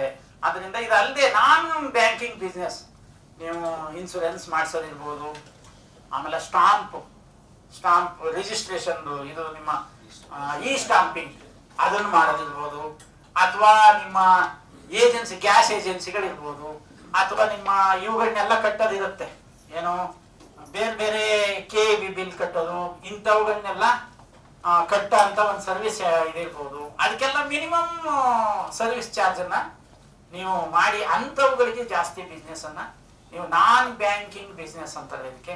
ಇದನ್ನು ಕೂಡ ನೀವು ಎಲ್ಲ ಮಾಡ್ಬೋದು. ಈ ತರ ಏಜೆನ್ಸಿಗಳಿಂದ ತಗೊಂಡು ಅವುಗಳ ಮೂಲಕ ನೀವು ಸರ್ವಿಸ್ ಕೊಡೋದು, ಅದರ ಮೂಲಕ ನಿಮಗೆ ಕಮಿಷನ್ ನ ತಗೊಳ್ಳೋ ಅಂಥದ್ದು. ಹೀಗೆ ಬೇರೆ ಬೇರೆ ನಿಮ್ಮ ಇದರಲ್ಲಿ ನಿಮ್ಮ ವ್ಯಾಪ್ತಿಯಲ್ಲಿ ಏನ್ ಮಾಡಕ್ ಸಾಧ್ಯ ಅದನ್ನ ನೋಡಿ, ಅದರಿಂದ ನಮ್ಗೆ ಎಷ್ಟು ಅನುಕೂಲ ಆಗುತ್ತೆ ಮತ್ತೆ ಕಾಂಟ್ಯಾಕ್ಟ್ ಬೆಳೆಯುತ್ತೆ. ಆಗ ಜನ ನಿಮ್ಮೆಲ್ಲ ಬರ್ತಾರೆ. ಈ ಸ್ಟಾಂಪಿಂಗ್ ಇದ್ ಕೂಡಲೇ ಈ ಸ್ಟಾಂಪಿಂಗ್ ತಗೊಳಕ್ ಬಂದಾಗ ಇದು ಸೊಸೈಟಿನ ಯಾರಿದ್ದಾರೆ ಇಲ್ಲಿ ಅಧ್ಯಕ್ಷರು, ಏನೇನ್ ಮಾಡ್ತಾ ಇದೀರಿ ಕೇಳ್ತಾರೆ. ಅಟ್ಲೀಸ್ಟ್ ಅವ್ರಿಗೆ ಒಂದು ಅವೇರ್ನೆಸ್ ಬರುತ್ತೆ. ಇಲ್ಲ ನಾನು ಸ್ವಲ್ಪ ಡೆಪಾಸಿಟ್ ಇಡೋಣ ಅಂತಿದ್ದೀನಿ, ತೊಂದರೆ ಇಲ್ವಾ ಅಂತಾರೆ. ಆತರ ಅದರಿಂದ ಕಾಂಟ್ಯಾಕ್ಟ್ ಬರುವ ಹಾಗೆ ಬೆಳೆಸ್ಕೊಳ್ಳೋ ಹಾಗೆ ನೀವು ಬೇರೆ ಬೇರೆ ಆಕ್ಟಿವಿಟೀಸ್ ಅನ್ನ ಮಾಡ್ಬೇಕಾಗತ್ತೆ. ಟೈಮ್ ಆಗೋಯ್ತಾ ಸರ್? ಈಗ ಹೇಳಿ ಸರ್, ಇನ್ನು ಹೇಳಿ. 11 ಗಂಟೆ. So okay. ಸೊ ಈ ನಾನ್ ಬ್ಯಾಂಕಿಂಗ್ ಬಿಸ್ನೆಸ್ ಅಲ್ಲೇ ಜಾಸ್ತಿ, ಸುಮಾರು 40% ಇಂದ 60% ವರೆಗೆ ಇನ್ಕಮ್ ಮಾಡ್ತಾ ಇರೋದು ಕಮರ್ಷಿಯಲ್ ಬ್ಯಾಂಕ್ನವರು ನಾನ್ ಬ್ಯಾಂಕಿಂಗ್ ಬಿಸ್ನೆಸ್ ಇಂದ. ನಿಮಗಿದು ನೆನಪಿರಲಿ, ನಾನ್ ಬ್ಯಾಂಕಿಂಗ್ ಬಿಸ್ನೆಸ್ ಇಂದನೇ ಅವರು ಆಕ್ಚುಲ್ ಆಗಿ ಅವರು ಡೆಪಾಸಿಟ್ ತಕೊಂಡು ಅದ್ರಲ್ಲಿ ಸಾಲ ಕೊಟ್ಟು ವಸೂಲಿ ಮಾಡಿ ಲಾಭ ಮಾಡ್ತಾ ಇಲ್ಲ ಕಮರ್ಷಿಯಲ್ ಬ್ಯಾಂಕ್ನವರು. ATM ಇಷ್ಟು ಟ್ರಾನ್ಸಾಕ್ಷನ್ ಮಾಡಿದ್ರೆ ಇಷ್ಟು ದುಡ್ಡು, ನೀವು DD ಕೊಟ್ಟರೆ ಇಷ್ಟು ಕಮಿಷನ್, ಆಮೇಲೆ ಚೆಕ್ ಎನ್ಕ್ಯಾಶ್ ಮಾಡಿದ್ರೆ ಇಷ್ಟು ಕಮಿಷನ್. ನಿಮಗೆ ಬರೀ ಇಂಥವೇ. ಅದೇ ರೀತಿ ಇನ್ಸೂರೆನ್ಸ್, ನೀವು ಯಾವುದೇ ಬ್ಯಾಂಕಿಗೆ ಹೋಗಿ ಸರ್ ನಮ್ಮಲ್ಲಿ ಇಂಥ ಸ್ಕೀಮ್ ಇದೆ, ಅಂಥ ಸ್ಕೀಮ್ ಇದೆ, ಈ ಇನ್ಸೂರೆನ್ಸ್ ಮಾಡಿ, ಹೆಲ್ತ್ ಇನ್ಸೂರೆನ್ಸ್ ಇದೆಯಾ ಸರ್, ಅದಕ್ಕೆ ಇದು ಕೊಡ್ತೀವಿ ನಾವು, ಬರೀ ಇಂಥವೇ ಜಾಸ್ತಿ ಹೇಳಿರ್ತಾರೆ. ನಾನ್ ಬ್ಯಾಂಕಿಂಗ್ ಅದಕ್ಕೆ ನಾನ್ ಫಂಡ್ ಬಿಸ್ನೆಸ್ ಅಂತಾನು ಕರೀತಾರೆ. ಯಾವುದೇ ಫಂಡ್ ಇಲ್ಲ ನಿಮ್ದು, ಏನು ಇನ್ವೆಸ್ಟ್ಮೆಂಟ್ ಇಲ್ಲ, ಬಡ್ಡಿಯೇತರ ಆದಾಯಗಳು. ಸೊ ಇದು ನಿಮ್ಮಲ್ಲಿ ಜಾಸ್ತಿ ಇಂಥವುಗಳಿಗೆ ನೀವು ಹೆಚ್ಚು ಒಲವನ್ನ ಕೊಟ್ಟದ್ದೇ ಆದ್ರೆ, ಅಂದ್ರೆ ಬೇರೆ ಬೇರೆ ಆಕ್ಟಿವಿಟೀಸ್ ಅನ್ನ ನೀವು ಅಲ್ಲಿ ಇನ್ವಾಲ್ವ್ ಮಾಡಬೇಕು. ಈ ತರದವು ಮಾಡಬೇಕು. ಅವುಗಳಿಗೆ ನೀವು ಕ್ರಮ ಇಡಬೇಕಾಗತ್ತೆ. ಸಾಮಾನ್ಯವಾಗಿ ಕೆಲವು ಈ ಪ್ಯಾಕ್ಸ್ ಗಳು ಮಾಡ್ತಾರೆ, ಪ್ರೈಮರಿ ಅಗ್ರಿಕಲ್ಚರ್ ಕೋಆಪರೇಟಿವ್ ಸೊಸೈಟೀಸ್ ಇದಾವಲ್ಲ ಅವುಗಳು ಮಾಡ್ತಾರೆ. ಸೌತ್ ಇದರಲ್ಲಿ ಕನ್ನಡದಲ್ಲಿ ಅಂದ್ರೆ ಮಂಗಳೂರು ಕಡೆ ಅದೊಂದು ಬಂಟ್ವಾಳ ಅಂತ ಒಂದು ತಾಲೂಕಿದೆ, ಅಲ್ಲೊಂದು ಸೊಸೈಟಿ ಇತ್ತು. ಅಲ್ಲಿ ಭಾರಿ ಆಕ್ಟಿವ್ ಅಂದ್ರೆ ವೆರಿ ವೆರಿ ವೆರಿ ಆಕ್ಟಿವ್ ಅಧ್ಯಕ್ಷರು, ಈಗಲೂ ಅವ್ರು ಬಹಳ ಆಕ್ಟಿವೇ ಇದ್ದಾರೆ. ಸೊ ಆವಾಗ ನಾನು ಯಾವಾಗ 28 ವರ್ಷದ ಹಿಂದೆ ಅಲ್ಲಿ ಏರ್ ಆಗಿದ್ದಾಗ ನಾವು ಆಗ BDP ಅಂತಿದ್ದು, ಬಿಸ್ನೆಸ್ ಡೆವಲಪ್ಮೆಂಟ್ ಪ್ರೋಗ್ರಾಮ್ ಅಂತ ಇಲಾಖೆಯಿಂದನೇ ಇತ್ತು. ನಾವೆಲ್ಲ ಇಲಾಖೆಯಿಂದ ಈಗ ಮಾಡ್ಬೇಕು, ಆಕ್ಟಿವಿಟೀಸ್ ಮಾಡಿ, ಈ ಆಕ್ಟಿವಿಟೀಸ್ ಮಾಡಿ, ಅದು ಮಾಡಿ, ಇದು ಮಾಡಿ, ನೀವು ಗೊಬ್ಬರ ಮಾಡಿ, ಕನ್ಸ್ಯೂಮರ್ ಐಟಮ್ ಸೇಲ್ ಮಾಡಿ, ಅಗ್ರಿಕಲ್ಚರ್ ಇಕ್ವಿಪ್ಮೆಂಟ್ ಮಾಡಿ, ಪೆಸ್ಟಿಸೈಡ್ಸ್ ಮಾಡಿ, ಏನ್ ನಾವು ಎಲ್ಲ ಹೇಳ್ತಿದ್ದು. ಬರೀ ಅದೇ ಕೆಲಸ ನಮಗೆ ಆಫೀಸರ್ಸ್ ಆಗಿ ಫೀಲ್ಡ್ ಹೋದ್ರೆ. ಅವ್ರು ಸರ್ ಇಷ್ಟೆಲ್ಲ ಹೇಳ್ತಿರಲ್ಲ, ನೀವು ಏನೇನು ಹೇಳ್ತೀರಿ ಅದೆಲ್ಲ ಈಗ ಆಗಲೇ ಮಾಡಿಬಿಟ್ಟಿದ್ದೀನಿ ಸರ್, ಇನ್ನೇನು ಮಾಡೋದಕ್ಕೆ ಉಳಿದಿಲ್ಲ ನಮ್ಮ ಸಂಸ್ಥೆಯಲ್ಲಿ, ನೀವು ಲೇಟಾಗಿ ಹೇಳ್ತಾ ಇದ್ದೀರಿ ಅಂದ್ರೆ ನಾವೊಂದು ಈಗಾಗಲೇ ಅದು ನಿಜ ಹೇಳಬೇಕು ಅನ್ನೋದು ಹೌದು. ನಾವು ಏನೇನು ಹೇಳಕ್ ಸಾಧ್ಯ ಎಲ್ಲವನ್ನೂ ಮಾಡಿಬಿಟ್ಟಿದ್ರೆ ಆ ಸಂಸ್ಥೆಯಿಂದ. ಸಣ್ಣ ಇದರಿಂದ ಬೆಳಿಗ್ಗೆ ಎದ್ದಾಗಿಂದ ಅದರ ಹುಟ್ಟಿದಾಗಿಂದ ಚಟ್ಟದವರೆಗೆ ಎಲ್ಲ ಸಹಕಾರ ವ್ಯವಸ್ಥೆಯಲ್ಲಿ ಸಾಧ್ಯ ಆಗತ್ತೆ ಅಂತಾರಲ್ಲ, ಆ ವ್ಯವಸ್ಥೆ ಇದೆ ಅಲ್ಲಿ. ಕೊನೆಗೆ ಬನ್ನಿ ಸರ್ ನೀವು ಒಂದ್ಸಲ ನಮ್ಮ ಸಂಸ್ಥೆ ನೋಡಿ ಅಂತ ಅಂದು ಬಹಳ ಒತ್ತಾಯ ಮಾಡ್ತಿದ್ರು. ನಾನು ಹೋಗಕ್ ಆಗಿರ್ಲಿಲ್ಲ. ಕೊನೆಗೆ ವೆಹಿಕಲ್ ತಕ್ಕೊಂಡು ಬಂದ್ರು, ಬರಲೇಬೇಕು ಸರ್ ನೀವು ಅಂತ. ಸರಿ ಹೋದೆ. ಅಲ್ಲಿ ನೋಡಿದ್ರೆ ಪ್ರತಿ ಒಂದು ಇದೆ, ಆಶ್ಚರ್ಯ ನಿಮಗೆ, ಎಲ್ಲ ಇದೆ. ಈಗ ಹೇಳಿ ಸರ್, ಇನ್ನೇನು ಮಾಡೋದಿದೆ ನಾವು, ಈಗ ಹೇಳಿ, ನಿಮ್ದು ಇಲಾಖೆಯವರಲ್ವಾ ನೀವು, ಈಗ ಏನ್ ಮಾಡ್ಬೋದು ಅಂತ ನಿಮ್ಗೆ ಆಶ್ಚರ್ಯ ಆಗ್ಬೋದು. ಆದರೂ ಸತ್ಯ. ನಾನು ಅವತ್ತು ಹೇಳಿದ್ದು, ಹೌದು ಅಧ್ಯಕ್ಷರೇ ಬಹಳ ಚೆನ್ನಾಗಿ ಮಾಡಿದ್ವಿ, ಇದೇ ತರ ನಾ ಎಲ್ಲೂ ನೋಡಿರಲಿಲ್ಲ, ಇದೇ ಫಸ್ಟ್ ಈ ನಿಮ್ಮ ಸಂಸ್ಥೆಯಲ್ಲಿ ಎಲ್ಲ ಏನು ಅದು ಇದು ₹1 ಕಾಯಿನ್ ಇಟ್ಟು ಮಾಡೋದಿತ್ತು, ಅದು ಸಹ ಇಟ್ಟರು ಅವರು. ಅಂದ್ರೆ ಇದು ವೆಯ್ಟ್ ನೋಡೋದು, ಜೊತೆಗೆ ಇದು ಕಾಲ್ ಮಾಡೋದು, ಕಾಯಿನ್ ಬಾಕ್ಸ್ ಅದು ಸಹ ಇಟ್ಟಿದ್ದಾರೆ, ಜೆರಾಕ್ಸ್ ಇಟ್ಟಿದ್ದಾರೆ, ಏನೇನು ಎಲ್ಲವೂ ಇಟ್ಟಿದ್ದಾರೆ. ಏನೇನು ಇದು ಮಾಡೋಂಗಿಲ್ಲ. ಸ್ಕೂಲ್ ಮಕ್ಕಳದ್ದು ಏನೇನ್ ಬೇಕು ಎಲ್ಲ ಇದಾವೆ, ದೊಡ್ಡವ್ರಿಗೆ ಏನೇನ್ ಬೇಕು ಎಲ್ಲ ಇದಾವೆ. ಸೋಪ್ ಇಂದ ಹಿಡಿದು ಪೇಸ್ಟ್ ಇಂದ ಪ್ರತಿ ಒಂದು ಎಲ್ಲ ವ್ಯವಹಾರ, ಎಲ್ಲ ಸರ್ವಿಸು ಕೊಟ್ಟಿದ್ದೀವಿ ಸರ್. ಇನ್ನೇನು ಇಲ್ಲ, ನೀವ್ ಹೇಳಕ್ ಏನೂ ಇಲ್ಲ. ಚಾಲೆಂಜ್ ಮಾಡ್ತೀನಿ, ಹೇಳ್ಬಿಡಿ ಈಗ ಇನ್ನೇನ್ ಮಾಡ್ಬೇಕು ನಾನು. ಆಮೇಲೆ ಎರೆಹುಳು ಗೊಬ್ಬರದ್ದು ಮಾಡಿದ್ದಾರೆ. ಆಮೇಲೆ ಈ ಕಾಂಪ್ಲೆಕ್ಸ್ ಇದೆಲ್ಲ ಇದು 20-20-05 ಇವನ್ನೆಲ್ಲ ಮಿಕ್ಸ್ ಮಾಡಿ ಅವ್ರದೇ ಆದ ಒಂದು ಬ್ರಾಂಡ್ ತಯಾರು ಮಾಡಿದ್ರೆ ನೋಡಿ. ಅಂದ್ರೆ ಆ ಎಲ್ಲವನ್ನು ತಂದು ಮಿಕ್ಸ್ ಮಾಡಿ ಪ್ರಪೋರ್ಷನೇಟ್ ಆಗಿ ಇವ್ರದೊಂದು ಬ್ಯಾಗು ಅವ್ರದೊಂದು ಬ್ರ್ಯಾಂಡು ಆ ಸೊಸೈಟಿ ಹೆಸರು, ಅದಕ್ಕೆ ಇದು ಒಂದು ಮಿಕ್ಸಿಂಗ್ ಯೂನಿಟ್ ಎಲ್ಲ. ನಾವು ಒಂದೇ ಹೇಳಿದೆ ಕರೆಕ್ಟ್ ಅಧ್ಯಕ್ಷರಿಗೆ, ನಾವು ಒಂದು ಹೇಳ್ತೀನಿ, ಇಂಥದ್ದು ನೀವು ಮಾಡಿಲ್ಲ, ಅದ್ ಮಾಡಿ, ಆದ್ರೆ ನೀವು ಬೇಜಾರು ಮಾಡ್ಕೋಬಾರ್ದು ನಾ ಹೇಳೋದೇ ಅಂತಂದೆ. ಏನ್ ಸರ್ ಅದಕ್ಕಾಗಿ ಕರ್ಕೊಂಡ್ ಬಂದಿದ್ದೀನಿ, ನೀವು ಬಹಳ ಆಕ್ಟಿವ್ ಇದ್ದೀರಿ. ಆಗ ನಾವು ಬಹಳ ಯಂಗ್ ಆಫೀಸರು, ತುಂಬಾ ಇದಿತ್ತು, ಬಹಳ ಆಕ್ಟಿವ್ ಇದ್ದೀರಿ, ತುಂಬಾ ನಾಲೆಡ್ಜ್ ಇದೆ ನಿಮ್ಗೆ, ಅದು ಹೇಳ್ತೀರಿ ಇದು ಹೇಳ್ತೀರಿ, ಹೊಸ ಹೊಸ ತರದವ್ರು ಹೇಳ್ತೀರಿ, ಎಲ್ಲ ಕಡೆ ಹೇಳಿರೋದು ಭಾಷಣ ಮಾಡೋದು ಕೇಳಿದೀನಿ ನಾನು. ನೀವು ಹೋಗಿ ಫೀಲ್ಡ್ಗೆಲ್ಲ ಹಿಂಗೆಲ್ಲ ಸಜೆಸ್ಟ್ ಮಾಡಿದ್ರಿ, ಅದಕ್ಕೆ ನಾನು ಕರ್ಕೊಂಡ್ ಬಂದಿರೋದು. ನನಗೆ ಚಾಲೆಂಜು, ನೀವು ಇನ್ನೇನು ಹೇಳಕ್ ಸಾಧ್ಯ, ಏನೂ ಹೇಳಕ್ಕಿಲ್ವಲ್ಲ ಅಂತ. ವೆಲ್ ಎಜುಕೇಟೆಡ್ ಆ ಸಂಸ್ಥೆಯಲ್ಲಿ ಇದ್ದವರೆಲ್ಲ ಅಧ್ಯಕ್ಷರು ಬಹಳ ಟಾಪ್, ಈಗ ಟಾಪ್ ಪೋಸ್ಟ್ಗೂ ಹೋಗಿದ್ದಾರೆ ಅವರು ಸಹಕಾರ ಕ್ಷೇತ್ರದಲ್ಲಿ. ಅವ್ರಿಗೆ ಹೇಳಿದೆ, ಅಧ್ಯಕ್ಷರು ಬೇಜಾರು ಮಾಡ್ಕೋಬೇಡಿ, ನಿಮ್ಮ ಸೊಸೈಟಿಯಿಂದ ಒಂದೇ ಒಂದು ಮಾಡಿಲ್ಲ. ಯಾವ್ದು ಮಾಡಿಲ್ಲ ಅಂದ್ರೆ ಕಟಿಂಗ್ ಶಾಪ್ ಓಪನ್ ಮಾಡಿ. ಕಟಿಂಗ್ ಅಂದ್ರೆ ಅವ್ರು ಬೇಜಾರು ಮಾಡ್ಕೊಳ್ಳಿ. ನನ್ಗೆ ಎಷ್ಟು ಆಶ್ಚರ್ಯ ಅಂದ್ರೆ ಆ ಮನುಷ್ಯ ಬೇಜಾರು ಮಾಡ್ಕೊಳ್ಳಿಲ್ಲ. ನಾನು ಇಷ್ಟೆಲ್ಲ ಬಹಳ ಇದ್ದೀನಿ, ನಾನು ಕಟಿಂಗ್ ಶಾಪ್ ಇಡುವಂತದಲ್ಲ ಇವ್ರು ಅಂತ ಹೇಳಿ ಅಂತ ಬೇಜಾರು ಮಾಡ್ಕೊಳ್ಳಿಲ್ಲ. ಏನ್ ಸರ್ ನೀವು ಕರೆಕ್ಟು ಸರ್, ನಾವು ಇದನ್ನ ಓಪನ್ ಮಾಡೇ ಇಲ್ಲ. ನೆಕ್ಸ್ಟ್ ಇದಲ್ಲೇ ವಾರದಲ್ಲೇ ಅದು ದೊಡ್ಡ ಇದಿದೆ, ಸುತ್ತ ಕಾಂಪೌಂಡ್ ಹಾಕಿದಾರೆ, ದೊಡ್ಡ ಜಾಗ, ಪಕ್ಕದಲ್ಲೇ ಒಂದು ಸೀಟ್ ತರ ಹಿಂಗ್ ಹಾಕಿದ್ರು, ಒಂದ್ ಟೇಬಲ್, ಒಂದ್ ಕನ್ನಡಿ, ಒಂದಿಟ್ಟು ಒಬ್ಬನ ಕಟಿಂಗ್ ನಾನು ಕರ್ಕೊಂಡು ಬಂದು ಎಲ್ಲ ಡೈರೆಕ್ಟ್ ಹೆಂಗ್ ಮಾಡ್ಬೇಕು ಅಂದ್ರು. ಏನಿಲ್ಲ, ನಿಮ್ಮ ಸದಸ್ಯರು ಯಾರ್ಯಾರು ಇದ್ದಾರೆ ಅವ್ರಿಗೆಲ್ಲ ಕಟಿಂಗ್ ಅಂತೂ ಮಾಡಿಸ್ಕೊತಾರೆ, ಸೇವಿಂಗ್ ಮಾಡಿಸ್ಕೊತಾರೆ, ಅವ್ರಿಗೆಲ್ಲ ಒಂದ್ ಚೀಟಿ ಕೊಟ್ಬಿಡಿ. ತಮಾಷೆ ಅಲ್ಲ, ಟೋಕನ್, ಆ ಟೋಕನ್ ತಂದವನಿಗೆ ಕಟಿಂಗ್ ಮಾಡ್ಕೊಡ್ಬೇಕು, ದುಡ್ಡು ಇಸ್ಕೋಬಾರ್ದು. ಅದರಲ್ಲಿ ಒಂದು ಕಟಿಂಗಿಗೆ ಇಷ್ಟು ಅಂತ ಚಾರ್ಜ್ ಮಾಡ್ತೀರಿ, ಅವ್ರ ಅಕೌಂಟಿಗೆ ನೀವು ಇಲ್ಲಿಗೆ ಹಾಕಿ ಖರ್ಚಾಕಿ, ₹2 ಅವನಿಗೆ ಇಷ್ಟು ಅಂತ ಕೊಡಿ. ಯಾರಿಗೆ ಕಟಿಂಗ್ ಮಾಡಿದವನಿಗೆ. ನಿಮ್ಗೆ ₹1, ಒಂದ್ ತಲೆ ₹1 ಸಿಕ್ಕಿದ್ರೆ ಸಾಕು. ಸೊಸೈಟಿಗೆ ತಲೆ ಒಂದು ಅಂದ್ರೆ ₹1 ಕಟಿಂಗ್ ಮಾಡಿಸ್ಕೊಂಡವ್ರಿಗೆ. ಯಾಕಂದ್ರೆ ಜಾಗ ಕೊಟ್ಟಿದ್ದೀರಿ, ಸರ್ವಿಸ್ ಕೊಟ್ಟಿದ್ದೀರಿ, ಮಿರರ್ ಹಾಕಿದ್ದೀರಿ, ಸೇವಿಂಗ್ ಎಲ್ಲ ಕೊಟ್ಟಿದ್ದೀರಿ, ಆ ಕಟಿಂಗ್ ಇವೆಲ್ಲ ಕೊಟ್ಟಿದ್ದೀರಿ, ವ್ಯವಸ್ಥೆ ಮಾಡಿದಿರಿ, ಲೈಟ್ ಯಾವ್ದು ಕೊಟ್ಟಿದ್ದೀರಿ. ಅದಕ್ಕೆ ₹1 ಒಂದ್ ತಲೆಗೆ ನೀವು ಕಮಿಷನ್ ಇಟ್ಕೊಳ್ಳಿ. ಉಳಿದ ಅಮೌಂಟ್ ಅನ್ನ ಅವನಿಗೆ ಓವರ್ ಆಲ್ ನೀನು ಕಡಿಮೆ ಮಾಡುವಂತ ಮಾಡಿ ಅಂತ ಅಂದ್ಬಿಟ್ಟು. ನಿಮ್ಗೆ ಆಶ್ಚರ್ಯ, ಒಂದ್ ವಾರ ಆದ್ಮೇಲೆ ಬನ್ನಿ ಸರ್ ನೋಡಿ ಈಗ, ಇಲ್ಲ ಬರಲ್ಲ ನೀವು ಮಾಡಿರ್ತೀರಿ ಅಂತ ಅದನ್ನು ಓಪನ್ ಮಾಡಿದ್ರು. ನಾನು ಅದನ್ನ ಹೇಳಿದ್ದೆ. ಅದೇ ರೀತಿ ಉಡುಪಿ ಇದ್ರ ಹತ್ರ ಏನೋ ಕೃಷ್ಣ ಮಾಡಿದ ಪಕ್ಕ ಊದುಬತ್ತಿ, ಗಂಧದ ಕಡ್ಡಿ ಇಂಥವನ್ನೆಲ್ಲ ಮಾಡಕ್ಕೆ ಮಾಡಿದ್ದು, ಅವೆಲ್ಲ ಮಾಡಿದ್ರು. ಈ ಅಲ್ಲೆಲ್ಲ ಟ್ಯಾಡಿ ಟ್ಯಾಪರ್ ಸೊಸೈಟಿ ಅಂತಿದ್ದಾರೆ. ಟ್ಯಾಡಿ ಟ್ಯಾಪರ್ಸ್ ಅಂದ್ರೆ ಸೇಂದಿ ಇದು ಮಾಡುವಂತ ಸೊಸೈಟಿಗಳು. ಅದಕ್ಕೆ ಮೂರ್ತೆದಾರರ ಸಹಕಾರ ಸಂಘ ಅಂತ ಕರೀತಾರೆ ಆ ಕಡೆ. ನಿಮ್ಗೆ ಅದು ಈ ಕಡೆ ಎಲ್ಲ ಇಲ್ಲ. ಅವ್ರಿಗೆ ಟ್ಯಾಡಿನ ಇದು ಮಾಡಿ ಟ್ಯಾಪ್ ಮಾಡಿ ಸೇಲ್ ಮಾಡ, ಅದಕ್ಕೆ ಪ್ಯಾಕೆಟ್ ಮಾಡಿಸಿ ಮಾಡಿ ಅಂತೇಳಿ ಬ್ರಹ್ಮಾವರ ಉಡುಪಿ ಕುಂದಾಪುರ ರೋಡಲ್ಲಿ ಮೇನ್ ರೋಡಲ್ಲಿ ಅದನ್ನ ಸ್ಟಾಲ್ ಓಪನ್ ಮಾಡಿಸಿ ಎಳ್ನೀರು ಪ್ಯಾಕೆಟ್ ಮಾಡ್ದಂಗೆ ಟ್ಯಾಡಿನ ಪ್ಯಾಕೆಟ್ ಮಾಡಿಕೊಡೋದು. ಅದು ಬೆಳಿಗ್ಗೆ ಅರ್ಲಿ ಮಾರ್ನಿಂಗ್ ಕುಡಿದ್ರೆ ಮತ್ತೆ ಬರಲ್ಲ, ಸ್ವಲ್ಪ ನೀರು ಅಂತ. ಎಸ್, ಆದ್ರೆ ಸ್ವಲ್ಪ ಟೈಮ್ ಆದ್ರೆ ಮತ್ತೆ ಬರುತ್ತೆ. ಆತರ ಇದಿದ್ದಾರೆ, ಹಂಗೆಲ್ಲ ಮಾಡಿದ್ರು. ಸೊ ಎಸ್ ಎಸ್ ಎಸ್ ಅದು ಇದಾಗಿಲ್ಲ, ಹುಳಿ ಬರಲ್ಲ. ಹೌದು ಹೌದು, ಅದು ಹಾಗೆ ಇದಾಗಿರ್ತಾರೆ. ಸೊ ಈ ತರದವು ತುಂಬಾ ಇದಿದಾವೆ, ಇನೋವೇಟಿವ್ ಥಿಂಗ್ಸ್ ಇದಾವೆ. ನಾನು ಹಾಗಂತೇಳಿ ನಿಮ್ಗೆ ಅದೆಲ್ಲ ಮಾಡಿ ಅಂತಲ್ಲ, ಬಟ್ ಸೌಹಾರ್ದದವರು ನಿಮ್ಮ ಸೌಹಾರ್ದಕ್ಕೆ ಡೈರಿ ಮಾಡಿದ್ದಾರೆ. ಕ್ರೆಡಿಟಿನ ಜೊತೆಗೆ ಯಾಕೆಂದ್ರೆ ಅದು ತುಂಬಾ ದೊಡ್ಡ ಇದು ಟಾಪ್ ಅಲ್ಲಿ ಇರೋಂತ ವ್ಯಕ್ತಿನೇ ಅದನ್ನ ಮಾಡಿದ್ದಾರೆ. ಸೂಕೋ ಬ್ಯಾಂಕಿನವರು ಪ್ರಯತ್ನ ಮಾಡಿದ್ದಾರೆ. ಎಸ್. ಸೊ ನೀವು ಕ್ರೆಡಿಟ್ ಸೊಸೈಟಿಯವರು ಅದಕ್ಕೆ ಇಂಜರಿಯರ್ ಏನ್ ಬೇಡ, ನೀವು ಕೂಡ ಬೇರೆ ಬೇರೆ ಆಕ್ಟಿವಿಟೀಸ್ ಅನ್ನ ನಿಮ್ಮ ವ್ಯಾಪ್ತಿಯಲ್ಲಿ ಏನೇನ್ ಮಾಡಕ್ ಸಾಧ್ಯ ಅಂದ್ರೆ ಸರ್ವಿಸ್ ಕೊಡೋದು, ಅದರಿಂದ ಮಿನಿಮಮ್ ಬಿಸ್ನೆಸ್ ತಗೊಳ್ಳೋದು.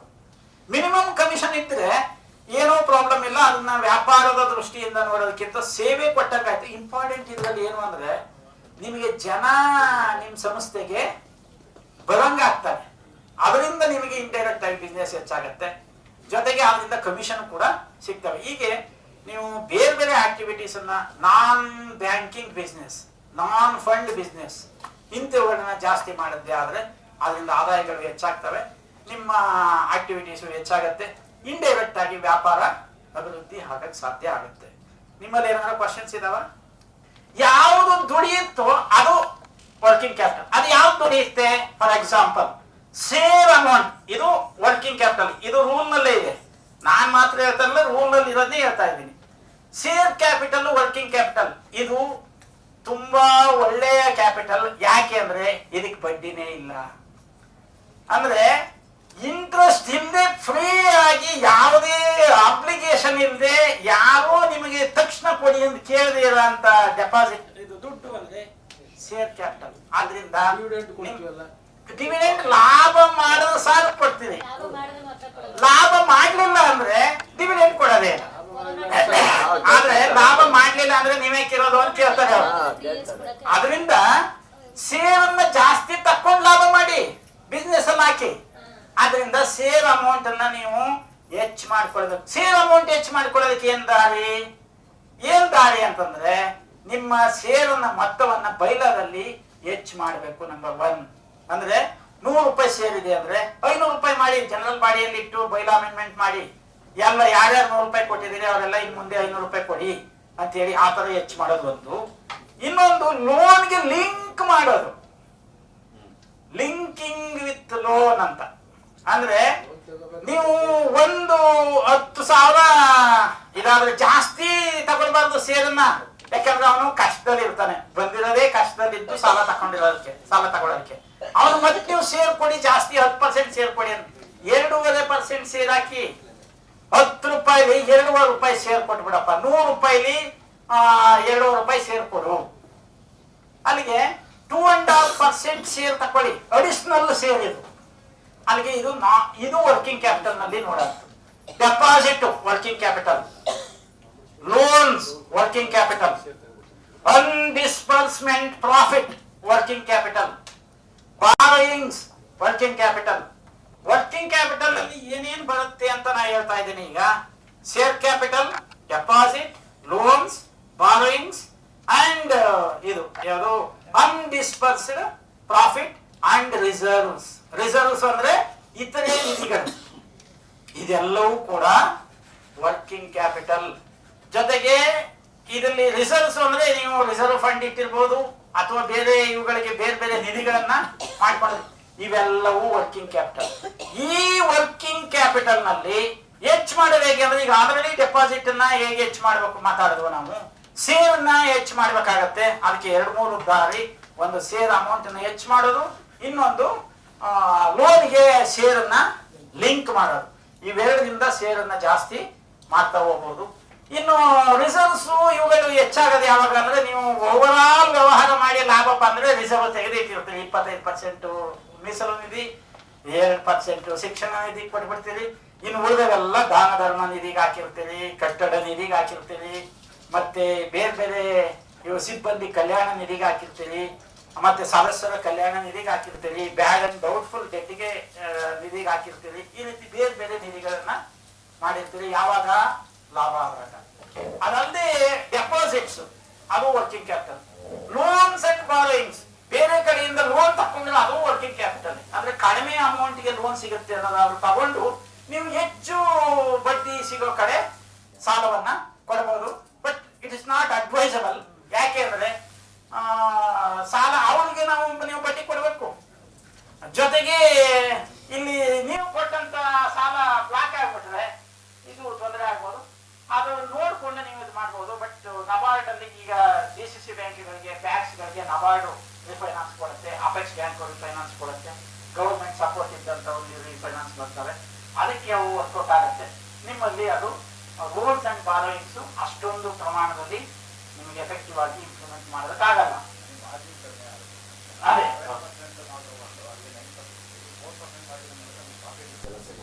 ಅಲ್ಲಿ 7% 9% ಅದೇ ತಿನ್ ಮಾರ್ಜಿನ್ ಅದರಿಂದ ಅದು ಲೋನ್ಸ್ ಅಂಡ್ ಬಾರೋಯಿಂಗ್ಸ್ ಅಲ್ಲಿ ಅಷ್ಟು ಎಫೆಕ್ಟಿವ್ ಆಗಿ ಮಾಡಕ್ಕಾಗಲ್ಲ. ಬಟ್ ಸೇಲ್ಸ್ ಅಂಡ್ ಡೆಪಾಸಿಟ್ ಅಲ್ಲಿ ನೀವು ಜಾಸ್ತಿ ವರ್ಕಿಂಗ್ ಕ್ಯಾಪಿಟಲ್ ನ ಇದು ನಿಮ್ಮ ಹೋದ ವರ್ಷ ಎಷ್ಟಿತ್ತು ದುಡಿಯುವ ಬಂಡವಾಳ, ಈ ವರ್ಷ ಎಷ್ಟಿದೆ ಅನ್ನೋದು ನೋಡ್ಕೊಂಡು ನೀವು ಟಾರ್ಗೆಟ್ ಅನ್ನ ಕೊಡ್ತಾ ಹೋಗ್ಬೇಕಾಗತ್ತೆ. ಅದು ಅಪ್ವರ್ಡ್ ಟ್ರೆಂಡ್ ಅಲ್ಲಿ ಇರುವ ಹಾಗೆ.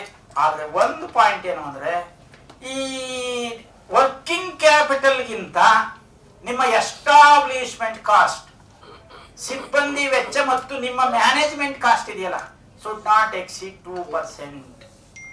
100 ರೂಪಾಯಿ ನಿಮ್ದು ದುಡಿಯುವ ಬಂಡವಾಳ ಇದ್ರೆ 2 ರೂಪಾಯಿಗಿಂತ ಜಾಸ್ತಿ ನಿಮ್ಮ ಸಿಬ್ಬಂದಿಗೆ ಸಂಬಳ ಮತ್ತೆ ನಿಮ್ಮ ಬೋರ್ಡ್ ಆಫ್ ಮ್ಯಾನೇಜ್ಮೆಂಟ್ ಖರ್ಚು ಎಲ್ಲ ಸೇರಿ 2% ಗಿಂತ ಹೆಚ್ಚಾಗಬಾರ್ದು ಅಂತ ಗೈಡ್ಲೈನ್ಸ್ ಇದೆ. ಆ ಮಿತಿ ಒಳಗೆ ಇದ್ರೆ ನಿಮ್ದು ಒಂದು ಸರಿಯಾದ ಲೆವೆಲ್ ನಲ್ಲಿ ಹೋಗ್ತಾ ಇದೆ ಅಂತ ಒಂದು. ಎರಡನೇದು, ನೀವು ಈಗ ಯಾವ್ಯಾವ ಡೆಪಾಸಿಟ್ ಅನ್ನ ಎಷ್ಟೆಷ್ಟು ತಕ್ಕೊಳ್ಬೇಕು ಏನೇನು, ಇದು ನಿಮ್ಮ ಸಂಸ್ಥೆಯ ಆಡಳಿತ ಮಂಡಳಿಯ ನಿರ್ಣಯಕ್ಕೆ ಬಿಟ್ಟಂತ ವಿಚಾರ. ಅದರಲ್ಲಿ ಸಾಮಾನ್ಯವಾಗಿ ಇರೋದನ್ನ ಅಂದ್ರೆ ಲಾಂಗ್ ಟರ್ಮ್, ಜನರಲ್ ಆಗಿ ಲಾಂಗ್ ಟರ್ಮ್ ಅನ್ನ ಕಡಿಮೆ ಮಾಡಿ ಶಾರ್ಟ್ ಟರ್ಮ್ ಅನ್ನ ಜಾಸ್ತಿ ಮಾಡ್ತಾ ಹೋಗುವ ಹಾಗೆ ನೀವು ಇದು ಮಾಡ್ಬೇಕು, ಇಷ್ಟೇ ಇದು ಮಾಡ್ಬೇಕು. ಬಟ್ ಕೆಲವು ಕಡೆ ಎಕ್ಸ್ಪೋಜರ್ ನಾರ್ಮ್ಸ್ ಅಂತಿದೆ. ಎಕ್ಸ್ಪೋಜರ್ ನಾರ್ಮ್ಸ್ ಅಂದ್ರೆ ಸಾಲವನ್ನ ಯಾವ ಇದಕ್ಕೆ ಕೊಡಬೇಕು ಅಂತ. ಎಕ್ಸ್ಪೋಜರ್ ಶುಗರ್ ಲೆಂಡಿಂಗ್, ನೀವು ಯಾರು ಶುಗರ್ ಫ್ಯಾಕ್ಟರಿಗೆ ಲೆಂಡಿಂಗ್ ಮಾಡಿದ್ರೆ ಬಿ ಅಲರ್ಟ್, ಬಿ ಕೇರ್ಫುಲ್. ಯಾಕೆಂದ್ರೆ ಬಹಳಷ್ಟು ದೊಡ್ಡ ದೊಡ್ಡ ಬ್ಯಾಂಕ್ ನಾವೆಲ್ಲ ಶುಗರ್ ಲೆಂಡಿಂಗ್ ಮಾಡಿ ಕೈ ಸುಟ್ಕೊಂಡಿದ್ದಾರೆ. ಶುಗರ್ ಫ್ಯಾಕ್ಟರಿಗಳು ಸರಿಯಾಗಿ ಕೆಲಸ ಆಗದೆ, ರಿಕವರಿ ಆಗದೆ. ಅದಕ್ಕೆ ಎಕ್ಸ್ಪೋಜರ್ ನಾರ್ಮ್ಸ್ ಅಂತ ಫಿಕ್ಸ್ ಮಾಡಿದ್ದಾರೆ ನಬಾರ್ಡ್ನವರು, DCC bank and PACS and apex bank ಇಂಥವ್ರಿಗೆ. ಬಟ್ ನಿಮಗೆ ಆ ತರದ ಇದಿಲ್ಲ. ಆದ್ರೆ ನೀವೇ ನಿಮ್ಮಲ್ಲಿ ಎಕ್ಸ್ಪೋಜರ್ ನಾರ್ಮ್ಸ್ ಅನ್ನ ಫಿಕ್ಸ್ ಮಾಡ್ಕೋಬೇಕು. ಯಾವ್ದಕ್ಕೆ ಸಂಬಂಧಪಟ್ಟ ಹಾಗೆ, ಸಾಲಕ್ಕೆ ಸಂಬಂಧಪಟ್ಟ ಹಾಗೆ ಸಾಲದ ನಿಯಮಾವಳಿಗಳು ಅಂತ.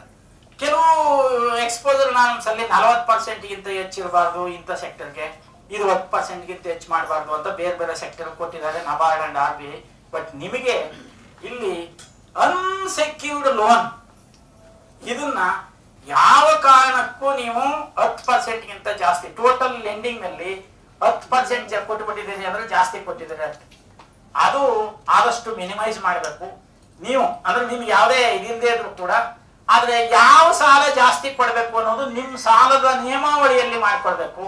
ಸಾಲದ ನಿಯಮಾವಳಿ ಅಂತ ನೀವು ರಚನೆ ಮಾಡ್ಕೋಬೇಕು, ಸಿಬ್ಬಂದಿ ನಿಯಮಾವಳಿ ರಚನೆ ಮಾಡ್ಕೋಬೇಕು, ಠೇವಣಿ ನಿಯಮಾವಳಿ ಅಂತ ರಚನೆ ಮಾಡ್ಕೋಬೇಕು. ಬಹುಶಃ ಇಲ್ಲಿ ಮಾಡಿ ಕೊಟ್ಟಿರಬಹುದು, ಈಗಾಗಲೇ ಫೆಡರೇಷನ್ ಇಂದ ಕೊಟ್ಟಿರ್ತಾರೆ. ಅಂತವುಗಳನ್ನ ನೀವು ಇನ್ನೂ ಪಕ್ಕಾ ಮಾಡಿಕೊಂಡು ಅಮೆಂಡ್ಮೆಂಟ್ ಮತ್ತಿತರ ಇವುಗಳಿದ್ರೆ ಮಾಡ್ಕೊಳ್ಬೇಕು.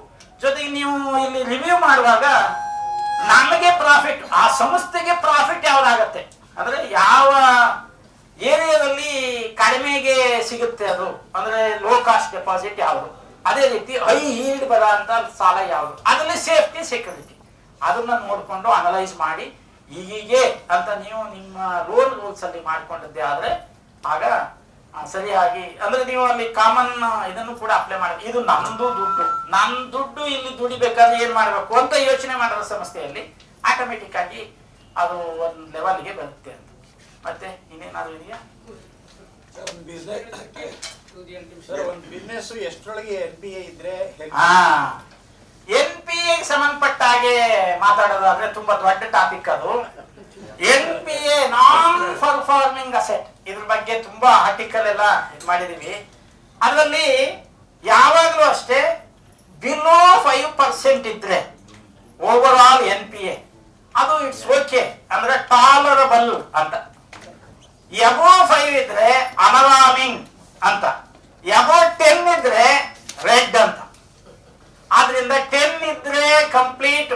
ಅದು ಯಾವಾಗಲೂ ನೀವು ಇನ್ನೊಂದು ಸಂಸ್ಥೆ ಬಗ್ಗೆ ಏನಾದ್ರು ನೋಡೋದಾದ್ರೆ ನಿನ್ನ NPA ಎಷ್ಟು ಅಂತ ನೋಡ್ಬೇಕು. ಇದರಲ್ಲಿ ಗ್ರಾಸ್ NPA, ನೆಟ್ NPA ಅಂತ ಎರಡಿದೆ. ನಾನ್ ಪರ್ಫಾರ್ಮಿಂಗ್ ಅಸೆಟ್, ಅನುತ್ಪಾದಕ ಆಸ್ತಿಗಳು. ಸಾಮಾನ್ಯವಾಗಿ ಎಲ್ಲರೂ ನೋಡೋದು ನೆಟ್ NPA ನೋಡ್ತಾರೆ.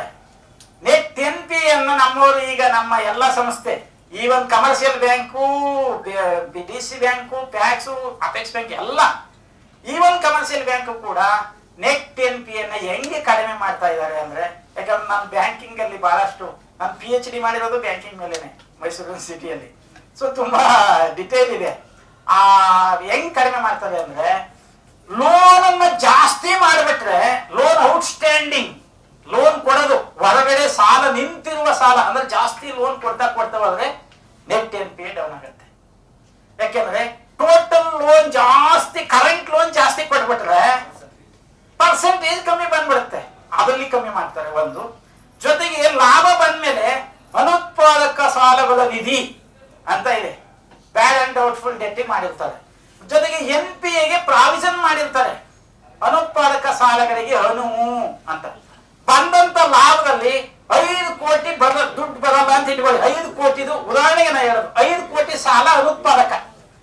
ಬಂದಿರುವಂತ ಲಾಭದಲ್ಲಿ ಪ್ರತಿ ವರ್ಷ 1 ಕೋಟಿ ಮಾಡಿಬಿಟ್ಟು 5 ಕೋಟಿನೂ ಇಲ್ಲಿ ಪ್ರಾವಿಷನ್ ಮಾಡಿಬಿಟ್ರೆ net NPA 0, net NPA 0, net NPA 0. ಎಲ್ಲ ಏನ್ 0 ಅಂತ ಇದಾರೆ. ಹೆಂಗಪ್ಪ 0 ಅಂದ್ರೆ ಸರ್ ಪ್ರಾವಿಷನ್ ಮಾಡಿಬಿಟ್ಟಿದೀವಿ ಸರ್ ಅಂತ. ಆದ್ರೆ ಅದು 5 ಕೋಟಿ ಬಂದೇ ಇಲ್ಲ, ಅದು ಮುಳುಗೋಗಿದೆ, ಮುಳುಗುವ ಸಾಲ, ಅದು ಮುಳುಗೋಗಿದೆ. ಆದ್ರೆ ಇವರು ಅದು ಮುಳುಗೋದ್ರು ನಾವು ಸೇಫ್ ಆಗಿದೀವಿ ಅಂತ ತೋರಿಸ್ಕೊಳ್ಳೋದಕ್ಕೆ ಪ್ರಾವಿಷನ್ ಮಾಡ್ತಾರೆ ಅಷ್ಟೇ, ರಿಯಲ್ ಆಗಿ ಬಂದೇ ಇರಲ್ಲ. ಆದ್ರಿಂದ ನೆಟ್ NPA ತಗೊಳ್ಬಾರ್ದು. ನೆಟ್ NPA ಕಡಿಮೆ ಮಾಡೋದಕ್ಕೆ ಅಥವಾ ಪರ್ಸೆಂಟೇಜ್ ರೆಡ್ಯೂಸ್ ಮಾಡ್ಬೇಕಾದ್ರೆ 100%, ಈಗ ನಾ ಯಾವ್ದೋ ಒಂದು ಕಮರ್ಷಿಯಲ್ ಇದು ನಮ್ಮ ಅರ್ಬನ್ ಬ್ಯಾಂಕಿಗೆ ಎಷ್ಟಪ್ಪ ನಿಮ್ಮ NPA ಸರ್, ನಮ್ದು NPA ಇಲ್ಲ ಸರ್, 0 ಮಾಡ್ಬಿಟ್ಟಿದೀವಿ ಸರ್. ಅದ ಹೆಂಗ್ರೆ 0 ಮಾಡಿದೀವಿ ಸರ್? ಎಲ್ಲ ಪ್ರಾವಿಷನ್ ಮಾಡ್ಬಿಟ್ಟು 2 ವರ್ಷದ ಹಿಂದೆನೆ ಪ್ರಾವಿಷನ್ ಮಾಡ್ಬಿಟ್ಟಿದೀವಿ ಸರ್, ನಾವು ಈಗ ಎಕ್ಸಸ್ ಪ್ರಾವಿಷನ್ ಅಲ್ಲೇ ಇದೀವಿ, ಇನ್ನೂ ಜಾಸ್ತಿ ಪ್ರಾವಿಷನ್ ಮಾಡಿದೀವಿ. ಆದ್ರೆ ಯಾವುದು ಎಷ್ಟು ಸಾಲ ಬರೋದು ಎಷ್ಟು ಹೇಳಿದ್ರಿ ಕರೆಕ್ಟ್ ಆಗಿ ಸರ್? ಏನಿಲ್ಲ, ಕೊರೋನಾ ಟೈಮಲ್ಲಿ ಒಂದು 30-35 ಕೋಟಿ ಬಂದೇ ಇಲ್ಲ ಸರ್, ಅದೊಂದು ನಮಗೆ ಬಹಳ ಕೈ ಕೊಟ್ಬಿಟ್ಟಿದೆ ಸರ್. ಒಂದು 35 ಕೋಟಿ ಅಷ್ಟೇ ಸರ್. ಟೋಟಲಿ ಎಷ್ಟಪ್ಪ ನಿಮ್ದು ಇದು ಅಂತಂದ್ರೆ ಸರ್ 250 ಕೋಟಿ. 250 ಕೋಟಿ 30 ಕೋಟಿ ಬರಲಿಲ್ಲ ಅಂತಂದ್ರೆ ಒಂದು ನೆಟ್ NPA 0 ಅಂತಿರಲ್ರಿ ಸರ್. ಪ್ರಾವಿಷನ್ ಮಾಡ್ಬಿಟ್ಟಿದೀವಿ, ಎಲ್ಲ ಪ್ರಾವಿಷನ್ ಮಾಡಿದೀವಿ. ಹೋದ ವರ್ಷ ಡಿವಿಡೆಂಡೇ ಕೊಟ್ಟಿಲ್ಲ ಸರ್, ಎಲ್ಲ ಪ್ರಾವಿಷನ್ ಮಾಡ್ಬಿಟ್ರು. ಸೊ ಇದಲ್ಲ. ಆದ್ರೆ ಗ್ರಾಸ್ NPA ನೋಡ್ಬೇಕು. ಗ್ರಾಸ್ NPA ಅಂದ್ರೆ ಪ್ರಾವಿಷನ್ ಗಿವಿಷನ್ ಯಾವುದೂ ಇಲ್ಲ, ನಿಜವಾದ NPA. ನಾ ಹೇಳಿದ್ನಲ್ಲ 30 ಕೋಟಿ ಹೊರಗಡೆ ಇದೆ ಅಥವಾ 10 ಕೋಟಿ ಹೊರಗಡೆ ಇದೆ, ಅದ್ರಲ್ಲಿ ಎಷ್ಟು ಪರ್ಸೆಂಟೇಜು ಹೊರಗಡೆ ಇದೆ ಅನ್ನೋದು ನೋಡಿದಾಗ ಗೊತ್ತಾಗತ್ತೆ. ಬಟ್ RBI ನವರಾಗ್ಲಿ, ನಬಾರ್ಡ್ ಆಗ್ಲಿ, ಯಾವುದೇ ಅಥಾರಿಟಿ ಆಗ್ಲಿ, ನೀವು ಕೇಳ್ತಾ ಇರೋದು ಈಗ ನೆಟ್ NPA. ಈಗ ಕಮರ್ಷಿಯಲ್ ಬ್ಯಾಂಕ್ ಅಲ್ಲೂ ಬಹಳಷ್ಟು ಅನ್ರಿಕವರ್ಡ್ ಲೋನ್ ಕೋಟ್ಯಾಂತರ ರೂಪಾಯಿ ಇದೆ, ಅದಕ್ಕೆ ಪ್ರಾವಿಷನ್ ಮಾಡ್ತಾರೆ. ಹಂಗಾಗಿ ಚೆನ್ನಾಗಿದೆ ಅಂತ ನಡ್ಕೊಂಡು ಹೋಗ್ತಾ ಇದೆ. ಅವರು ಪ್ರತಿ ವರ್ಷಕ್ಕೊಮ್ಮೆ ಕ್ಲೀನಿಂಗ್ ಆಫ್ ಬ್ಯಾಲೆನ್ಸ್ ಶೀಟ್ ಅಂತ ಮಾಡ್ತಾರೆ. ಬ್ಯಾಲೆನ್ಸ್ ಶೀಟ್ ಅನ್ನ ಸ್ವಚ್ಛಗೊಳಿಸೋದು, ಕ್ಲೀನ್ ಮಾಡೋದು. ಬ್ಯಾಡ್ ಅಂಡ್ ಡೌಟ್ಫುಲ್ ಡೆಟ್ ಅಂತ ಇರುತ್ತೆ, ಬಂದ ಲಾಭದಲ್ಲಿ ಅದಕ್ಕೆ ಹಾಕ್ಬಿಟ್ಟು ಎಲ್ಲ ಬ್ಯಾಡ್ ಲೋನ್ ಅಲ್ಲಿಗೆ ವಜ ಮಾಡಿ ಜಮಾ ಖರ್ಚು ಮಾಡಿಬಿಟ್ಟು ನಮ್ದು ಎಲ್ಲ ಕ್ಲೀನ್, ಎವ್ರಿಥಿಂಗ್ ಇಸ್ ಕ್ಲೀನ್ ಅಂತಾರೆ. ಸೊ ಅವ್ರು ಕೊಡೋ ಅಂತದ್ದು ಕೃಷಿಕರಿಗೆ ಸಾಲ ಕೊಡ್ತಾರೆ ಕಮರ್ಷಿಯಲ್ ಬ್ಯಾಂಕ್ನವರು. ಕೃಷಿಕರಿಗೆ ಸಾಲ ಕೊಟ್ಟ ಒಂದು ನೆಟ್ ವಸೂಲಿ ಆಗಲ್ಲ, ನೋಡಿಬೇಕಾ ಚೆಕ್ ಮಾಡಿ, ಎಲ್ಲೋ ಬಹಳ ಅಪರೂಪ. ಅದಕ್ಕೆ ಏನ್ ಮಾಡ್ತಾರೆ ಅಂದ್ರೆ ನಮ್ಮ ಅಸಿಸ್ಟೆಂಟ್ ರಿಜಿಸ್ಟ್ರಾರ್ ಹತ್ರ ಕೋಆಪರೇಟಿವ್ ನಲ್ಲಿ ಬಂದು KPMR ಆಕ್ಟ್ ಅಂತಿದೆ, ಕರ್ನಾಟಕ ಪಬ್ಲಿಕ್ ಮನಿ ರಿಕವರಿ ಆಕ್ಟ್ ಅಂತ. KPMR ಕಾಯ್ದೆ ಅಡಿಯಲ್ಲಿ ಒಂದು ಇದಾಗ್ತಾರೆ, ಒಂದು ಫೈಲ್ ಮಾಡ್ತಾರೆ, ಒಂದು ಸರ್ಟಿಫಿಕೇಟ್ ತಗೊಳ್ತಾರೆ AR ಹತ್ರ. ನಾನೇ ಎಷ್ಟೋ ಸಾವಿರಾರು ಸರ್ಟಿಫಿಕೇಟ್ ಇಶ್ಯೂ ಮಾಡಿ ನನ್ನ ಸಿಗ್ನೇಚರ್ ಬಹಳ ಚೆನ್ನಾಗಿತ್ತು ಮೊದಲು, ಅದು ಯಾವಾಗ ಸಾವಿರಾರು ಸಿಗ್ನೇಚರ್ ಮಾಡಕ್ ಶುರುವಾಯ್ತು, ಸುಮ್ಮನೆ ಹಿಂಗೆ ಅನ್ನಕ್ ಶುರುವಾಯ್ತು. ನಮ್ದು ಸಿಗ್ನೇಚರ್ ಚೇಂಜ್ ಆಗ್ಬಿಟ್ಟು ಅವರಿಂದ. ಯಾಕಂದ್ರೆ ಇಷ್ಟೊಂದು ಕೊಡೋದು Indian bank, commercial bank, Canara bank, State Bank of India, State Bank of Mysore ಇಂಥವು. ಅಲ್ಲಿಗೆ ಅವೆಲ್ಲವೂ ಕೂಡ ರಿಕವರಿ ಸರ್ಟಿಫಿಕೇಟ್ ತಗೊಳ್ತಾರೆ, ಫೈಲ್ ಮಾಡ್ತಾರೆ. ಬ್ಯಾಂಕರ್ಸ್ ಮೀಟಿಂಗ್ ಇರುತ್ತೆ, ಬ್ಯಾಂಕರ್ಸ್ ಮೀಟಿಂಗ್ ಅಲ್ಲಿ ನಾವು ರಿಕವರಿ ಸರ್ಟಿಫಿಕೇಟ್ ತಗೊಂಡಿದೀವಿ, ಬ್ಯಾಡ್ ಅಂಡ್ ಡೌಟ್ಫುಲ್ ಡೆಟ್ ಅಲ್ಲಿ ಕ್ಲೀನ್ ಮಾಡ್ಬಿಟ್ಟಿದೀವಿ, ಫಿನಿಶ್. ಸಾಲ ವಸೂಲಿ ಇಲ್ಲ, ಅದು ಆ ಇದರಲ್ಲಿ ಕ್ಲೀನ್ ಆಗ್ತಾ ಹೋಗುತ್ತೆ. ಸೊ ನಿಮ್ಮಲ್ಲಿ ಅದು ಮಾಡಕ್ ಆಗಲ್ಲ. ಆದ್ರಿಂದ ಅವ್ರ ತರ ನೀವು ಕ್ಲೀನಿಂಗ್ ಆಫ್ ಬ್ಯಾಲೆನ್ಸ್ ಶೀಟ್ ಮಾಡುವಾಗ ಇದನ್ನೆಲ್ಲ ವಜಾ ಮಾಡಿ ಮಾಡ್ಬೇಕಾದ್ರೆ ನಿಮ್ಮಲ್ಲಿ ಪ್ರೊಸೀಜರ್ ಇದೆ. ಟೋಟಲ್ ಲೆಂಡಿಂಗ್ ನಲ್ಲಿ ಈ ತರಗಳನ್ನ ಬ್ಯಾಡ್ ಅಂಡ್ ಡೌಟ್ಫುಲ್ ಡೆಟ್ ಅಲ್ಲಿ ಎಷ್ಟು ಫಂಡ್ ಇದೆ ಅದರಲ್ಲಿ 10% ಇಂತ ಹೆಚ್ಚಿಗೆ ನೀವು ಕ್ಲೀನ್ ಮಾಡಕ್ ಬರಲ್ಲ, ಅದು ಜನರಲ್ ಬಾಡಿಗೆ ಹೋಗ್ಬೇಕು. ಎಲ್ಲ ಎಫರ್ಟ್ನು ಹಾಕಿರ್ಬೇಕು ಸಾಲ ವಸೂಲಾತಿಗೆ. ರಹ ಇಲ್ಲ, no sources at all for recovery ಅಂತ ಆದಾಗ ಮಾತ್ರ ಅದು ಇದಾಗತ್ತೆ. ಅದಕ್ಕೂ ಕೂಡ ನಿಮ್ಗೆ ಎನ್ಕ್ವೈರಿ ಬರ್ಬೋದು, ಹೆಂಗ್ ಸಾಲ ಕೊಟ್ರಿ, ಯಾಕೆ ವಸೂಲಿ ಆಗಿಲ್ಲ ಅಂತ, ಇವೆಲ್ಲ ಇದಾವೆ. ಆದ್ರಿಂದ ನೋಡ್ಕೊಂಡು ನೀವು ಕ್ರಮವನ್ನ ಕೈಗೊಳ್ಳಬೇಕಾಗುತ್ತೆ. ಅದರಲ್ಲಿ NPA ನಲ್ಲಿ L1, 1, 2, 3, 4 ಅಂತ 4 ಸ್ಟೇಜ್ ಇದೆ. ಅದು ತುಂಬಾ ಡಿಟೇಲ್ ಆಗಿ ಹೋಗುತ್ತೆ. ನಾನ್ ಪರ್ಫಾರ್ಮಿಂಗ್ ಅಸೆಟ್ ಇದೆ ದೊಡ್ಡ ಇದು ಚಾಪ್ಟರ್.